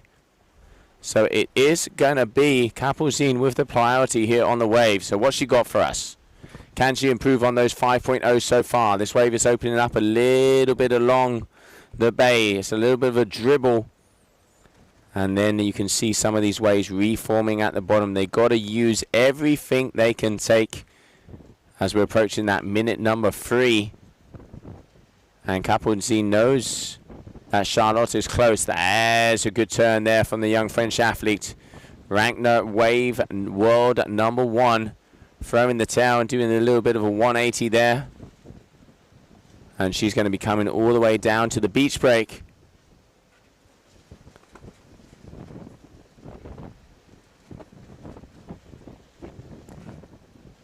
And real ankle biter this. Just mowing the lawn out there.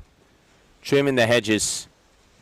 And there you can see, just a couple of little skatey, tricky maneuvers. Is that going to be above a 5.0? We will soon find out. See if she can improve on that backup score. And out the back, I can see Charlotte has a nice set wave right in front of her. Is she going to be able to get on this? Because she's closed out quite a lot in front. And I honestly don't think she's going to be able to get past that foam ball. Maybe going to have to ride this one all the way onto in. And here it is. It's reforming. All right, Charlotte's got an opportunity here. No! Going off of a rail. That is a shame. 2 minutes to go. And it is Capucine who has the driving seat so far. And I reckon she might even improve on her score. Looking at the judges panel here on that last wave. Meaning that she's going to be making it even harder for Charlotte to catch her. And there it is, 6.0, so an 11.10.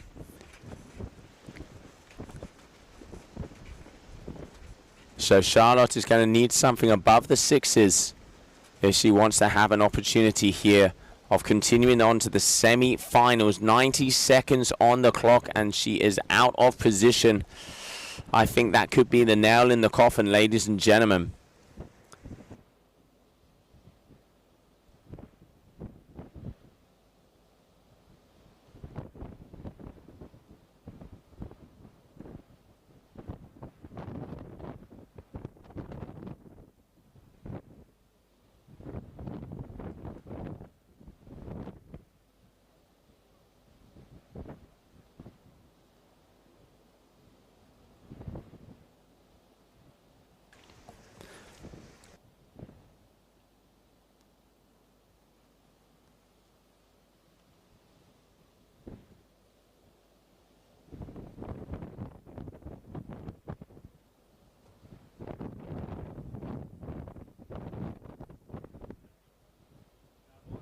All right, 30 seconds.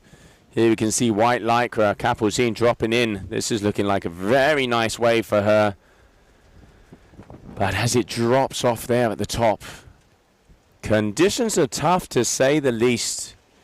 You are either picking out the good ones or you are just going left and right on the flats in front of the competition area here.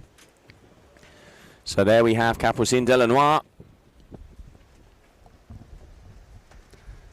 Is going to be making her way down, and that is it. It is official. Capucine Delanois will be making it into the semi-finals. And we are now going to go into a one-heat break before we start off with round number 4 of the men.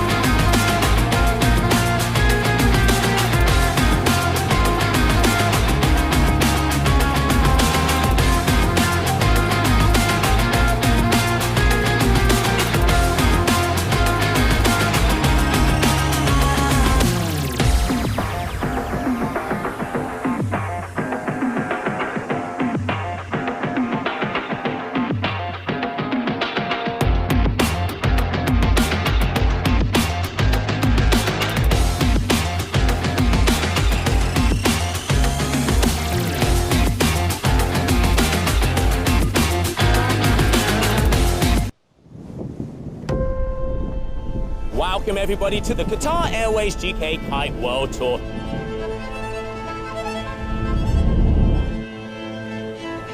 Inside the water, like everybody want to win.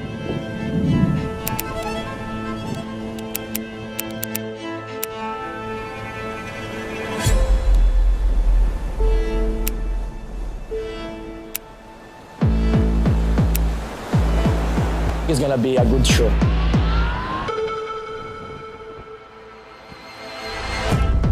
We now have like the best showcase.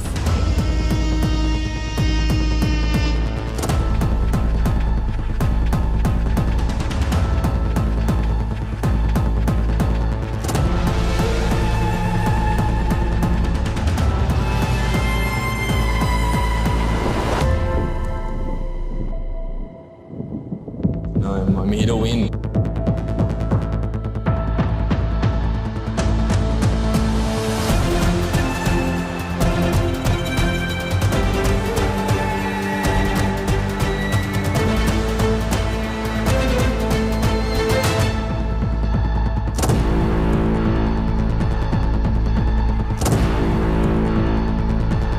For me, freestyle is everything in my life. Pressure is a privilege, brings out the best in us. The level can fully be shown when the conditions are perfect.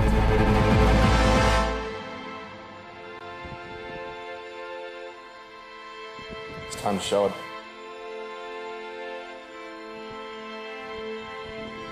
Let's get it. Who are going to be our new world champions?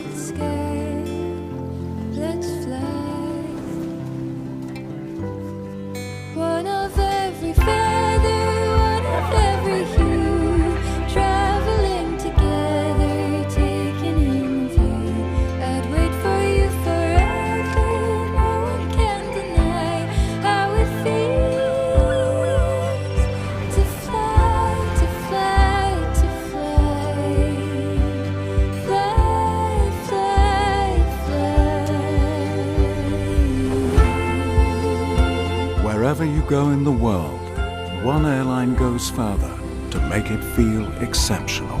Qatar Airways, going places together.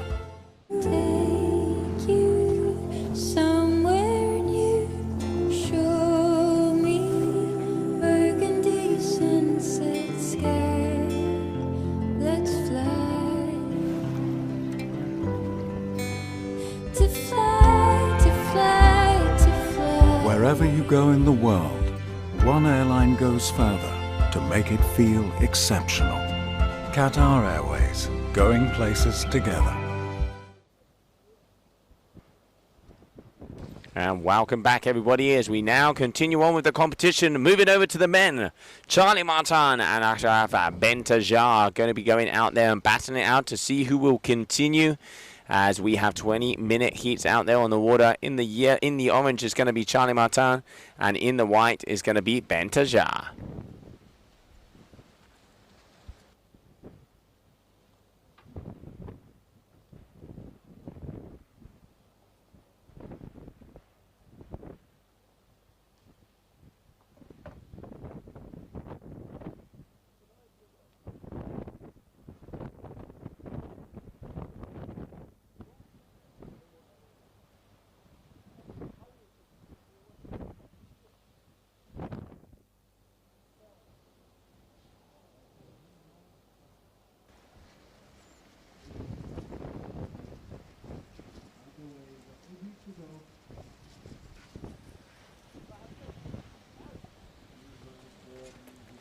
All right, so coming up and going. Let's not forget top two waves are the ones that count. And here we can see there is Charlie Martin with the orange and Bentajar with the white.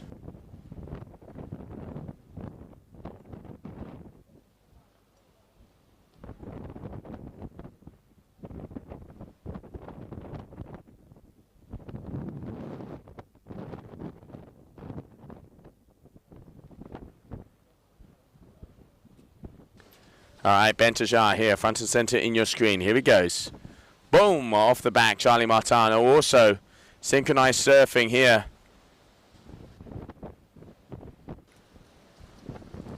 And this is where, getting completely dropped off by the wind at that section of the wave. And here you can see as that sun starts to hit it and lines it up. Here we go.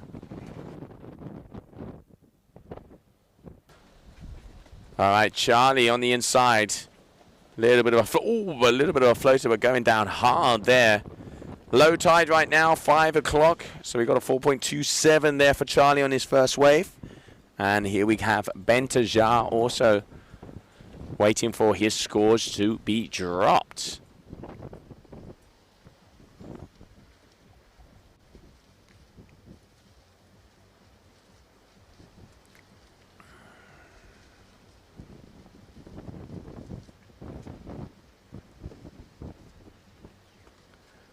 We have 20-minute heats with 3-minute transition out there at the moment. Welcome to round number 4 of the men.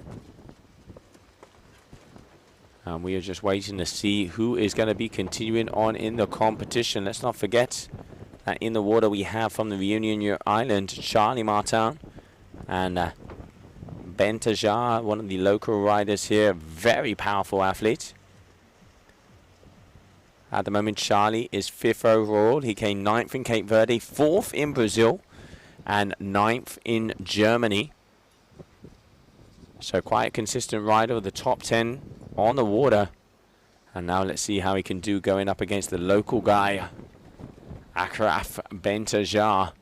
Very powerful Moroccan rider, always in between him and Ali Bakali. But Moni Maji and Hamza also have upped their level as we have a 4-way battle when it comes to the Moroccan athletes.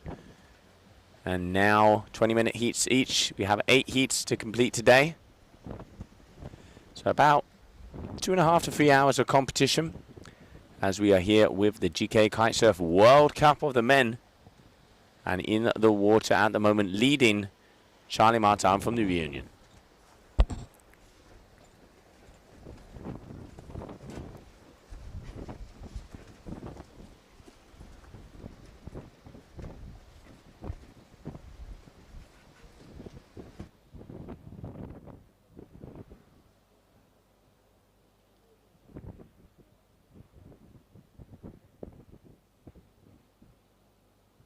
gearnes på den muskelsa.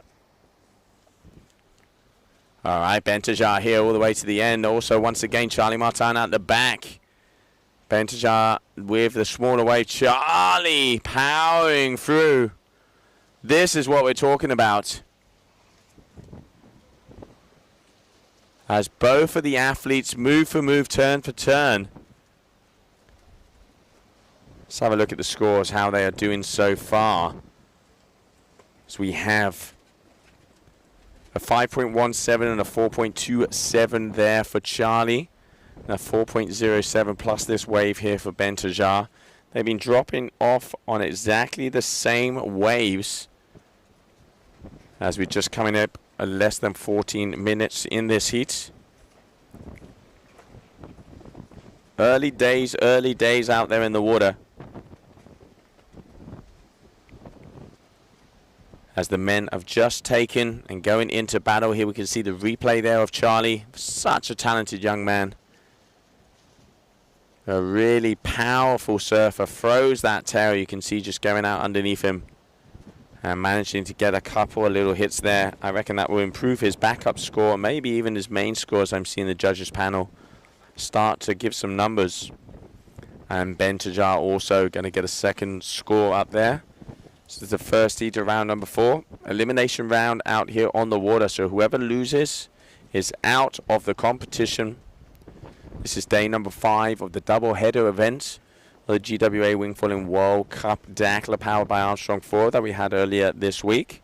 And now the GKA Kite-Surf World Cup here, where we have the best of the best kite surfers in the world are fighting it out here on this right-hand point break that we have in front of the West Point Hotel. And there we can see Charlie just upping his game a little bit more, 5.6, meaning that he's going to 10.77. We saw yesterday that it was Sebastian Ribeiro with the highest score, an 8.30. 8.30, the top wave score of the day. And then he had the combination of a 16.30. So he had an 8 and an 8.30. Big numbers. The top riders from about 14 to 16 points. That's where you got to be if you want to be going and playing with what they would like to say, the big dogs. But here we are at the moment, Charlie Martin just making the most of these small little dribbles. And he's going to be riding this one all the way to the beach.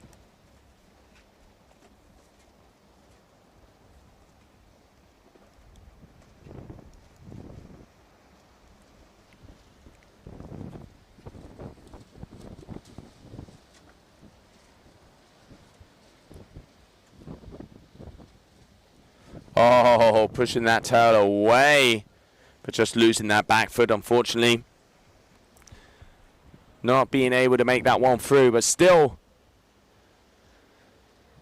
Here we can see the replay of that last wave from the reunion athlete, as he is in the lead so far, and your current number 1 out there on the water.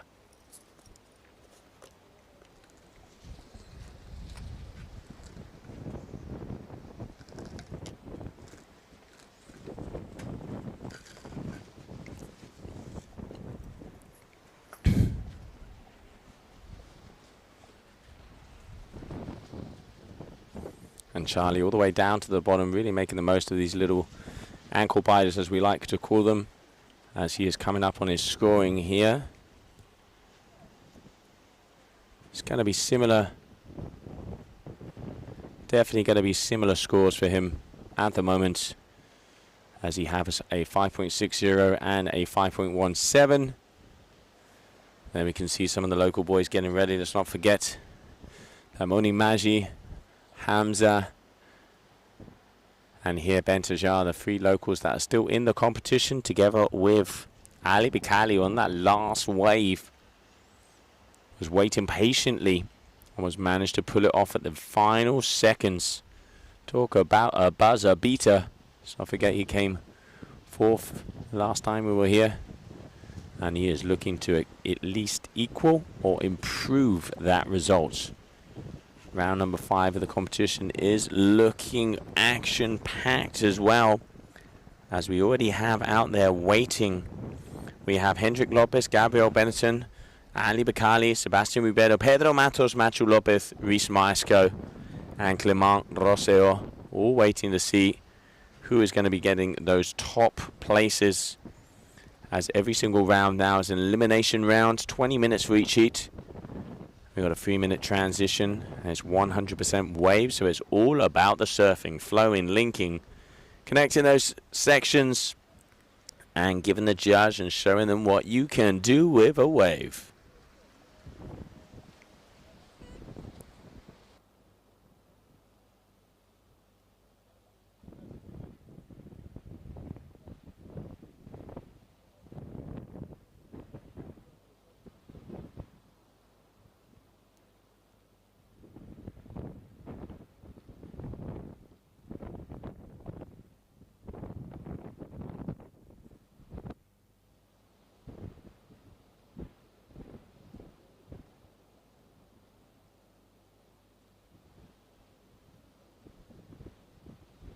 All right, coming up on 8 minutes out there, you can see that tide is low as we are just hitting low tide right now. So we've been seeing over the last few days, it was on the lower tides that it's been better conditions, but I'm going to go as far as saying it looks as flat as a pancake out there at the moment. Knee-high waves and then really taking its time in between the sets. Looking at the forecast, it was supposed to be during the afternoon. We were supposed to have around 19 to 26 knots, which that's about right. And then it was 1.4 at 10 seconds, but it was backing off towards the night. And then tomorrow is looking like we've got some more periods, so hopefully that will give the waves a push.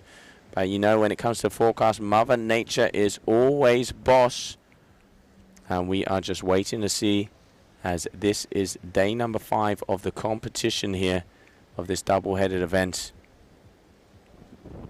And now we have the men out on the water with round number 4. Charlie Martin in the lead ever so slightly. Bentajar also right in position, but there you can see Charlie on your screen with the orange lycra. And he also looks like he might be having priority. So Charlie dropping in. All right, big open face hack all the way off the top, making sure he gets that lip on that first section. Wall climb here just to stay with the wave. Let's see if it reforms as it hits that second sandbank. It does look like he might be able to get a little bit of a wave, letting the tail loose, just sliding off the top.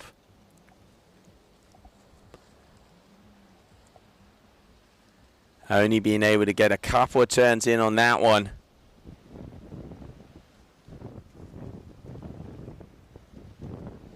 And Bentajar behind him.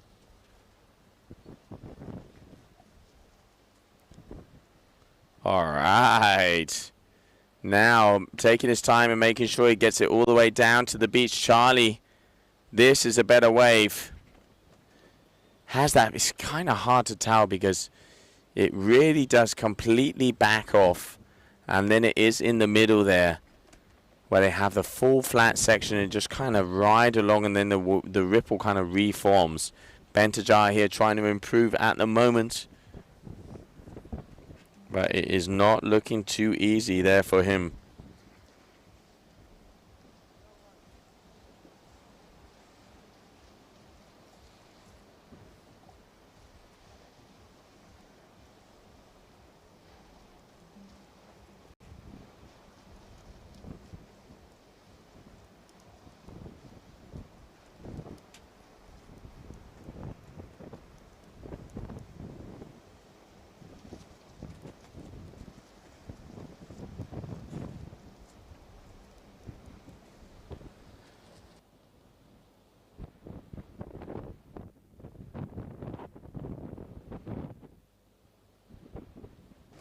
Sí. Creo que la conexión.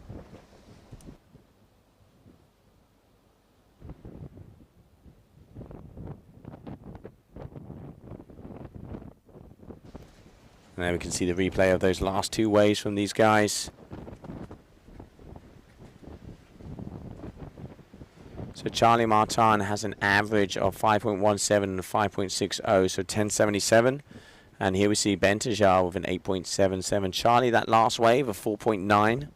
Bentajar 4.67. Coming up on 4 minutes to go of this heat.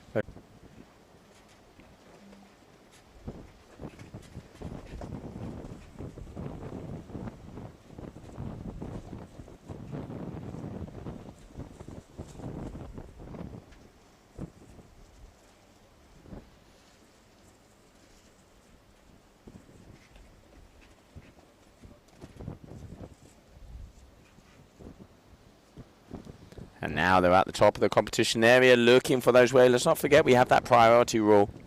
And at the moment I can see a white flag in the sky, meaning that it's going to be Akraf who has the priorities. It looks like he's going to be taken off on this one.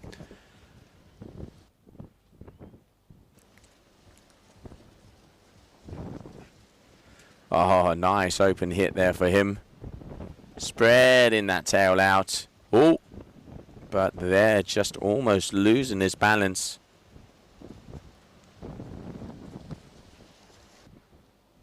Here we can see Charlie dropping in. Quite close between these two athletes. I mean, 4s and 5s across the board, so anybody could get a better wave and get the advantage. Less than 3 minutes to go. Charlie deciding to run this one all the way to the end, as he is going to be engaging. Okay, little air reverse onto the wave or the ripple. And here it just completely flattens out. And hopefully he'll be able to get something at the bottom of this. But just, yeah, really doing as much as he can. And then we can see Bentajar at the back. Open face cut back. Here he goes all the way out on the shoulder. And this is where this wave starts to pop out a bit. Let's see if he can do something with it. Just another check turn there. And it really, you can see just that middle section of the wave just completely flattens out. And the guys and girls can't really get much done on it.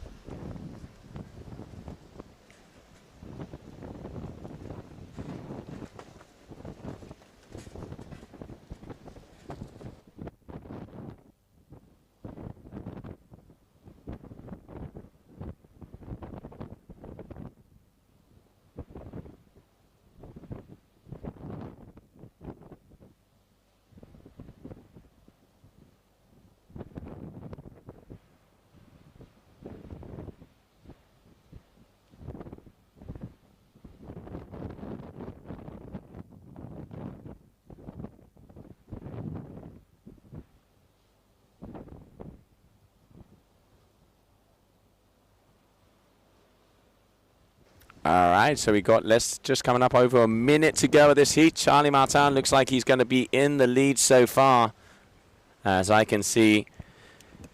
Coming up with a nice score for that last wave as well is going to be increasing his lead. So unless something can happen in the next 60 seconds, we've seen buzzer beaters out there before. We have seen those top scores come on those last waves. But now it is on its way down, as that ticker is going away. And here we can see Charlie dropping in for yet another wave. Here we go. Off the top, hitting that first top section, and then the wave just completely backs off. And this is where he has to ride it all the way along the sandbar until it pretty much gets down to the bottom here. And just being able to get a couple of nice turns, keeping himself low, pushing against the fins. But yeah, you can really see the wave just knee high. Just making the most of a tough situation out there. All right, we can see Bentajar as well. A nice little re-entry, but gets pulled off the back, so missed opportunity there for him. So that is going to be official. It's going to be that man there on your screen. Charlie Martin is going to be moving his way through to round number 5 of the competition. As we continue on, but before we do, let's grab the highlights of that last heat.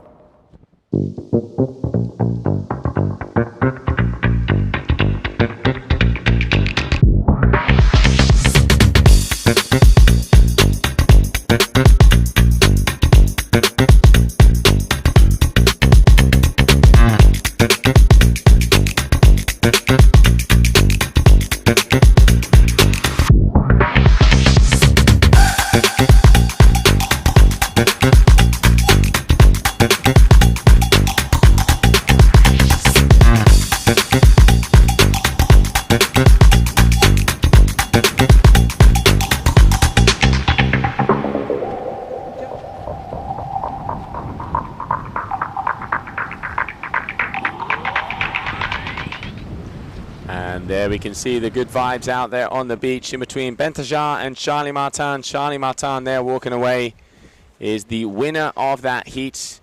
The young athlete from Reunion throwing down already as we continue on in the competition in this round number 4.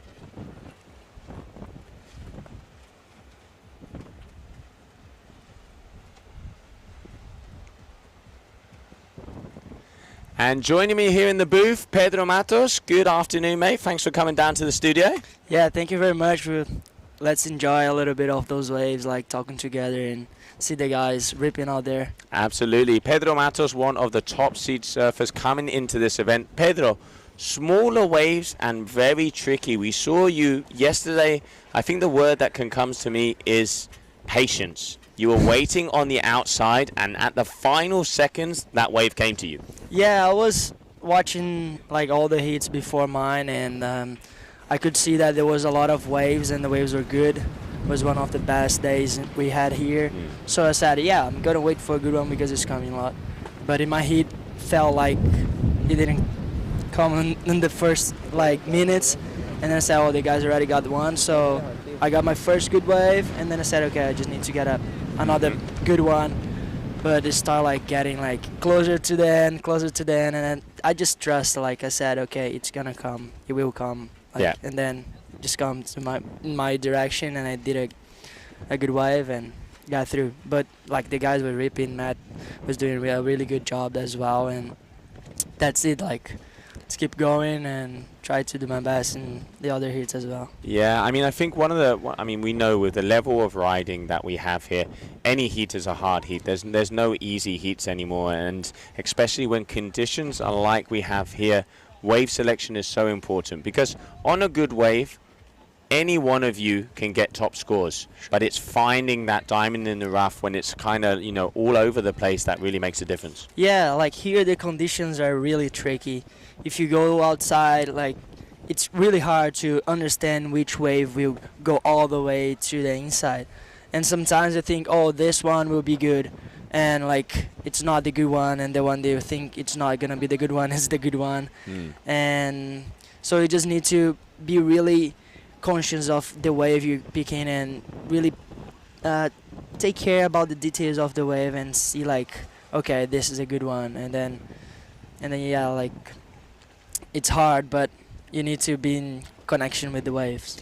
Yeah, I mean, one of the things we've been seeing, this is a wave that you have to have ridden in quite a few different, conditions. I mean, you've been here. You've been here many years, and you come down to this event. Does it help to have been here before, or is it sometimes better to just go out there and do it? It seems like it's one that you have to know how to read. Yeah, I think here, as like, if you go a lot in the water, you're gonna be much more comfortable, and because it's a really hard wave, I can tell like everybody just sometimes can't understand like which one is gonna be a good one, and as more you stay in the water, as better for you, like, for sure. All right, well, now talking about in the water, we have Moji Maggi is going up against Arsenio Diaz. Arsenio, it's nice to see him back. Yeah. He was off for a little bit, more known for his strapless freestyle, but here going backside, he's actually getting some good waxing. He's doing pretty well here. You can see like that he has some good turns. He's linking together and with a good style, and yeah, I think he will be one to watch there. All right, so just a little reminder, we are in round number 4 of the competition, ladies and gentlemen, as we are continuing on here with the GKA Kite-Surf World Cup. Moni Maggi, the Moroccans, Pedro. I mean, of course, Ali Bakali, he is normally always that man that gets quite high up. He was 4th the last time he was here.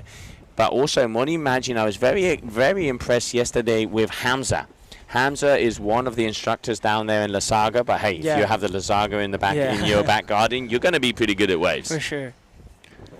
And I saw, like Ali beat me last year, and he's riding pretty well. Like I was watching him like riding those days, and he's riding pretty well. And it's good to see the guys that look from here like ripping the waves, and they know a lot the waves. So I try to look at them, and I can see like, oh, this one, it's a good wave, and local knowledge always pays off. I mean, Pedro, you have a big surfing background. I mean, one of the things that a lot of especially the judges and a lot of the people that are looking back at home is you can tell people who come from surfing and people who come from kite surfing. Yeah. So you guys that come with that surfing background, you are always on the wave. You're not going out in front and then doing the turn. You could almost release your kite and stay on the way and surf it. The likes of yourself and Sebastian Ribeiro are always weapons of destruction when it comes to surfing. Yeah, I think I started surfing when I was 3 years old, so that was my first sport, and I think that helps me a lot. Sorry. And kite also, it's crazy because kite also helped me a lot in surfing. Okay. Yeah, because you stay a lot of time over your board, so you can feel the board better and you can understand the waves better as well.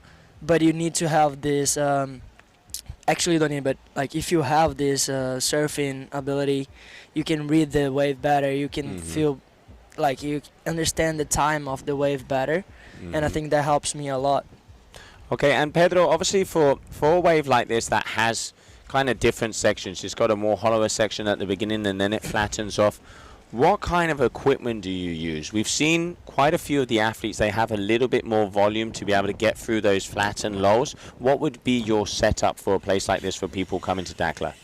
Yeah, I'm using the new SLS. There's a really good kite that drifts a lot, and it's good here because you have some holes because of the wall sometimes. So you need a kite that like when the gust comes, you can have you can trust in your kite. And as well as you have some flat sessions, you should get like a board that is a little bit more volume for those flat sessions, for the flex sections. And but what I'm using a 5.7 1D Lab. There's a board from Duotone, and I really love it because it fits my surfing. And but like you can see, Kozo is using the whip. There's also a really good board, and also for beginners that like don't need the board like too quick, and you also can turn really fast like Kozo does.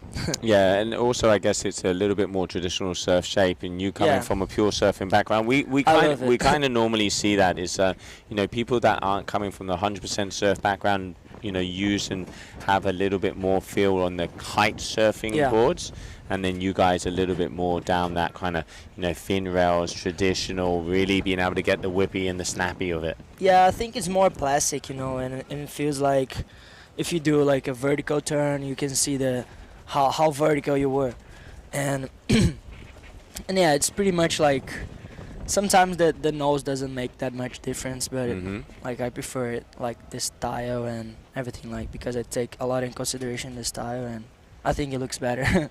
I mean, one of the things we are seeing, Pedro, is there are new aspects coming into the kite surfing styles. You can have the for example, the traditional power really pushing against the fins. For example, James Carew, who is really that big powerhouse hacking and driving, to the kind of snappiness or a little bit more maneuvers. When it comes to air tricks, we saw a lot in Cape Verde where they're keeping that kite high and really kind of popping off, starting to get to some of the airs we would see from surfing.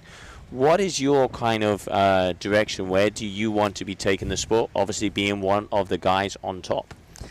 Yeah, I'm trying to push the sport to innovative maneuvers that I think progression, Of course, like rail game, it's in there. And I think like you need to have a good power surfing, and you need to have a good progression surfing. And you also need to, like, for me, style counts a lot. So absolutely. I think even like for kite videos and all for that, because it in the end, like, it's not just competition, like no. Okay, like titles worth a lot, like, but you need, like, for me, like, style and also like trying to push the sport to another level, it counts a lot as well. and I'm trying to go to this direction. I see that there's not a lot of kite wave movies around, so I will try to do a lot of kite wave movies. So because as I come from surfing background, like you can normally when you go to the water like surfing, you go put a movie, you know, like Annie Irons, Taj Burn, all those guys, and you just be frothing to go in the water. Yeah. And I can't see a lot of that in kite surfing, so I would try to push that direction as well, and also like develop the sport as much as I can on like progressive turns and power turns, and just try to be me and do the art. So, I mean, what kind of trips do you have coming up? Because, I mean, you know, like kind of like back in my day, a couple of the videos were the Space Monkey videos, which is a similar thing. So, 4 or 5 riders where they went out and kind of showed everybody what was possible. And now I think we've lost that a lot because of social media. You know, there's so many reels, so many Instagrams that I think it's also very cool, like you're saying, to be able to go and put on a movie and watch a surfing movie. You know, for example, the one that came out from John a couple of years ago, that just makes you want to go on the water. What is your next trips coming up? Because obviously winter is coming, and there's some good waves around the world. Yeah, like I always talk to Seba to go to a place there we can make a good movie and etc. But like I think this year was a little tough because we had a lot of stops to go, and also I'm really focused on the World Championship, and I really want to get the title. And like sometimes I just don't have the time to go and film. But I think in the end of this year we are planning to go to Cabo Verde and to get a slab there that already Macho got, and James as well. But we want to do like a movie from Cabo Verde, and then there's a place we want to go, Fiji, and we would like to go to Marshall Islands as well. And I think like doing a movie in those places would be like really sick. Like Kiahi did a really good movie, this Tuna Vision, and you can see it got a lot of views and people love it. And I think we need to push in this direction and show the world like how fun kite wave is. Yeah, no, I think it's the best way to portray it is also to have a story behind it. It's not just about the moves. It's, you know, I think one of the things that a lot of people forget on the competition style is it is a lifestyle. It isn't just a competition. Yeah. You know, I think, you know, to be able to see a lot what goes on behind the scenes will allow people to appreciate more the amount of work you guys and girls put into being at the level you guys are at. Yeah, that's a good point as well. Like I think it would be awesome to make a movie like talking about this, like talking about competition, how you work out, like what sacrifices you need to do to be here, to be the top guys, and yeah, I think that's also like a good point to do it. I mean, Pedro, you come from a big water family. You were over there in Rio, and your dad is always on the water. Yeah. I hope I look as good as he does at his age. He's non-stop, la bestia.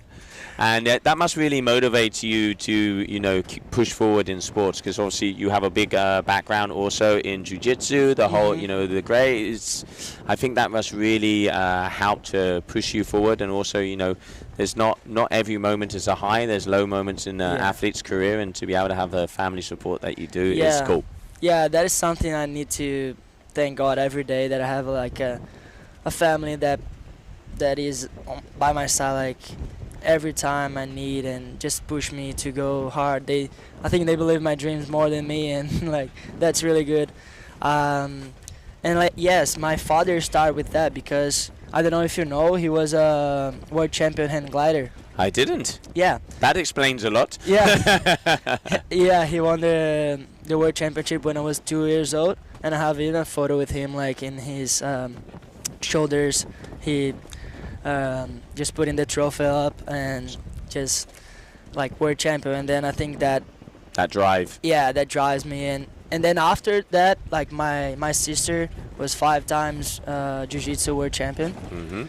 And then like I remember we were in the house, like having a dinner, just talking, and I was just like starting kite surfing, but I knew I had something for it. I knew I was good like kiting. And then I started like, oh guys, imagine like you were champion hang glider, my sister were champion jiu-jitsu, and I were champion kite surfing. And then we just like started like talking about that, and that's what moved me, you know. and I think like it helps me a lot. Like my family are everything. Yeah, I mean that's a good push there to be able to sit at that table. You've got to have a title. But no, I mean I think we've seen it all around. You know, it is so important to be able to have that family backing, or you know, it doesn't have to be family. It can be friends. It's people that push you.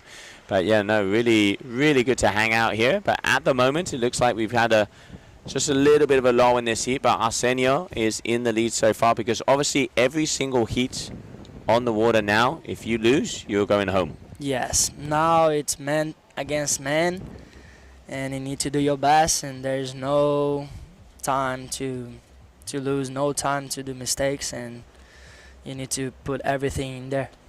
I mean, one of the things we've been saying also, Pedro, it seems that this break works better when it's low tide. It's gone past low tide now, as it was at 5 o'clock, so it's on the push. So hopefully we'll be able to see some better waves. That's why we've left this round 4 kind of for them, because obviously elimination possibilities. We want to give all of the athletes the best chance to be able to perform as they can, not have to perform as the conditions at hand. But this guy, Moji Maji, the Moroccans, they always impress me. They kind of underdogs, and they have the local knowledge, like we said. Yeah.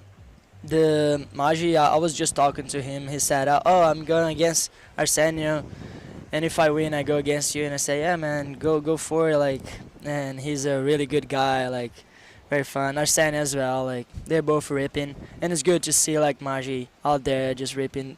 You can see that he knows the wave, you know. He knows which wave is going to be a good one.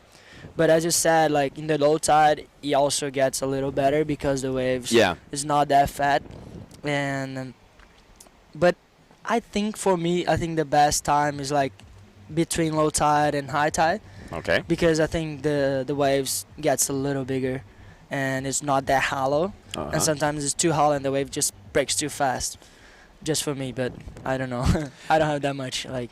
I mean, we have been seeing that because it is once again that top section. That some of the things that we've noticed throughout the heats is you can take off on the big outside wave, but then suddenly it completely flattens off. There are sometimes that the waves are a little bit further out into the bay, and those are the ones that kind of start to come down here on this tide. But at the moment, it looks like the swell is a lot smaller today. Tomorrow, it's saying that we have 1.5 at 16 seconds. But, you know, you can trust the forecast, but I'll believe it when I wake up in the morning. Yeah, I hope so. I think tomorrow will be good, like just putting positive vibes so we can have like good waves and everybody rips and everybody has the opportunity to get a good one and like just show their surf out there. And I think with this kind of priority that they are doing now, it's gonna be much better for the riders and for the public, and so they just can relax and choose the best waves. I think it's adding this priority is a good change because it allows to make sure that judges can concentrate on who has the priority, and then also for athletes as well. There's a little scrappiness, a little battle to get back out there and get past that line. Well, that's good. Yeah, exactly. Like it. It's a way a little extra fight. It ain't just on the waves; it's also around there. So no, really good to see. I mean, we have just coming up on 90 seconds left on the clock. It does look like Cuncuña, Arsenio Diaz, is in the lead. So yeah, he did 2 good scores, 6 and 17, 6:30. Yeah, it is looking like he's pretty consistent. I mean, the kind of numbers for the top athletes at the moment, when we've had Sebastian Ribeiro, he got that 16 plus, an 8.0 and an 8.3, highest score so far. It's in between high 14s to low 16s. That's where you down there, you know you're battling it out and kind of at the same level as the top guys. What is your strategy? Because obviously today you're having a rest day. We've put you to work down here in the booth. Yeah. But you can actually have the opportunity of watching everybody one more time. Does that help you? Would you rather be on the water? How do you kind of manage that? Yeah, I mean, there's you can see both ways. Like, for me, I always like to be on the water because I can get more time in the water and know the wave better. But also it's good to be outside of the water and see what the guys are doing. And sometimes you can see better the wave from the outside. You can see the one that goes all the way to the inside. And but I think like for me it actually doesn't matter. Like it's always good to rest, but I love to compete. You're just ready. Yeah, ready to go, Pedro. Ready to go. Well, it is definitely looking like Arsenio Diaz is going to be closing this one out because I can see Moe Magi all the way on the left-hand side, and he is not in position. So it is going to be the Cape Verdean that is going to be continuing and moving himself on. So the congratulations to Arsenio, as he is going to be moving through to the next round. So he's made it through to round number 5, where he's going to be joining you also out there tomorrow. And while we're waiting, let's have a little look at the highlights of that last heat.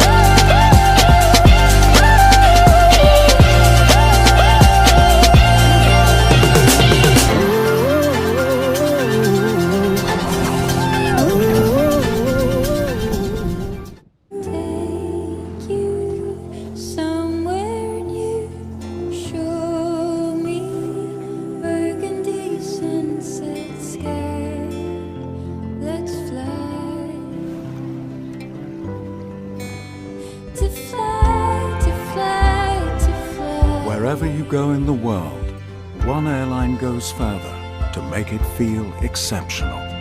Qatar Airways, going places together. All right, cool. We're down here with Arsenio Diaz, who's just won his heat and goes straight into round 5. The wind is blowing pretty strong, I have to say. The later the day, the wind is stronger, I guess. How is it out there? It seems like you're on some, well, not so small kite as I see, but you're pretty powered up, obviously. What gear did you ride out there? What size? So now I take 10 meters to go to this wave. Was a little bit big, but well, it's fine. I already do it my heat, so I pass in fourth with my best friend from Morocco. I'm really happy to go to round 6 or round 5.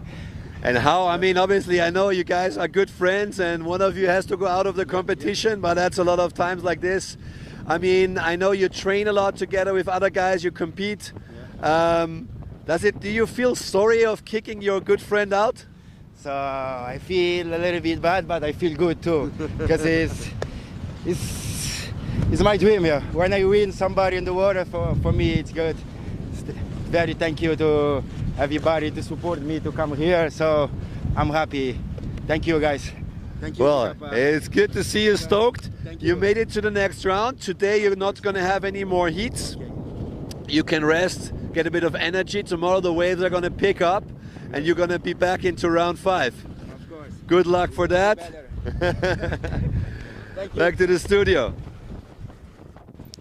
Oh, thank you very much, Tom. Great to have you back. As we can see, Arsenio Diaz is back, and he is back with fire. Coming up next, Camille Delanois, Afik Salhi. Afik coming all the way from Israel. It's for the first time here on tour, so great to see new nations joining in, as this is at the Qatar Airways GK Kite World Tour.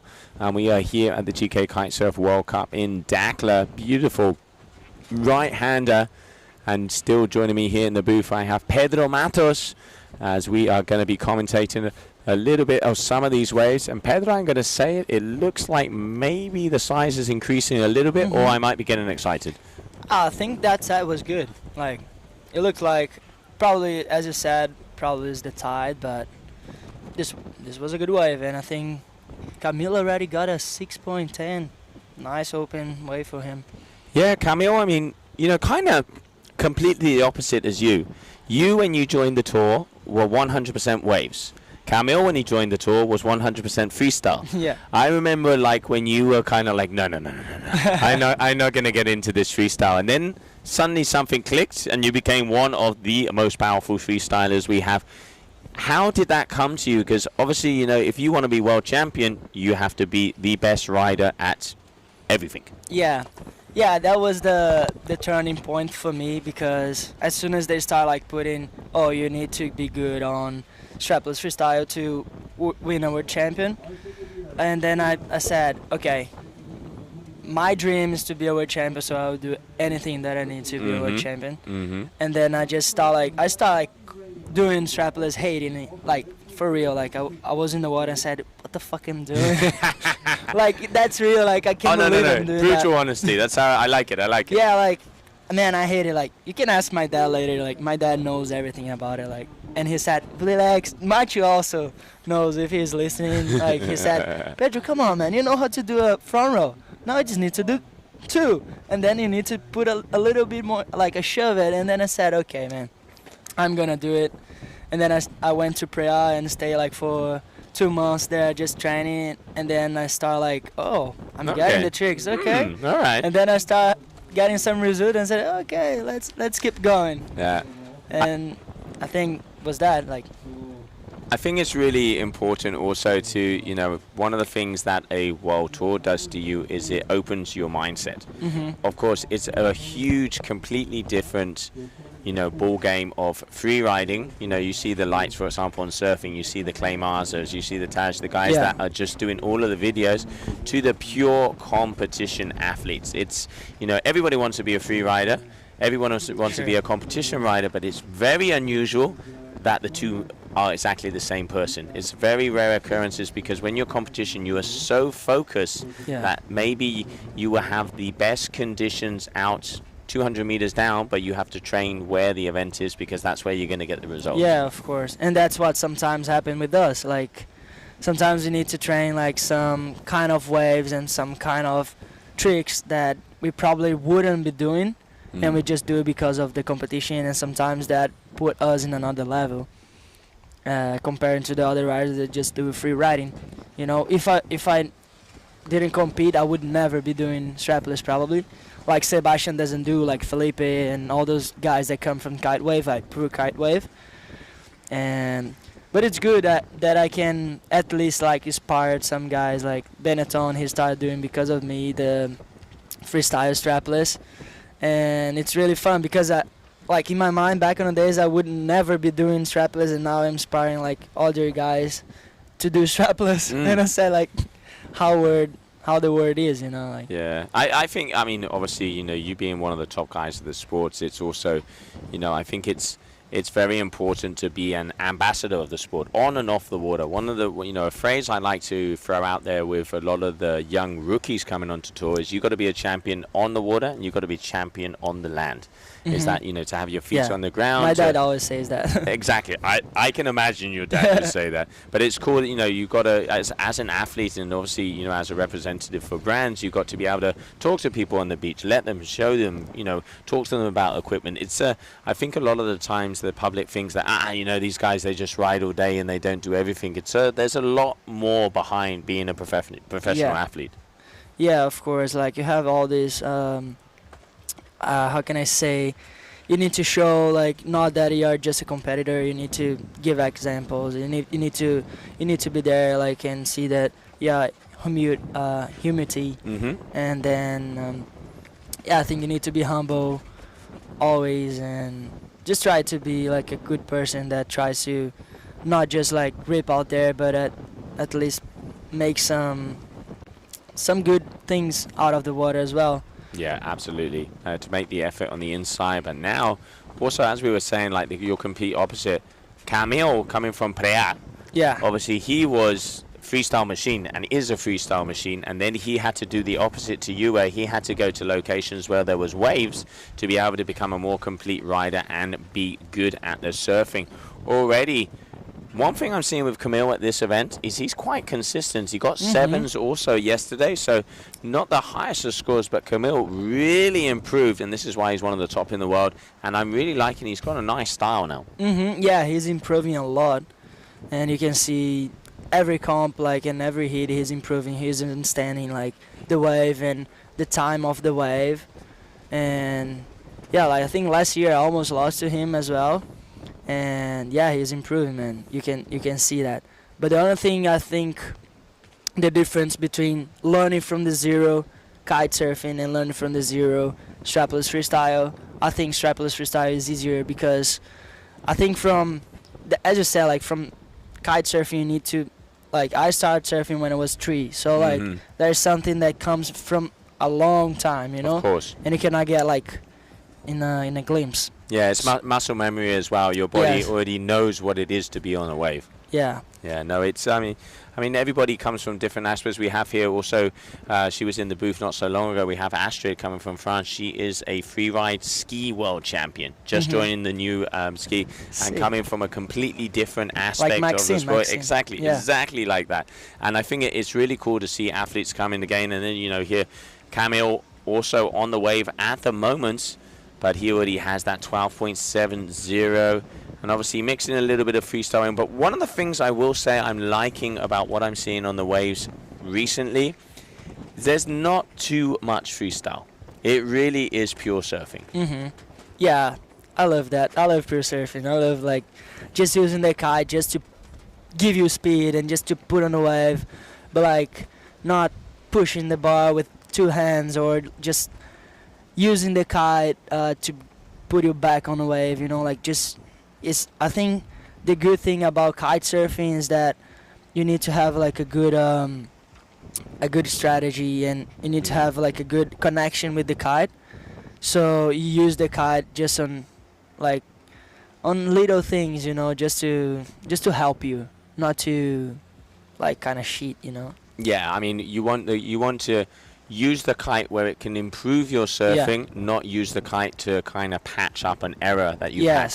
Of course. And I think that's one of the things we really do notice out there is, when you can see a rider who is connected to the board, and you can see when they're kind of surfing the wave and getting the turns in, or that rider that is, sending the kite, really using it to be able to get past that section. And judges, obviously, if you want to get above that 6 kind of point average, you want to get those top scores, you got to be kind of checking those boxes when it comes to the surfing side. And I think what they are liking a lot is the linking of the turns. Very much so. So like if you don't use the kite that much, I think they're giving a lot of points for that.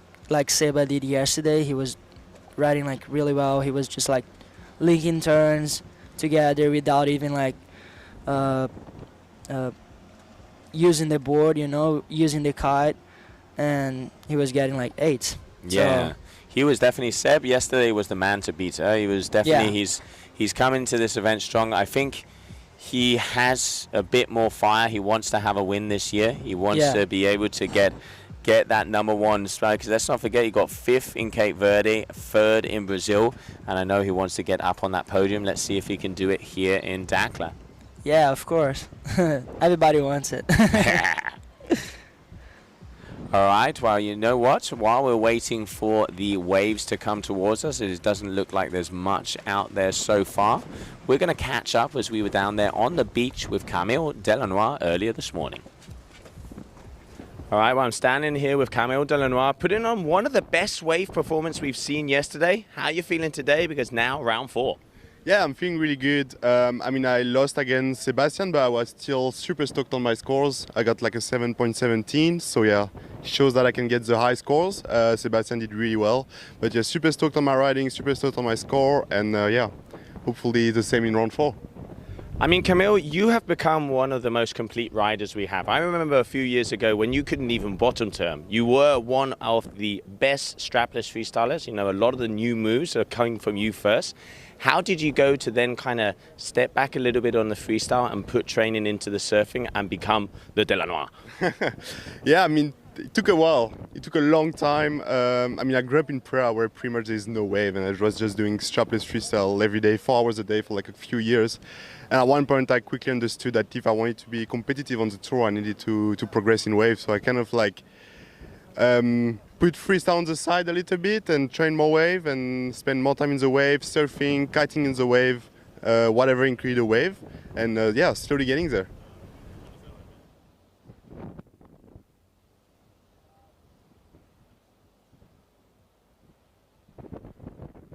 All right, well, good to catch up there with Camille earlier this morning. As I said, he is one of the most complete riders we have out there and just got a very nice wave. He is comfortably in the lead. Also, okay, adding a little bit of freestyle. Just because it's sad. Yeah, he can't help himself. He can't help himself. All right, and outside here in the competition booth, I can see Reese doing hand signals. Are you ready, Reese? You left, right? You're not ready. He's not ready, ladies and gentlemen. Reese Mayesko, as he is already in round number 5, can have a little bit of a breather today, same as we have here with Pedro.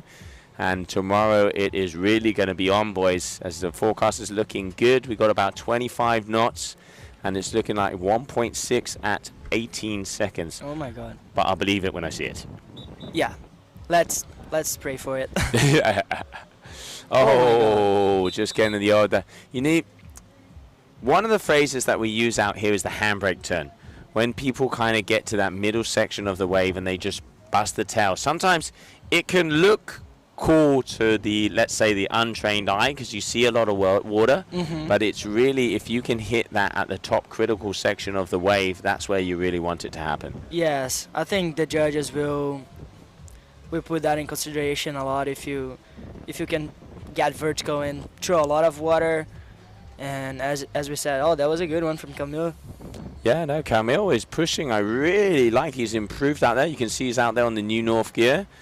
And he is starting to drive through the fins. But that's that section of the wave that completely drops you. Yeah, because there's a little hole there. There's 2 holes on the wave. There's a little bit after the point. Yep. And as you come to the inside, there's another hole exactly where he fall down. Yeah. And you need to take care of that. And at the end, it gets a little bit offshore. Okay. So you also need to take care of that and need to ride the wave a little bit different than you were riding at the top. One of the things a lot of people have been saying also is kite position. When it's offshore, you need to make sure that kite is nicely out in front of you so that when you do the turn, it's pulling you back onto the wave. Similar to what we have at Punta Preta, you can see you guys, the kite is so low because if you have it high, you're going to go off the back. Yes, yeah, that's exactly what we need to do. And I think the kite position is really key when you ride those kind of waves when it's offshore. And you need to kind of kill the pressure of the kite and just try to do as more quick you can do so the kite doesn't pull you back. Yeah. So yeah, I think it is like that. You need to take care a lot with your kite when you're in conditions like that, and you need to have a lot of skills of not letting the kite pull you back. I mean, obviously, Pedro, you're involved a lot in the development of the kites on duotone. What are you guys looking for? Because it must get to a point. One of the things we're seeing with all of the brands across the kind of industry is new materials. Yeah. We're seeing it's with the D-Lab, with the Alula, we're seeing different brands with different positions, making the kite flexier, making the kite more rigid. What would you say you like to have in your hands? Yeah, like you see the development of the sport is going crazy right now. Like with this Alula, and you can see the kite is really light, and also you can ride, like in Brazil when it's light wind, I just use the lab, and it's just like perfect for light wind, and because like I'm a heavier guy, I'm like 85, 86 kilos, so I'm probably one of the heavier one in the tour. I think me, James probably. And with those kites, it just helps me a lot in light wind condition. And I like a light wind condition because the waves are like smooth, you know, not with a lot of wind. And I think it's very important to have a good kite going in that direction, you know, a lighter kite, a faster kite, and that can last a lot. And also, of course, like in big air, you can see the guys now just doing like triple kite loops, just going crazy. Like kite loops and double kite loops, and I think they're also going for that direction, like a kite that is really fast, really light, and then catch you like fast as well, so you have like a lot of time to land, and also safety. Yeah, especially when you're doing those double loops, you want that kite to catch you, to save you, God. But just under 2 minutes to go, you can see on your screen Ofik Saudi coming out of Israel. But unfortunately, he is just coming to the end of this heat, and Camille Delanois has already put a combo situation pretty much on him, as he would need to get almost a 10-point ride. He is all the way down here as we are 90 seconds in, but still great to have the Israeli athlete joining us for the very first time. I had a little chat with him yesterday, a very cool guy, and hope to see him come into more of the events, as he's just going to be closing this one out, coming all the way down. Camille Delanois, 6.60 and a 6.10, nice and consistent, definitely looking very good for this contest so far. Now, round 5, that is when the top 16 starts to get together and the balls start to hit the horns. Oh yeah, now it's time to kill. Yeah, and also, you know, looking forward to, we're going to be going to Brazil for the final stop here of the Kite-Surf World Tour. Looking forward to seeing. Where is it? We haven't got confirmation on the location yet. Hopefully that will be coming in the next couple of days, and we will find out what part of the world, what part of Brazil we are going to be throwing down that final event. Dun, dun, dun, dun. I can see our tour manager laughing here in the corner. But yeah, looking forward to going over to Brazil again. Brazil in November, warm, board shorts. I can understand why you like it. Cannot ask better. You can understand why you like it. So we're going to be over there for the whole month of November and enjoying the beautiful weather. But that is going to be the final moments of this heat.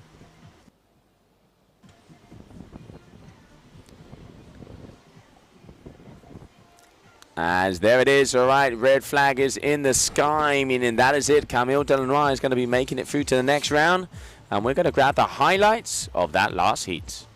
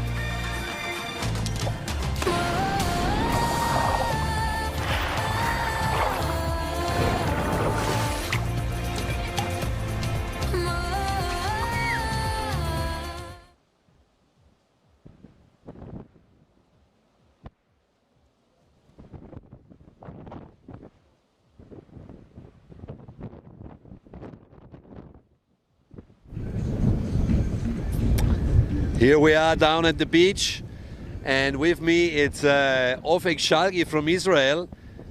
He's the first time he's competing on the GKA Kite World Tour in this event here. And yeah, I mean, how was it? You've been obviously going into it with not a very good seeding, so you had to start in round 1. You were not pre-seeded. You made the qualifier to round 3. Now to round 4. You had a strong opponent, Camille Delanois. But tell me, how was your experience on the first event on the GKA Kite World Tour? Well, it's been a very nice experience. I think I learned a lot, and I got a lot of inspiration from the competitors I've been against during the heats. I had hit against Matthew, and obviously I wanna get better, improve myself, and come back stronger. Well, definitely. I think there's always room to improve, but I think you've been showing that you can make it up to round 4. That's already a good start for the first competition. You're happy so far with your result? Yeah, I'm very happy with my result, making it to round 4.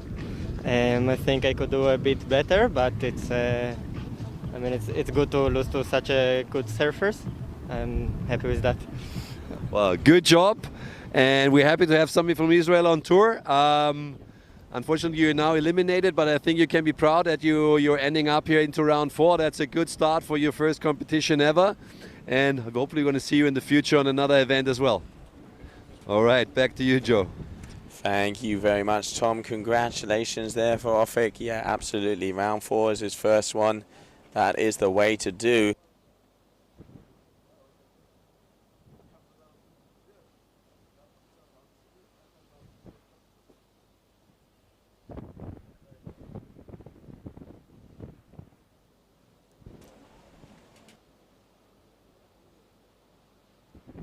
All right, well, you know what? While we're waiting to get on some action in the water, I can see that Tom Hartman is down on the beach with Camille Delanois.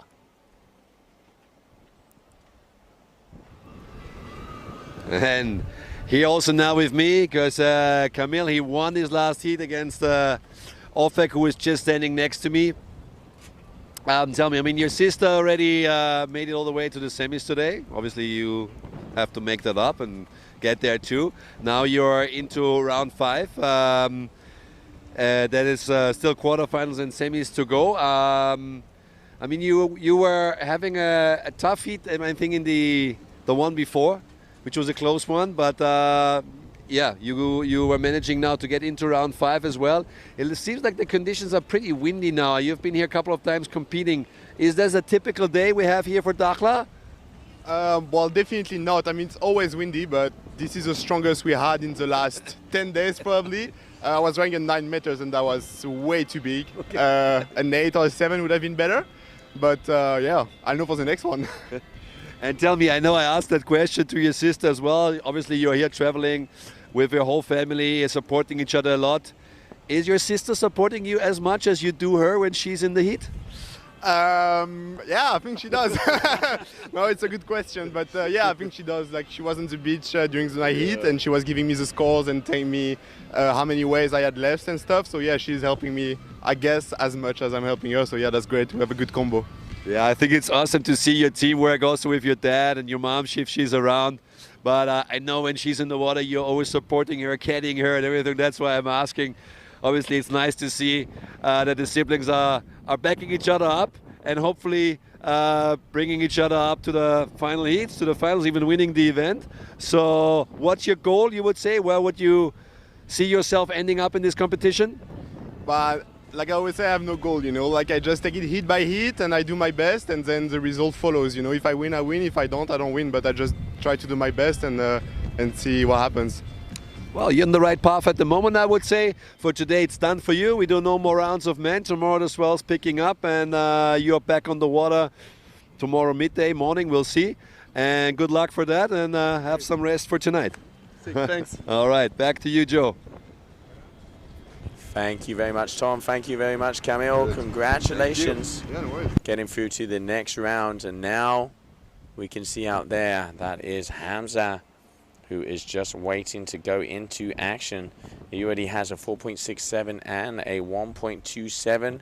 Ayrton Cosolino has a 5.03. So Hamza, he impressed me a lot yesterday.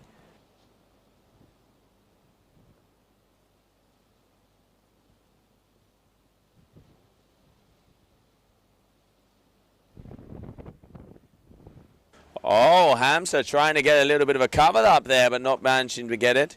Hamza over there in La Saga, a very talented young athlete. And there we can see double screens as Ayrton Cosolino on your top side. Unusual for Ayrton to be in round number 4.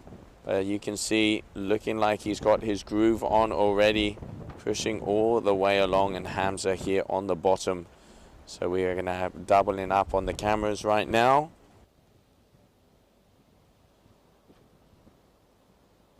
And Ayrton also going off the back of that wave. So waiting for scores. Ayrton has a 6.63 and a 5.03.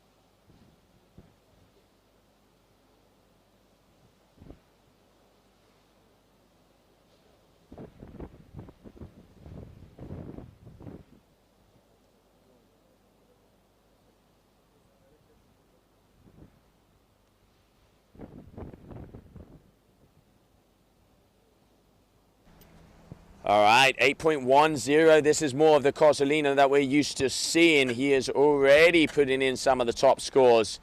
Wasn't happy yesterday. I will say this one thing about Ayrton. If you, excuse my language, piss this guy off, he is going to be coming back with fire and already putting one of the top scores out there. 8.10. Looks like he wasn't quite happy with the setup he had yesterday and now has made the difference, and already 14.73. Hamza, as I said, a very talented young Moroccan athlete, one of the instructors down there at La Saga. But hey, if you've got La Saga as your back garden, you are going to be good in the waves. I was just talking up before here with Hamza Finot, and now looking forward as we have a lot of great Moroccan talent down here at Dakhla. Always are forced to be reckoned with. But right now here we can see it is Ayrton Cozzolino who is back on track as he started to get those top scores. Let's not forget the highest score of the competition so far on both the men and the women is Muna White with an 8.57, and then Sebastian Ribeiro with an 8.3 and an 8.0. So Ayrton Cozzolino right in the middle there as we're just coming up with less than 7 minutes to go here on this round number 4.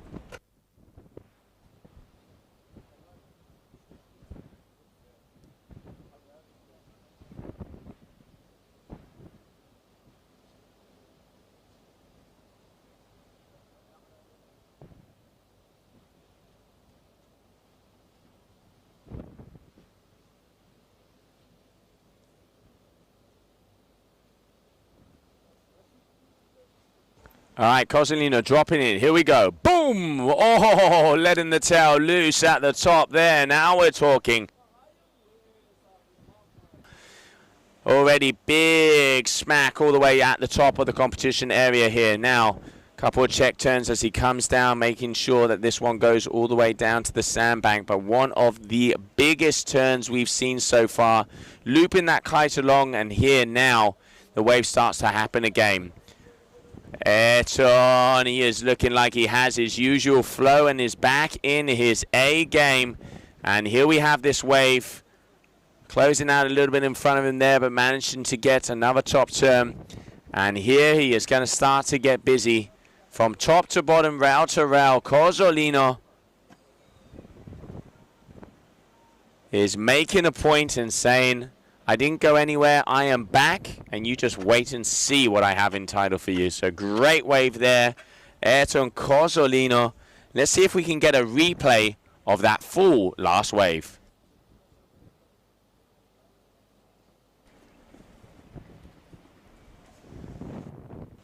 All right, here we can see this is the turn that he started off with.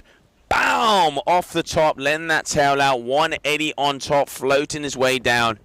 Just so much power out there with Ayrton, and I'm wondering what score they are going to give him to that. It was kind of 2 turns, then a long time until he got to the bottom and then connected. But it's when Ayrton starts to get loose like this, you know he is back, as it is round number 4, and he is aiming to go through to round number 5. Now, one of the biggest parts of information that we have of this comp so far, if Ayrton wins this heat, he is going up against Machu Lopez in round number 5. That is the final that we both had, both in Cape Verde and Brazil. Machu has 2 wins over Ayrton, and I know Ayrton wants to sink his teeth into his fellow countryman. And Cozzolino has just gone and done it, ladies and gentlemen. 8.80. So he has now claimed the highest wave score of the competition and the highest combination heat score of the events. Cozzolino Airlines is back in flight.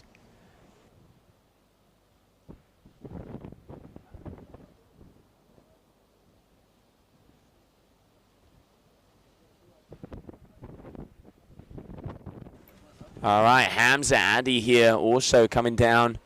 Like I said before, so much Moroccan talent over here in Dakhla. And we can see both of these riders wave for wave. Ayrton, every time he hits that wave, is just going off and letting that tail slide all the way around. But here we can see Hamza as he's going to be waiting for this one to go all the way to the end. Hamza going to be waiting as he is just It's insane how this wave just completely reforms at the bottom. And that is going to be the heat that's going to be coming up next. Just getting a little bit too excited there. And here we can see Addy as he's coming all the way down into the beach break. Going to be wanting to hit a nice little finisher off here. Oh, but just going down and losing his feet. But still putting on a good show. But Corzolino 16.90 proving a point here today.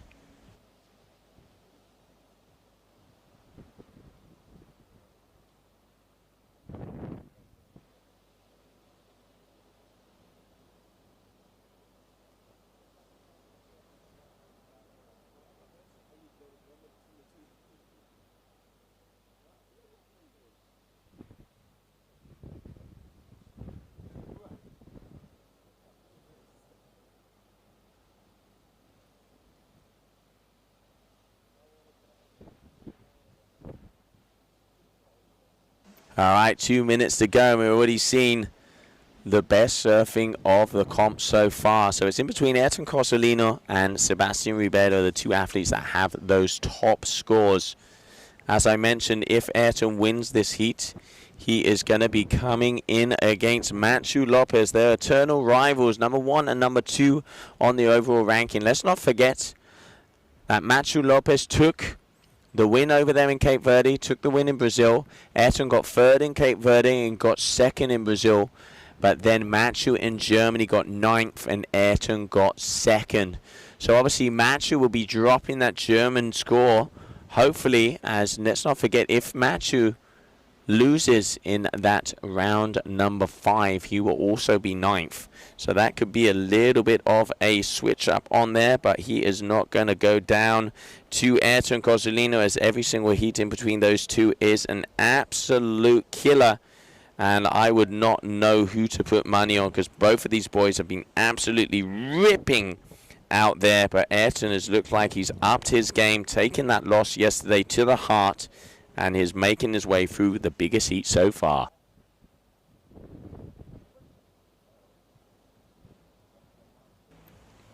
All right, so coming up in the final 90 seconds there, as we are about to be closing this one off.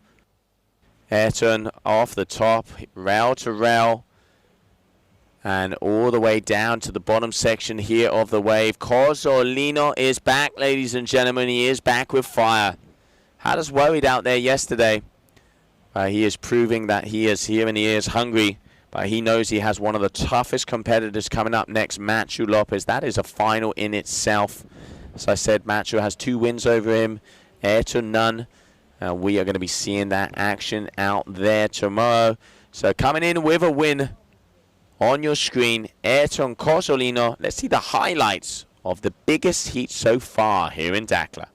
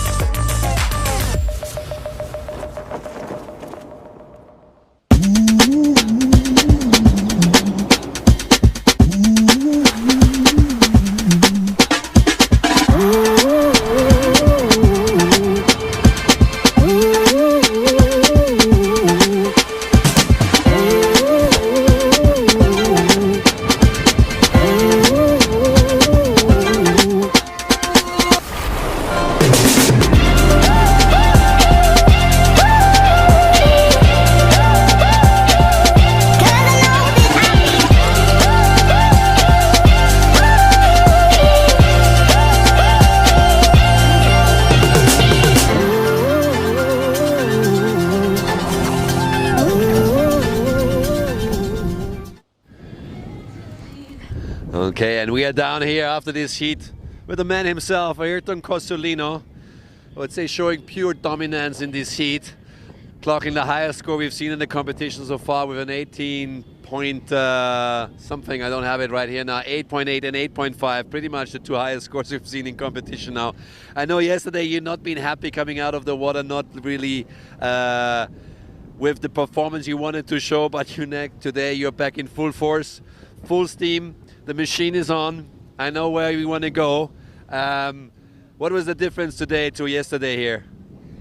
Yeah, guys, first of all, thank you to put this amazing event on, you know. For me, Dakhla has been one of the best spots, you know. I think I have the most win here in Dakhla from the past years. And all the year has been so challenging. I mean, I had great battles with Sebastian, with Kiahi back in the days, with Mewtwo was always a fight. And for me, I feel good connection with this place. And the comparison from yesterday, I don't know, man, I've been like too over-focused, you know, like me when I've been all day home, chilling, you know, try to focus, but I think that doesn't work for me because I think I get in the water too quiet, you know. I didn't connect with the wave, but then today I feel the connection, you know. I just say, like, I speak to my girlfriend, to my mom, and they say, go for it, you know. And that's what I did, and super stoked. You! Well, that's what we love to see with Ayrton. There is all or nothing. Any heat you go out, you never play it safe. You go out there and you give it all. And sometimes it doesn't work out, we know. But when it works out, you are definitely the toughest one in the whole tour to beat. And I think everybody knows that if the machine is on, there's hardly any way around it. We know the next heat you're up against Machu. I mean, this is going to be a battle. You're both seeded 1 and 2 in the world rankings. Now you're meeting earlier than expected. I'm sure this is going to be the heat everybody is going to watch out for. Exactly, get your popcorns out, but it's going to be up for tomorrow, not today. You're done for today. What are you going to do tonight? You're going to rest? You're going to take a long sleep? What's your strategy to be ready for the heat tomorrow? Yeah, man, first of all, thanks for your words. This keep me so pumped, you know, and yeah. Me and Machu had, I think Machu has been so strong to beat this year. It was so hard, and I'm super happy. Honestly, I'm super happy for him because he's like long time like fighting for it, you know. And I'm stoked to see him like with a good confidence this year. But now it's time to focus on my game, you know. And I'm gonna do everything, man. I'm gonna do everything because these last 2 years was hard. But let's do it, man. Let's do it. I'm super stoked. I'm super happy and. Time to go, for sure. You! Perfect, I think we all amped on that. We want to see what's happening here tomorrow. We might even finish competition tomorrow, we'll see. We still have quite some hours to run. But for tonight, your job is done, you did it right. And tomorrow you're back.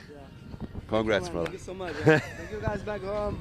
My girlfriend, mi suegra, my mom, my father, everyone. Thank you guys so much. Yeah, let's go.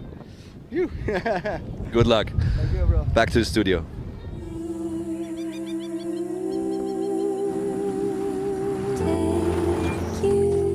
Somewhere new, show me burgundy sunset sky. Let's fly. One of every feather, one of every hue, traveling together, taken in view. I'd wait for you forever. No one can deny how it feels to fly, to fly, to fly, fly, fly, fly. Wherever you go in the world, one airline goes further to make it feel exceptional. Qatar Airways, going places together.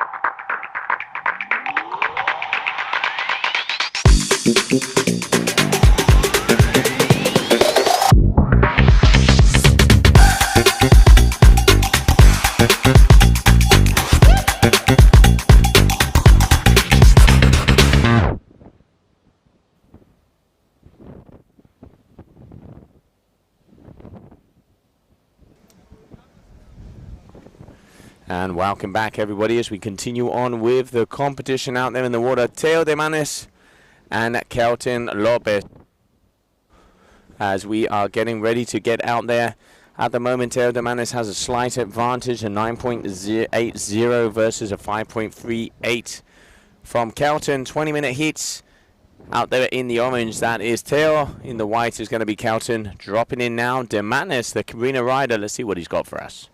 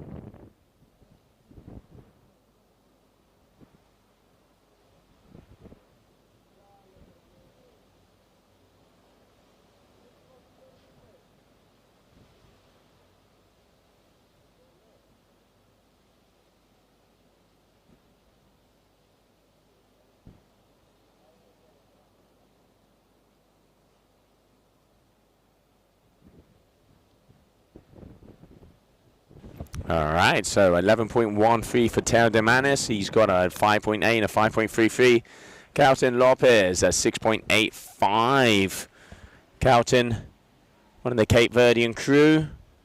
Always a smile, this guy. As soon as the music starts hitting him and Luis Brito, they just start dancing the night away. And you can hear that music. It's like warriors coming out to play. Teo de Manis is away from the tour for a couple of years. He was one of the original rookies and now is coming back full power. He is looking for a place in that round number 5. Let's have a little look, see who he would be up against. We know one of the big heats tomorrow, Ayrton Cosolino, Machu Lopez. So the winner of this heat will be going up against Mohamed Ali Bakali. So we'll be going up against the top Moroccan seed. Heat number 5. We have 3 more heats to go as we are going to be continuing on. So meaning we're going to be going to about 7:30, 7:45 in the evening. A full day of action that we've had out here. Forecast is looking even better for tomorrow. It's about 20 to 25 knots. We've got 1.6 at 18 seconds. So hopefully that forecast is going to be coming through. And the idea will be to be finishing off both the men and women's competition. Let's see if we can get through there and have the best waves we've seen yet. Just under 11 minutes to go, and here you have the white lycra, Kite Lopez, having a little look-see as he's going to be dropping in on this wave.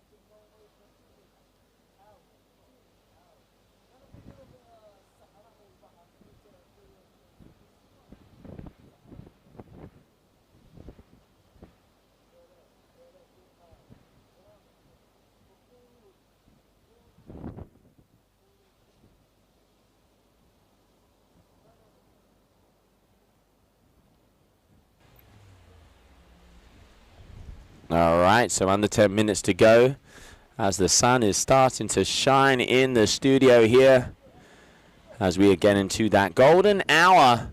Sunset is around 8 o'clock here. You can just chill out over there at the Pescador restaurant at the West Point Hotel. Once again, a big thank you to the Dakhla Hotel Group for being with us here and letting us enjoy the beautiful location, the water sport haven that is Dakhla.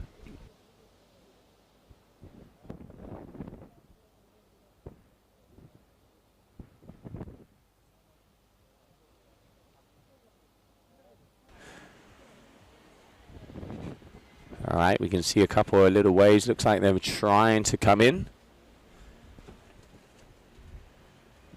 as we are making our way around.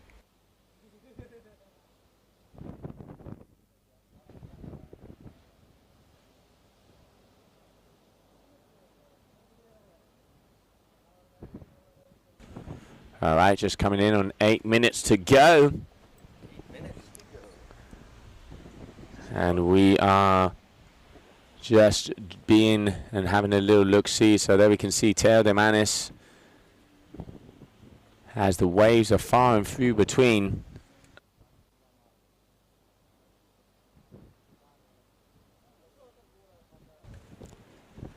As we are waiting, also going to be joining us in the next seat, we're going to have Reese Myesko, who's going to be coming into the both. For me, one of the guys that has, he said yesterday, has a similar wave here in his back garden and always does well down here in Dakhla. And now out there on the water, Kite Lopez is trailing behind Demanis as both of them are looking for a spot in that round number 5. Let's not forget that athletes that won round number 3 could have a breather today, have a little rest, a little chill, as they have not had to compete. And then they will be back in full action tomorrow, as the idea is to finish off the main discipline of the competition and make it all the way through to the finals. We're already in the semi-finals of the women, and currently we have heat number 5 of round number 4 of the men on the water.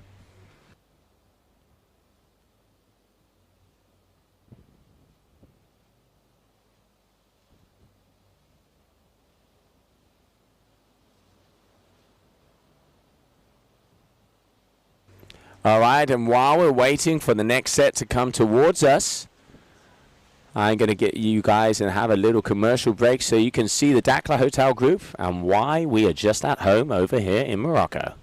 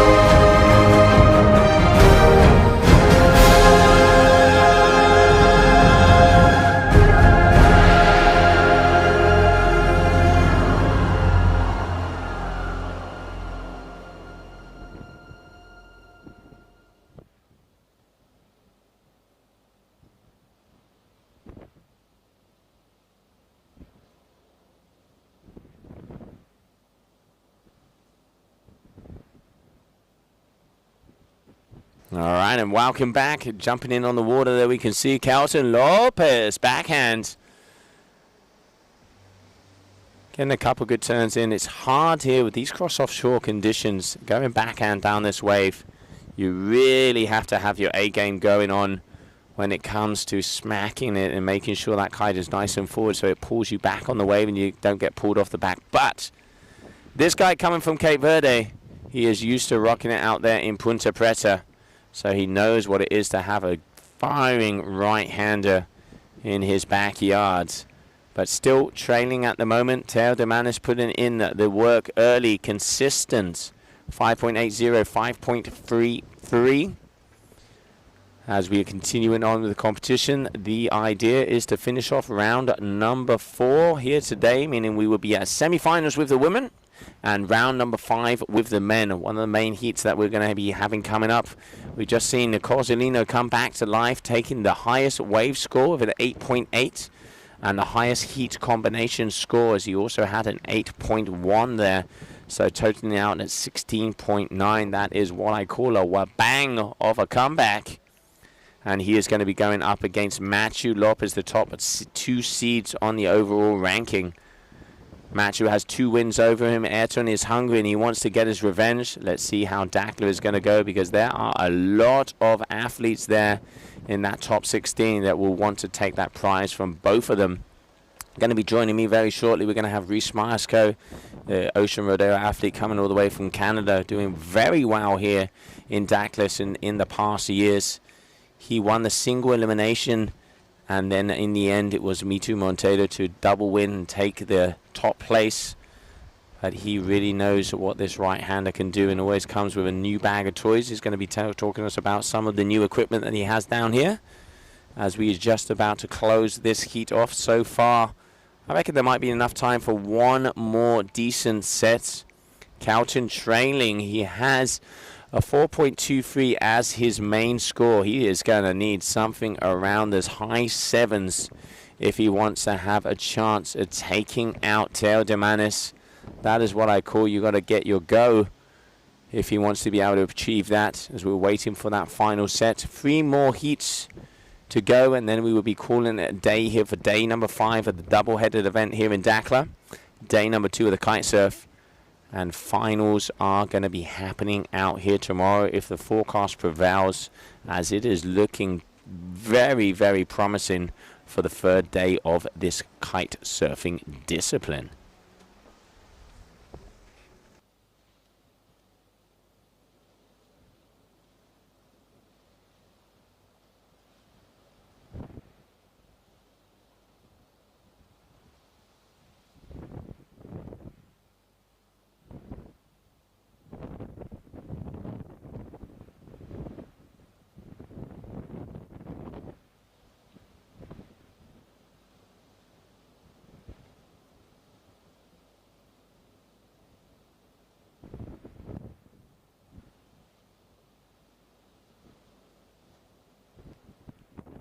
All right, so Kelton taking off on a nice wave. Good turn off the top. He knows what he's got to do if he wants to be able to continue alive in this competition. Just coming up on 90 seconds left, and he takes off on one of the outside sets. This is looking like a potential score for him. Let's see what he does. Changes his feet as he goes down on the flex station, then they whip it around again and start to get a groove on as he comes down towards the beach break. Wave selection is so crucial at this location, especially when it's quite small as it has been today, as now it's when it starts to get and hit that second sandbar is when you can really start to get a couple more turns on. All right, here we have Kelton Lopez. Got to be continuing on that second part. Just a couple of check turns. It's not really turning into much ankle biter at its best. But unfortunately, that is going to close out in front of him, and he is not really going to be able to get the score he wanted to. Might improve on one of his backup scores, but I have a feeling that could be a nail in the coffin for the Cape Verdean. Let's wait for the results to be coming in. But he was going to need something pretty decent if he wants to overtake Teo, who put the work in nice and early. 11.13 versus an 8.03. crucial moments here.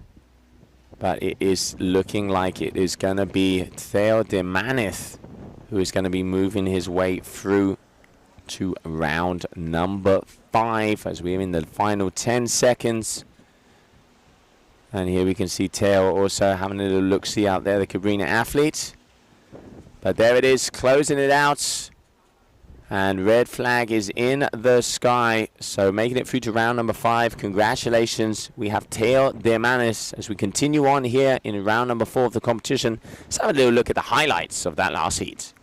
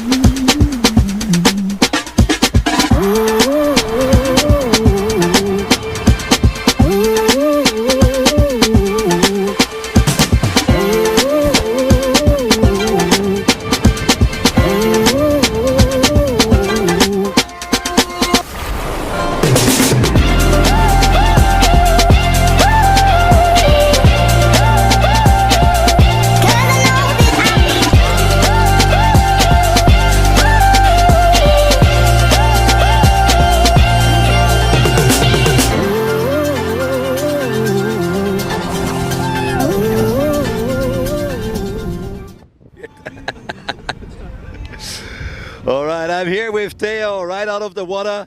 The wind is strong. We still got his kite up, so don't wonder if he's get pulled out of the picture. But anyway, Theo, good performance out there. You beat Kelton, make it into round 5. And now you're going to face Ali Bekali, the local legend, I would say. I know you know him. You see him riding. What will it take for you? What's your strategy? What are you going to have to bring up tomorrow to, well, to advance over him into the quarterfinals, hopefully? Stay with us. Yeah, I think my strategy is going to try to pick the right wave because, you know, like the sets are way better than the a bit tough right now.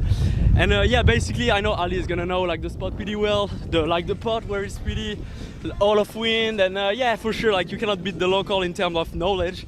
So I'm just gonna try to be lucky on the decision, make the right decision, you know, to the wave selection. That's gonna be my strategy, and try to go as long as possible down the wave, do different variety stuff, you know, what the judges like to want to see and stuff. So yeah, I'm pretty excited. I'm stoked to make it to round 5, and yeah, let's go. I mean, tomorrow the swell's supposed to pick up a little bit, so we see a bit bigger waves. It's quite okay now too at the lower tide, quite powerful waves. Is it more in your favor having a bit more sized waves, or you like it on the smaller side? I mean, I quite like both, but I think a bit more size will help. I think will be better for me. So yeah, I will try my best anyway. I will do my best for sure. Really looking forward to hit the water tomorrow. Condition looks great, so it's going to be good for our final day of action here in Dakhla. Definitely, definitely. Well, and for today you're good. You can go to sleep, early rest, take some nice dinner, get some energy, and you'll be back in the water tomorrow. All right. Okay.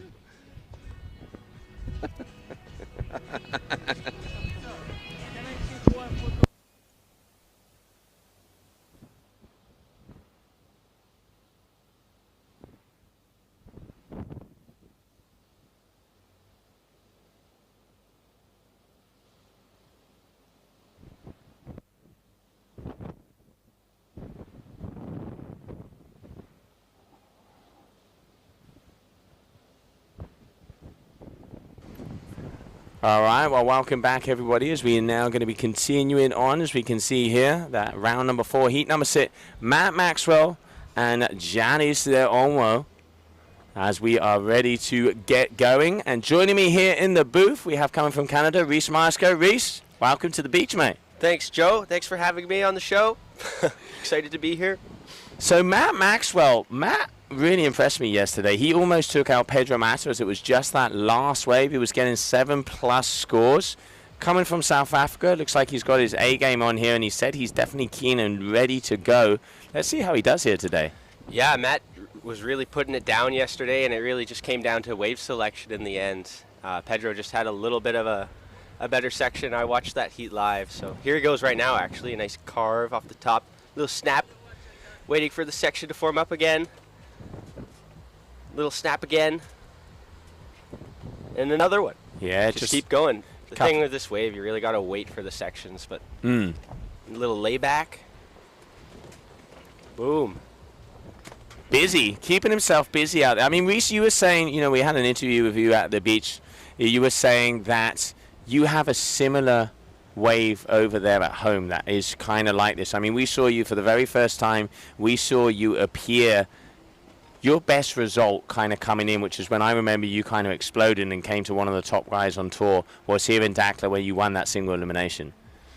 Yeah, this is a very similar. I come from Vancouver Island on Canada, but we have a very similar spot to this at home, and it's about 5 minutes from my front door. So is it enjoyable for me to ride here? Yeah.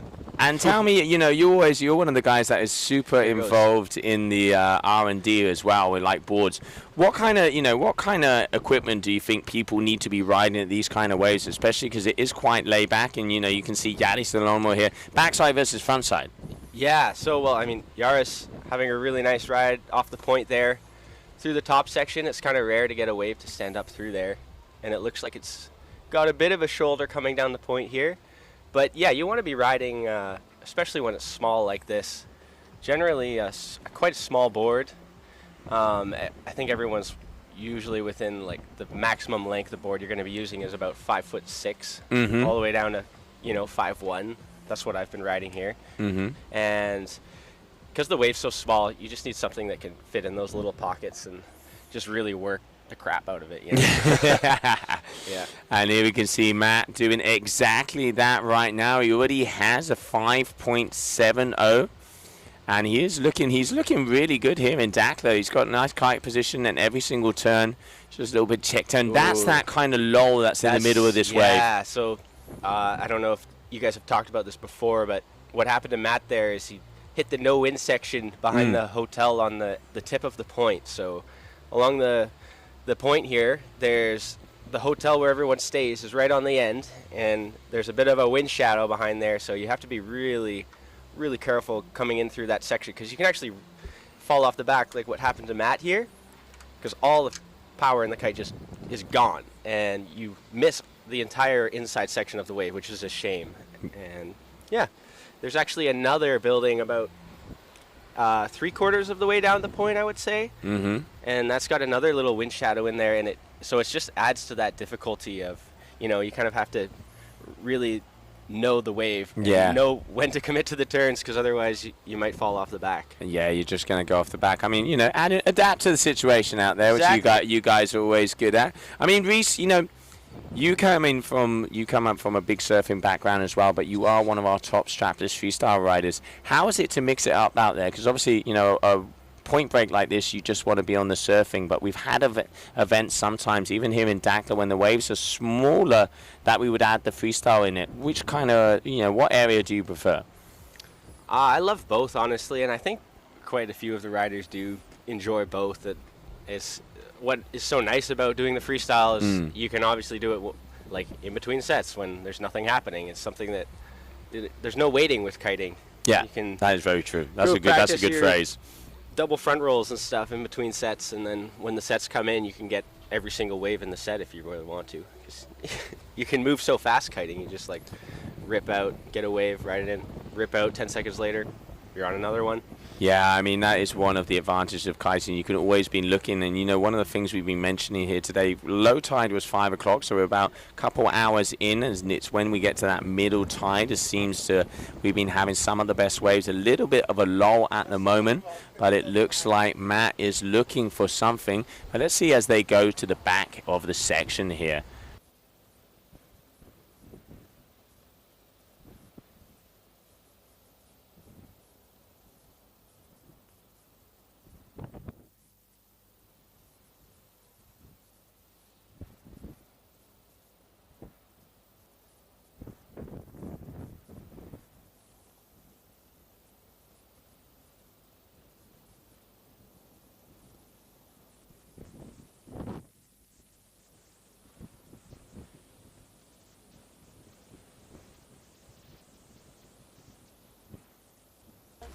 All right, so we're just waiting for the waves to be coming our way. And while we're waiting, just earlier on this morning, I caught up with Matt to get his feelings of going into this second day of competition. Let's see what he had to say.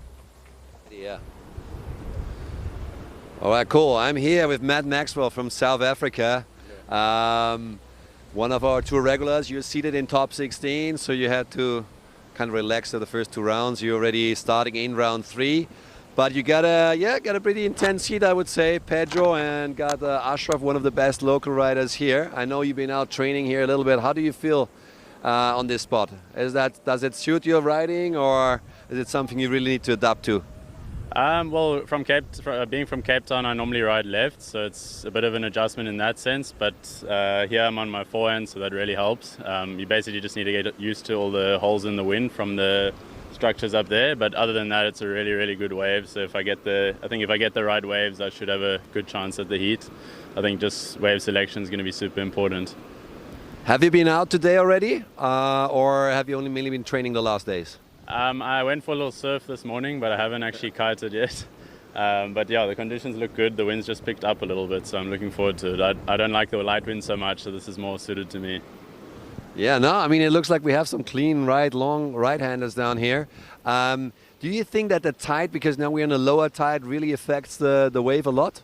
Yeah, it starts to get super hollow on the low tide, and the rocks start to, you can see there, the rocks start to pop out. So it's a little bit sketchy, but the wave starts to peel off a lot better, and it doesn't have that slow section in the middle. So definitely competing at the right time. I think I'm going to compete right on the low, so it's going to be super cool. Yeah, well, you're up in a very short time, so good luck with that. I'll let you prepare your gear, and I'll see you out on the water. Cool. Thanks so much. All right, back to you, Joe. All right, really cool to catch up nice. with Matt there on that first one, but we've had a couple of little waves come in. It's the beauty of that double screen, so we can keep you guys and girls at home entertained. And out the back, it looks like Matt is just about to take off on another wave. But yeah, once again, that wind shadow really giving some issues. Yeah, I saw his turn on the outside, which wasn't on the stream there because we're still on Yaris, but he did a really nice kind of off the lip floater airdrop move. And then he got hit by that wind shadow section again, which is unfortunate because I think that could have turned into something pretty sweet for him. Yeah, well, let's have a little look at the scores at the moment as we have the judging panel here as well. So let's see how the judges are loving him there. So we have out there, we are waiting to see as we have those top scores. So Matt has a 5.70 and then a 3.83, totaling at a 9.53. And then Yaris has a 5.20 and a 2.93. So quite similar in between them. Matt kind of getting that early whammer, and then on that last wave, a 2.75. So yeah, like you said, good score for a one-hit wonder. Yeah. That could have turned into a potential score if he was able to make that all the way down. Frustrating when you can start off like that. I mean, we saw that with Ayrton yesterday, where he would have a good first section and then just get hit at that bottom section and not being able to make it. Yeah. Yeah, it can be tricky through there. It's kind of almost like the luck of the draw, because sometimes you do get a nice gust through that more dead section, and you can actually get a couple of extra turns off in there, but sometimes you just get hit by that backwind almost, and yeah, just got to take waves and take the gamble. Yeah, you got to put the old cards on the table and see what it brings to you. All right, so there we can see Matt as well. This is looking like a nicer wave, and it even looks like it's opening across the bay. What's he got for us? South African athlete, first turn. Boom! Spray going all the way across the face. And it looks like he's got a good amount of wind as well, Reese. Yeah, nice foam climb. He's actually still way out past the point. That thing started breaking really far up, so he's not even in towards the no wind zone, and he's approaching there now. And I think he's going to get through. I'm not sure if there's going to be too much of a shoulder on this wave, though, through the inside section. Yeah, it almost seems like the bigger waves on the outside seem to be the really small ones on the inside. You got to look for those kind of middle gems are the ones that are working. It actually looks like it did hold up.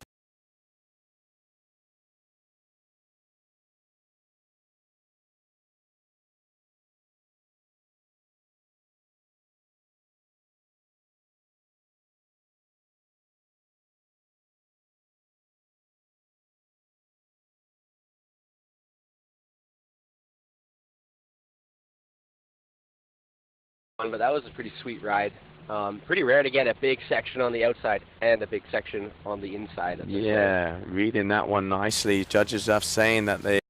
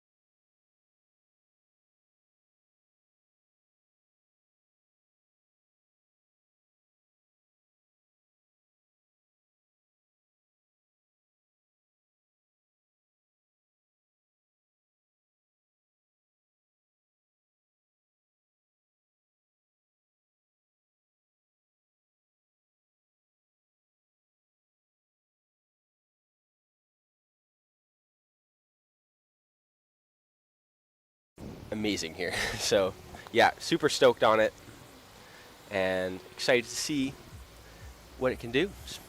Take it to new levels, mate. Pushing the limits, as they would say. Pushing the limits. Yeah, I mean, it's incredible. You guys, probably at the forefront of the Alula revolution and pushing it into a new, taking the sport into different places. And especially, Alula known for its light wind ability to add that in the canopies and the bladder. So what size kite is that? A 1.6? No, that's the weight of it. It's 1.6 kilograms. And what size kite? Size is 10 meters. So that is insane. Yeah. Normally, a normal 10 meters is around 3.5 to 3.8 kilos, if I'm not mistaken. Exactly. So that is more than half less the weight. That is insane. Congratulations, guys. I can't wait to see those ones. Those ones coming up. I mean, we've already seen Alula all over the place. Who knows where it's going to go? Yeah, it's pretty exciting. The main thing with including the canopy in with the leading edge is that the flex of the kite is now all very similar. So it feels amazing to use. And it must have transference in between the sizes as well, because like you're saying, joining those materials together. But yeah, I can't wait to see in there. Definitely seeing you out there, it did look like you were having a good time on it. And if it's the best kite yet, I can imagine it will be. Yeah, it's just easy. Yeah, that's easy to use. That's the word. Plug and play, ladies and gentlemen. Keeping it easy and keeping it fun out there. Just coming up under 2 minutes to go in this seat. It looks like Matt Maxwell is in a very comfortable position, because if Yadis wants to have an opportunity, he's going to need something around the high sevens, as he's got 90 seconds to go. He's only going to have one opportunity to get that, as we are waiting, as it is in position, but it is Matt that has the priority. Yeah. So that's tricky for Yaris, but there is a little bit of a set here, and I think he's going to commit to this one. Yeah, there he is. Point. Little check turn. And that set does look like it's going to have a section wrapping around the inside of the point here, so he could have a nice shoulder. Yeah, you can see both of the riders synchronized surfing out there. We'll get the replay of Matt, as we're going to be concentrating here on Yaris, as he was out there first. Can see a couple of check turns, and this is now starting to form up nicely as we get into that sweet point of the tide out there on 8 meter and 9 meter kites. Most of the rider, it seems that's the size of choice today. But Yadis, this is probably one of the best waves we've seen of him yet. It's definitely going to improve on his scoring. Yeah, that should be definitely a good backup score for Yaris, but unfortunately I think Matt just swallowed that wave up on the outside section. So Matt's, I think, is also going to be improving on his backup. So yeah, and I think, being a 5.70, Yadis was going to need around the 8s if you want to have an opportunity to be able to kind of take it to Matt. And even though that was a nice wave there from Yaris, that is not going to be in the 8 range. So waiting for official results, but we will see who is going to be advancing. But my money is that the nail in the coffin there for Matt Maxwell. And while we're waiting for that to come in, we are going to go to the highlights of that last heat.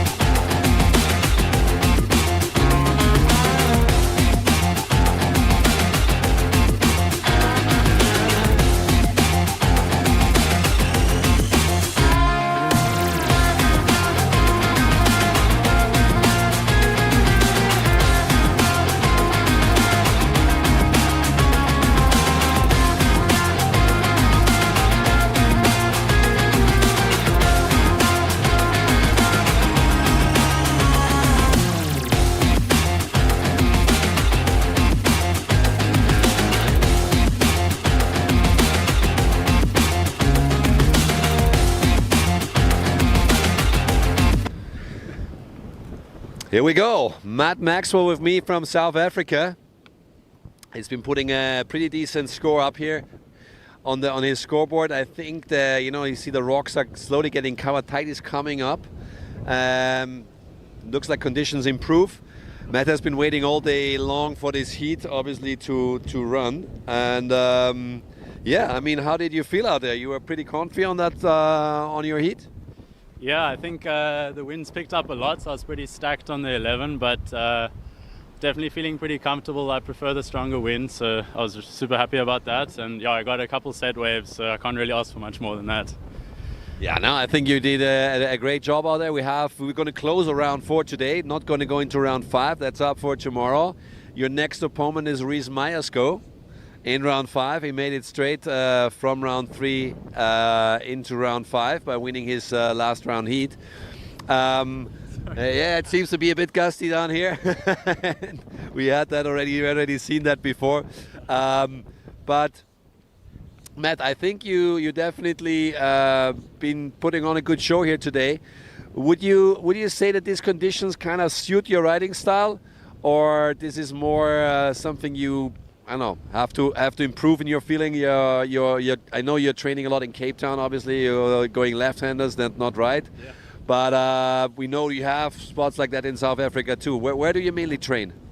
Yeah, I mainly train in Blouberg, like near home. I live in Sunset Beach in Cape Town, so definitely very different to this. I think the biggest kite we normally ride is like a 8 or 9 meter, but yeah, it's a lot of fun getting used to the bigger kites because normally the water's a lot smoother, the waves are a lot better when you ride big kites in lighter winds. So definitely enjoying it, but there's always room for improvement. So looking forward to next year and all the other events.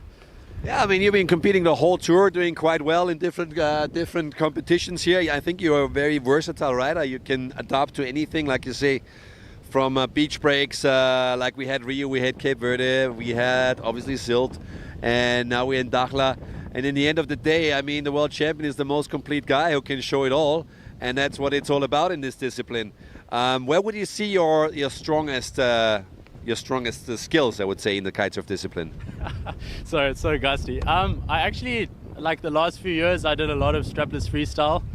But then I tore my ankle ligaments in Brazil last year in the lagoon. And since then, I've been pushing the wave side quite a bit. I just find it a lot more chilled on the body, not so intense. And I just find I'm really, really enjoying it. So definitely gonna focus on training for that and hopefully have some sick wave spots on the tour. Yeah, we're obviously trying to go to spots where we always have a good chance of waves, but it can always happen, like we've been in Sylt on the last event, that it doesn't show up when we have to go with strapless freestyle as well. So in the end of the day, it can be anything from pure strapless freestyle, a mix, or pure wave riding. This is definitely a spot that's purely wave, and we are happy about that. I mean, that's what the discipline is about. Yeah. I think we wish you good luck for tomorrow. Today you can rest. Tomorrow we are back. We might go it all the way to the finals tomorrow. Conditions should be on. So enjoy the rest of the evening, I would say. And we are going back to Joe.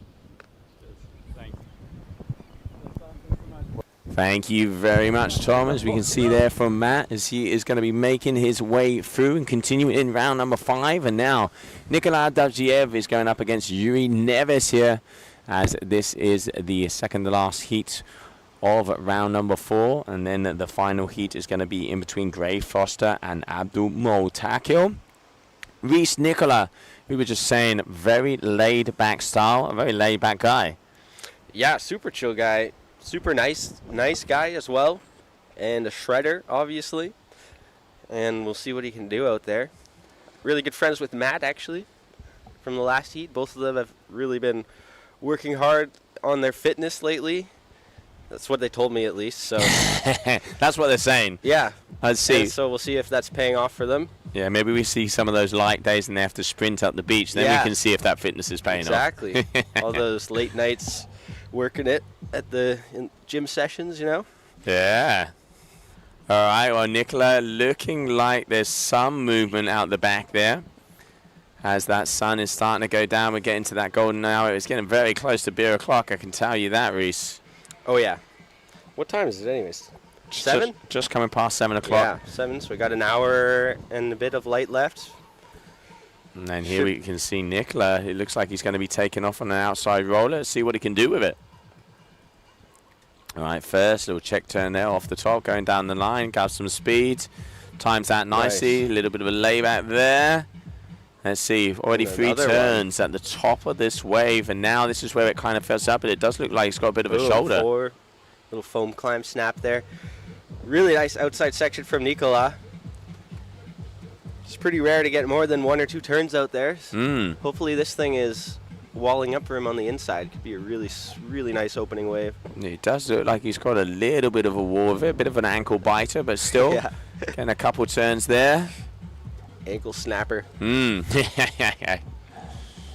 right, just making the most of this little dribble on the inside. Didn't open up quite as much as we saw that wave from Matt, but still decent wave, decent opener. Really good opener. I think it's pretty much done at this point. Maybe one more. Boom, little air. Nice. Oh, stylish here.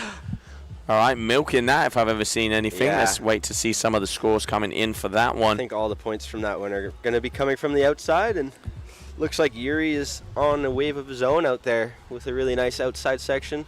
Yeah, and Yuri Neves coming from Cape Verde, also quite a powerful surfer as he is trying to stay in the competition out here. That one ended up having a pretty big double up on it. All right, Nikolai Davgiev at the moment, 283, 243. So we're still waiting for those scores to come in. And here we can see Yuri now on this inside section. Yeah, committing to the inside. Nice wraparound cut back there, and it looks like the wave's stretching out in front of him a little bit. Boom. Really nice hit there. Yeah, powering off the back that there. That might be about it for this wave. Looks like it's really flattening out. Maybe one more little one on the inside. No. Yeah, good choice getting out. Yeah, a little double hit whammy there. So we can see 5.10 for that last wave from Nicolas. So nice opener for him. Puts him in a safer position. As we are just going to be closing out the afternoon. One more heat after this, and that's it. That's all, folks. As it's going to be in between Gray Foster, who's going to be coming and joining us out here. And here we can see the highlight of that last wave. Nice turn, this one. Really nice, yeah. I reckon that Nikla's going to get the edge on that exchange, but I think that Yuri's not going to be too far behind. Yeah, we can see Nikola out the corner of our streaming booth here. He's already all the way back up to the point. But Yuri there, just making his way, cruising and perusing out. And I can see out there the Pescador restaurant, people are starting to have a nice little brewski in their hand and enjoy the show. Yeah, the house music is going. All right, Adachiev dropping in.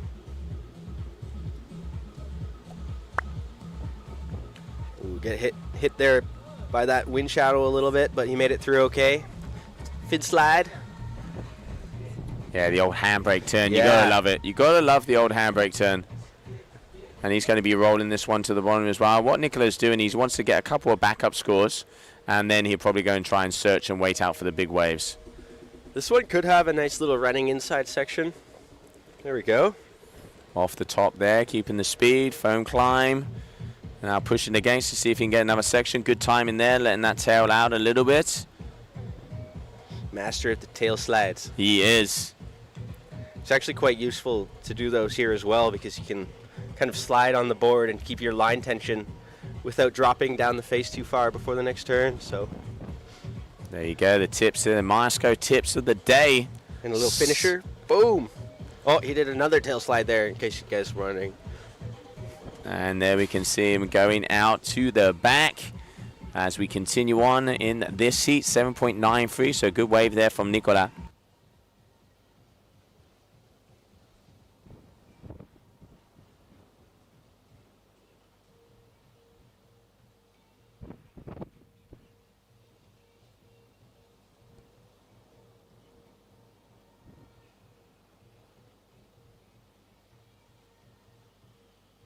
All right, so it looks like we got Yuri Neves here. Going off on an outside one. It's looking like it's got a little bit of a shoulder to it.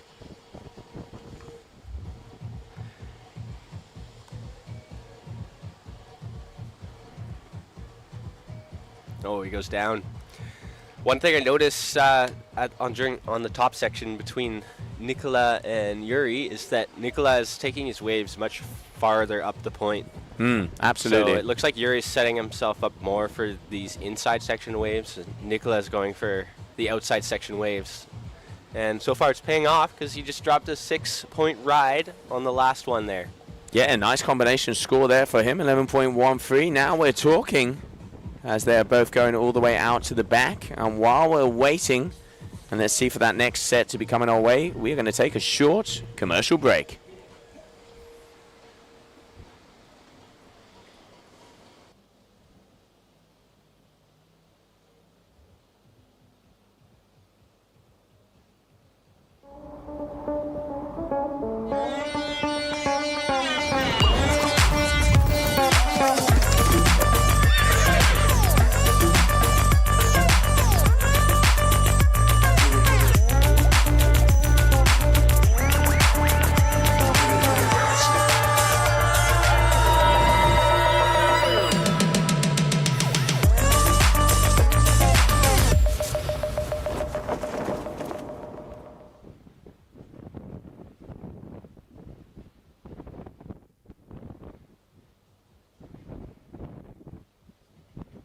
All right, and we are back. As we can see, it looks like just with that timing, Nikola jumping on a nice set wave. What's he got? Good. All right, getting those fins off the top there.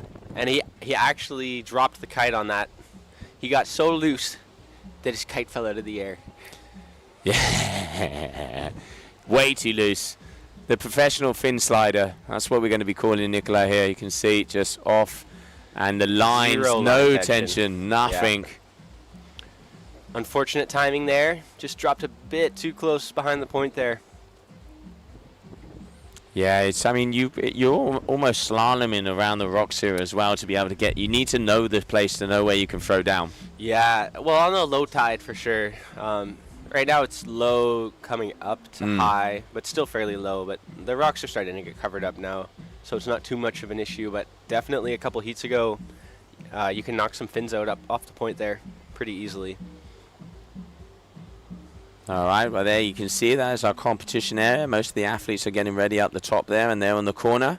Perfect sunset beer location. That is Pescador here at the West Point Hotel, one of our main partners. Thank you, Lila. Thank you, Driss, for making this event happen one more time, as we have been coming over here to Dakhla for pretty much more than a decade. And here we can see Yuri Neves is looking to see if he can get a little bit of outside love there, but they are very close to the rocks. I'm liking Yuri's positioning much better on this wave. There we go. Oh, nice. He's starting up where Nicholas started on the last few, way up off the point, but that thing doesn't look like it has too much to offer beyond that first section. He's going to ride it out anyways. Yeah, it's really hard to pick. It must be, hard to pick off the right ones that you can sometimes, like you say, you can be tricked to take off on a couple of inside runners. You are one of the guys that you're more patient out there. Do you get nervous as soon as you start to get, you can see that watch ticking down? How do you kind of manage that?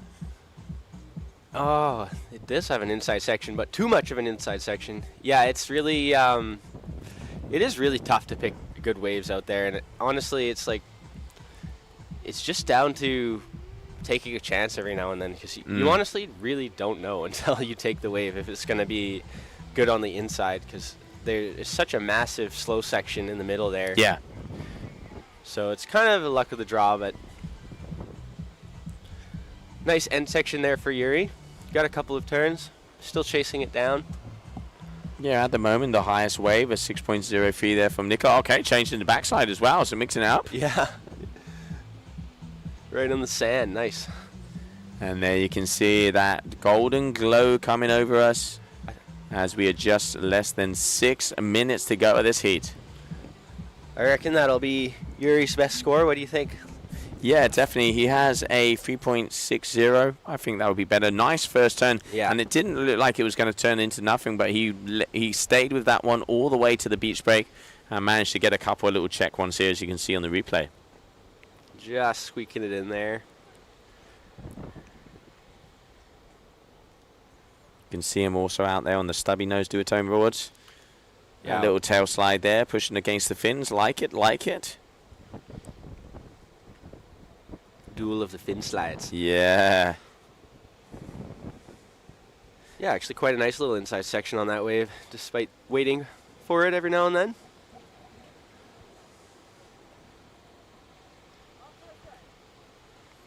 And here all the way until the final of the little beach break.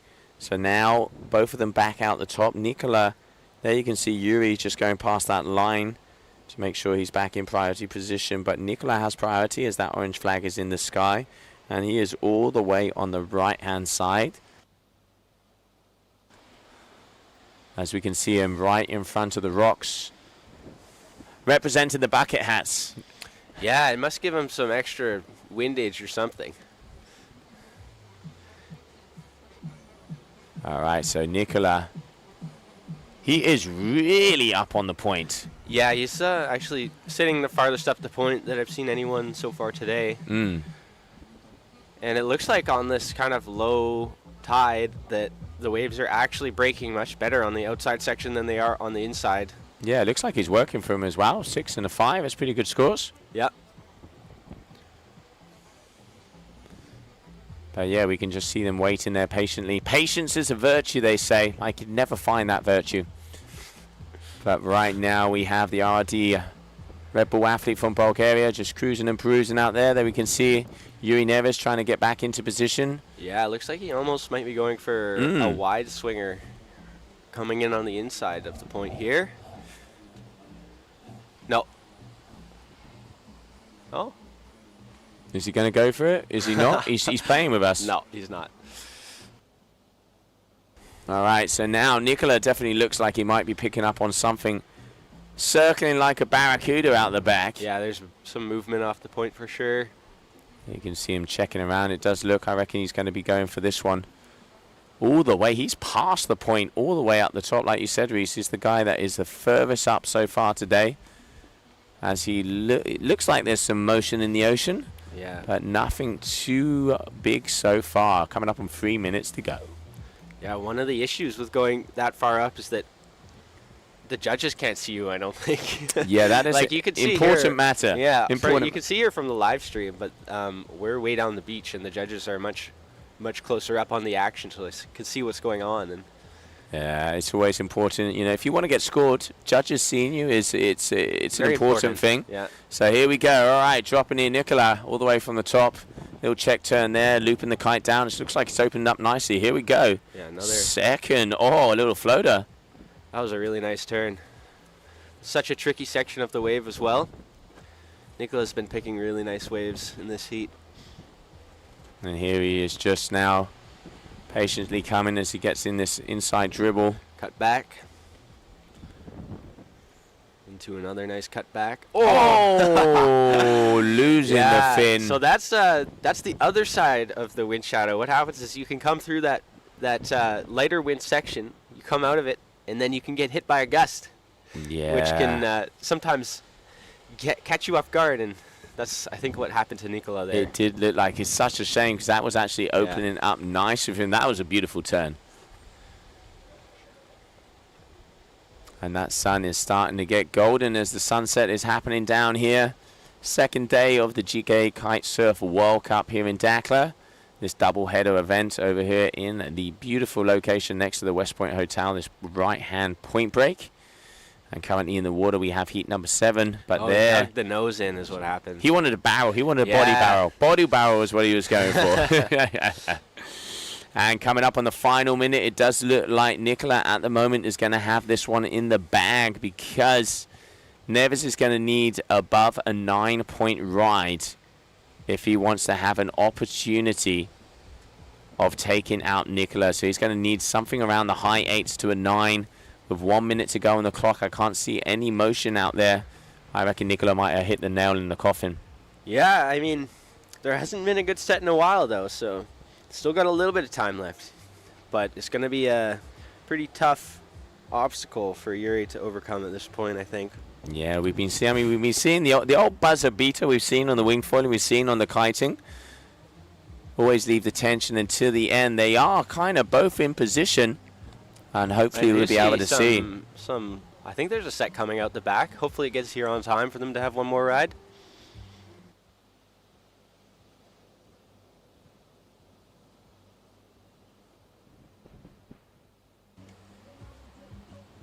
All right, so Neves, who's got priority? Nicola has priority, so he's going to be pushing that to not allow Neves to get on all the way. So using the priority, and there is that red flag.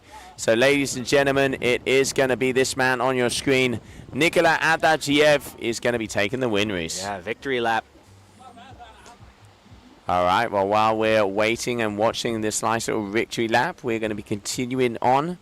As coming up next, the final heat of the day out here for round number 4. Nicola bringing one home for the bucket hats.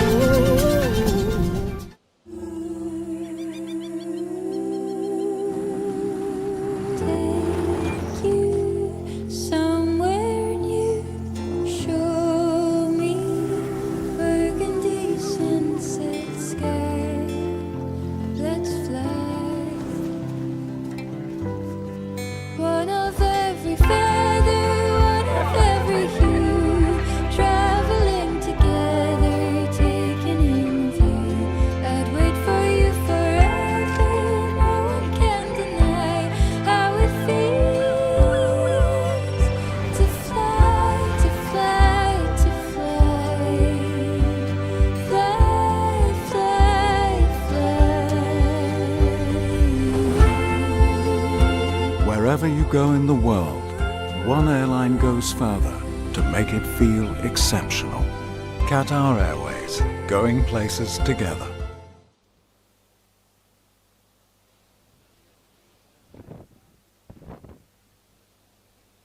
Sorry guys, so the microphone is on. We're down here at the beach. Second last heat of the day. The sun is slowly setting. It's getting a bit darker. And obviously it's always a bit nerve-wracking, I think, if you have to wait all day. You see the riders performing all day long and you have to wait for your turn. But you did the job. You made it to the next round. Was that an easy win for you, or you still had to work that pretty hard? Yeah, it was definitely not an easy win for me, just because like I'm putting a little bit of pressure on myself, and I'm mainly trying to fight this. So yeah, I'm slowly getting there. I know I can ride better, and I really hope I can show more. Well, it was enough for round 4. In next heat, you're going to face Sebastian Ribeiro, who is always a really strong competitor out here. He has been putting down the highest scores yesterday.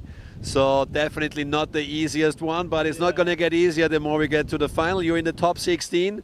Sebastian's up next. You've been competing with him already in the past in a couple of heats? Yeah, I've had heats against him. I have to take revenge for the wins that he had against me. But yeah, I just hope to be focused and to show the best I can do. No, well, that's all it needs to win. And obviously, you never know what's going to happen out there. The wave's going to improve a bit tomorrow, according to forecast. And we're probably going to run your heats a bit earlier in the day with a higher tide, so it's going to change the conditions slightly. It still seems like the wind is on. We had pretty strong heats before on the wind side. How is it out there at the moment? It's still windy. The wind shifted a little bit, so it's a little bit more offshore than earlier today. But it's still good. It's a bit tricky to choose a good wave that connects all the way to the inside, but some of them work, so it's good to be out there. It has worked, obviously. And now you can pack up and take some rest, take some long sleep, be ready for tomorrow. You'll be, anyway, not in the first heats because you're more in the bottom side of the draw. But wish you good luck for tomorrow. Round 5 is on. And we'll go back to Joe in the studio. And thank you very much, Tom. And congratulations out there, Nicola. And now coming up, we have Gray Foster and Abdul Motakio to see who is going to be continuing on and making it through to that round at number 5. And at the moment, Abdul making a 3.67 and a 1.33. And here we can see Gray. Nice little outside turn there for him. A little bit of a layback as he's going to be riding this little dribble all the way down and see if it reforms as it gets down here. But no, deciding against it. That's probably a good decision, as we are going to be closing out the stream with this heat today. Round number 4 of the competition, meaning that we go into round number 5, where the top 16 are going to be battling it out to go down to that top 8. Will it be Gray Foster from the United States of America, or will it be Abdul Motakio from Morocco? And we will have to see as that golden hour is among us. And Abdul getting some good turns in yesterday. Let's see, it is tricky here on the inside. As you can see, that wind shadow, as Reese was talking about, really starting to play with the athletes. A little bit of a handbrake tail slide there. Bit of bar juggling as well.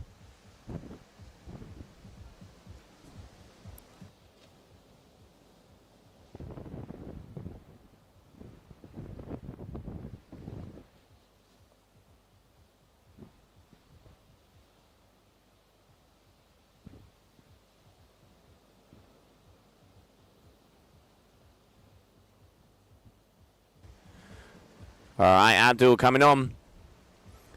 Find this one all the way from the out. Not getting a lot of turns. A little bit scatty across the wave. But still, scores on the board. Score on the board. 3.67, 1.33. Currently in second position by a hairline. And there we can see Gray Foster out there again.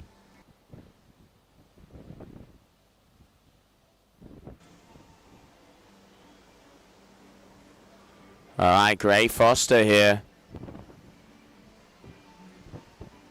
Getting a couple of decent turns. Looks like he's got a little bit of a shoulder to it. Pushing back, cut back. Oh, pumping to make sure he stays on the wave. Yes, he does. Here we go. A little bit putting on the brakes to see if that wave gets a nice bit of an inside section for him to add a finisher. Good. Sliding that tail there, and he's going to be able to get another finisher as well. This is a nice wave here for Gray. Pushing back on the fins. And a good ride there for the American. As we have a battle on our hands, ladies and gentlemen.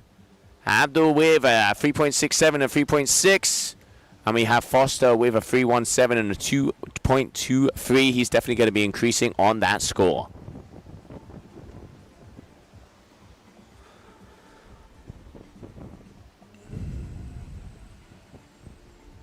All right, here we can see Gray. All right, deciding no. had a little look-see, but going against it. Gray Foster in first place now, 7.44. And a 4.27 for that last ride. So starting to add some numbers. And we can see that golden hour, the sunset is coming through.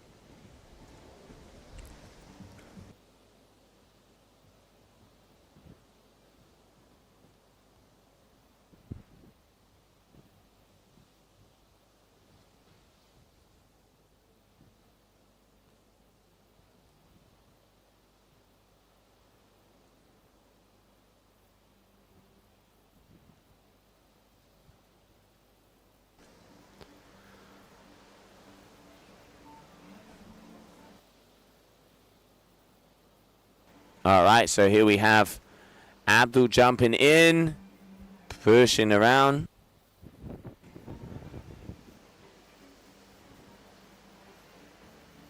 Looping that kite to try and get as much power as possible as he was all the way up on the point. And now it's time to be patient, but that one has not got any shoulder on it at all.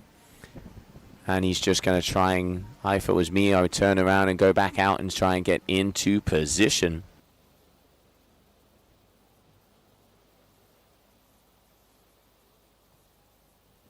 Oh, and a good turn there and pushing it along. Abdul, boom! Does he hold it together? No! And unfortunately, it looks like his kite has gone down as well. Hopefully, he'll be able to get that up because he is right in the no-win section. And I can see Gray Foster out the back as it looks like he might be trying to go on a wave. All right, here we can see in the orange lycra. These boys are keeping busy, I'll tell you that. 744, 727, so very close in between them. Nice turn there from Gray as he drops in. Pushing out and trying to get a little bit of the spray. Nice timing there. Good turn coming down the line. And here we go. Boom! Off the top and powering himself down. Keeping the speed. This is a beautiful ride here from the American. And opening up all the way along the sandbar. And here he's going to be swooping to see if he can get a bit more. Yes, he can. And now we are talking. This is going to be his best wave score yet, as he has ridden that one all the way from the edge of the competition area. Great ride in there from Foster.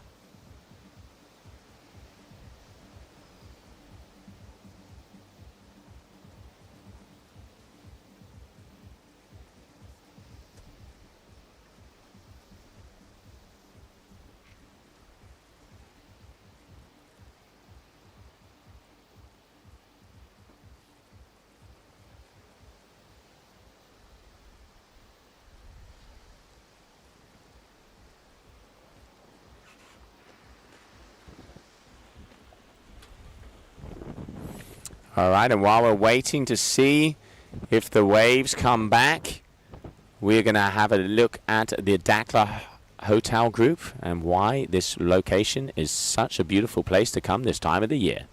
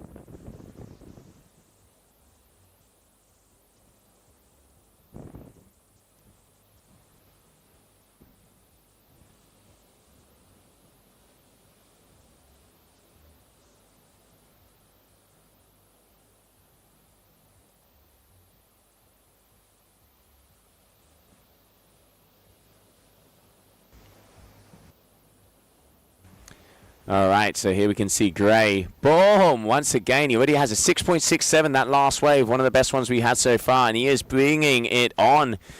Really putting out the wave selection here, the American. He's got 2 good scores, and he's looking to improve this as this one has a bit of a shoulder on it, a little bit of a foam climb here. Now this is where it hits that inside sandbank, and sometimes you'll be able to get another couple of turns, cut back turn there, pushing against the fins.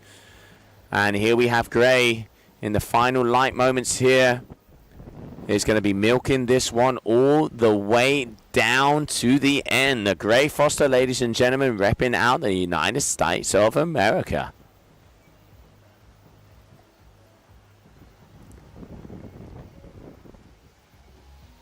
All right, Abdul Motakio out there as well.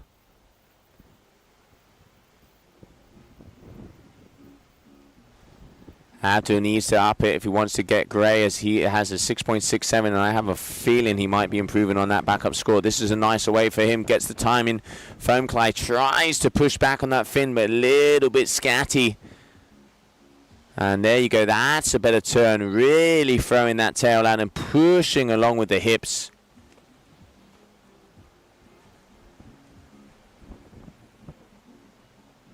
Just coming under 7 minutes to go, waiting to see if the score is going to improve there by Foster.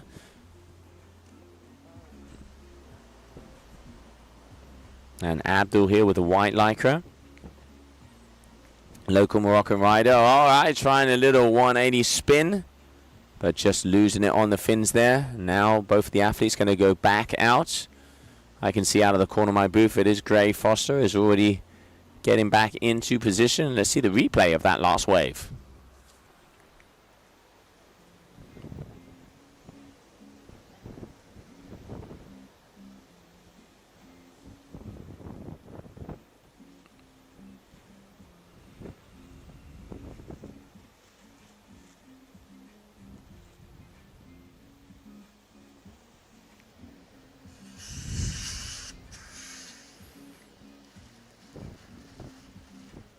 And there we could see that replay from that wave. So continuing on, less than 6 minutes to go. Yes, he did improve, a 5.60 for Foster. So totally out in a 12.27. So already getting some of the best scores we've seen from him so far. And both of them are out the back and waiting to see if they can get another set to come through. Plenty of time. Final heat of the day. We've had a full day of action. We made it through. We'll be starting off as we have semi-finals of the women tomorrow. And we're also into the round number 5 of the men, waiting to see who is going to be that final athlete. Only one can prevail. As the Highlander said, there can only be one. Is it going to be Gray Foster? Is it going to be Abdul Maltakil? We will soon find out. At the moment, Foster really proving a point. And Selection, he's out there on another wave one more time.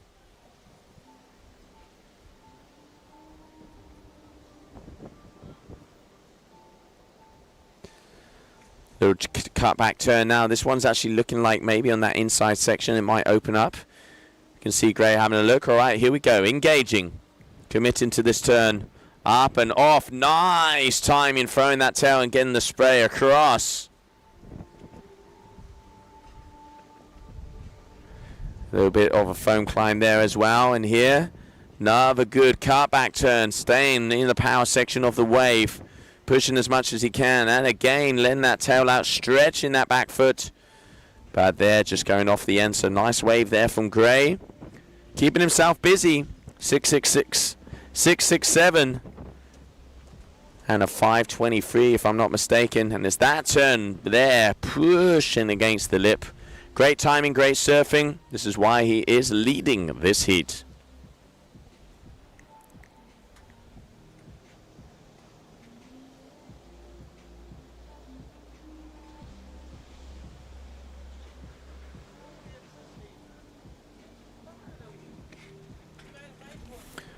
And there the replay of that last wave. And now there we can see Abdul all the way out the top. He is in position and he has priority. Let's not forget adding the priority rule here today. They have to go past the line that is in between the red buoy and the corner of the point.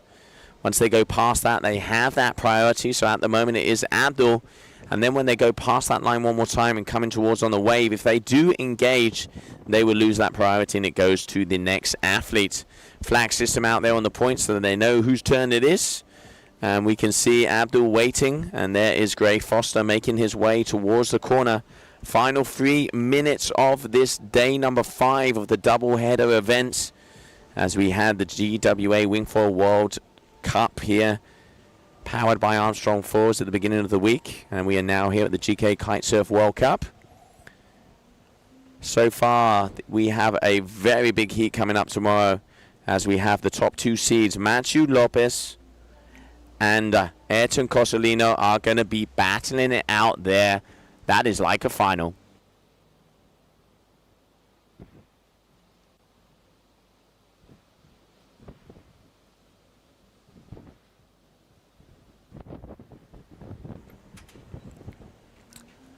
And a nice vibe going down here on the beach as the sun is starting to set, and Gray again pumping up the volume and getting aggressive.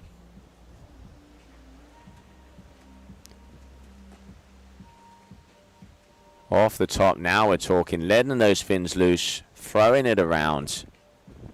He wants to improve on that 12.27. He's had 2 solid rides, and now this one is opening up nicely across the little beach break here. And he is working this to the end. He's determined. He knows he's in the lead, but he wants to make a statement out here for the final heat of the day. Right, Gray Foster, and now just there as that little lull section comes in. 90 seconds to go.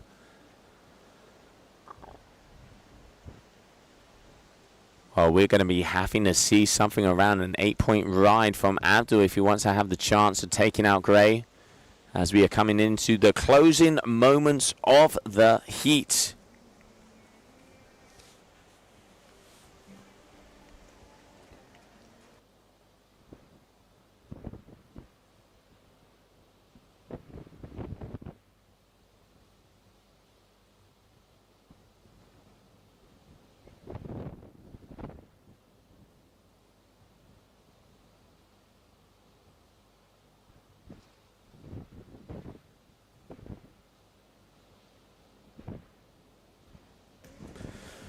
All right, so we're just waiting as it is that final minute.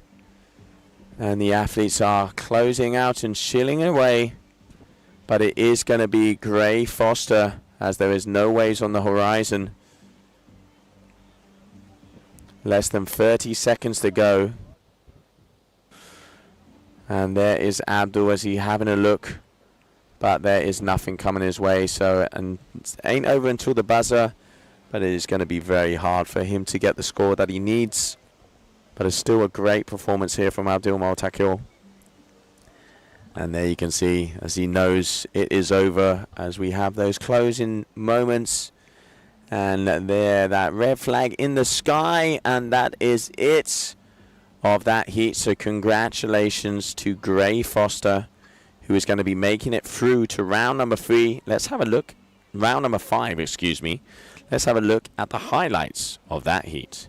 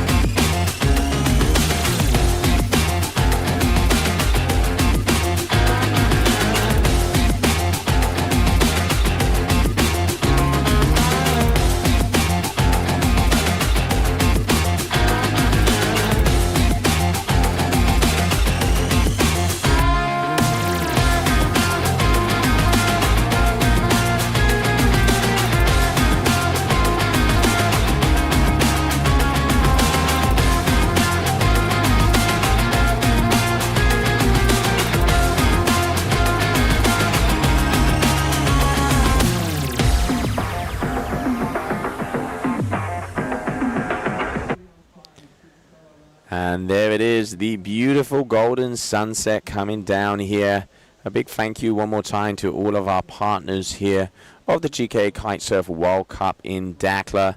What a day of action we have had, making it through as we will start off tomorrow with the semi-finals of the women, and also we are already into the round number 5 of the men. Thank you very much everybody for tuning in here on the stream. We're going to be back nice, bright and early tomorrow as we continue on with more kite surfing action. I'm Josie Ashler, and I will see you tomorrow. Welcome everybody to the Qatar Airways GKA Kite World Tour.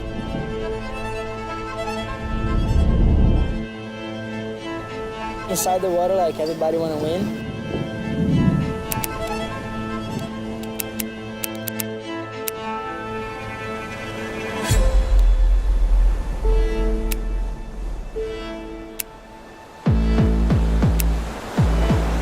It's gonna be a good show.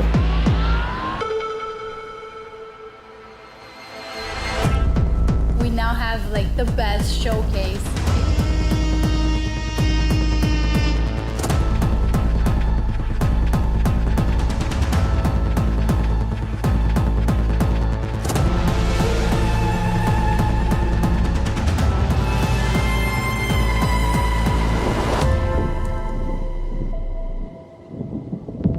I'm here to win.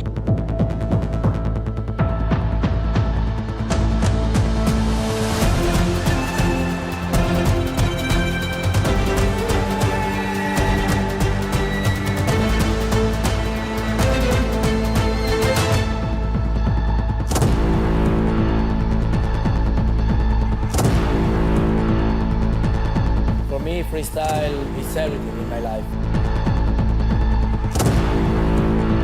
Pressure is a privilege, brings out the best in us.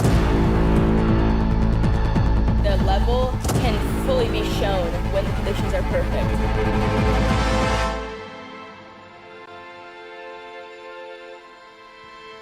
It's time to show it.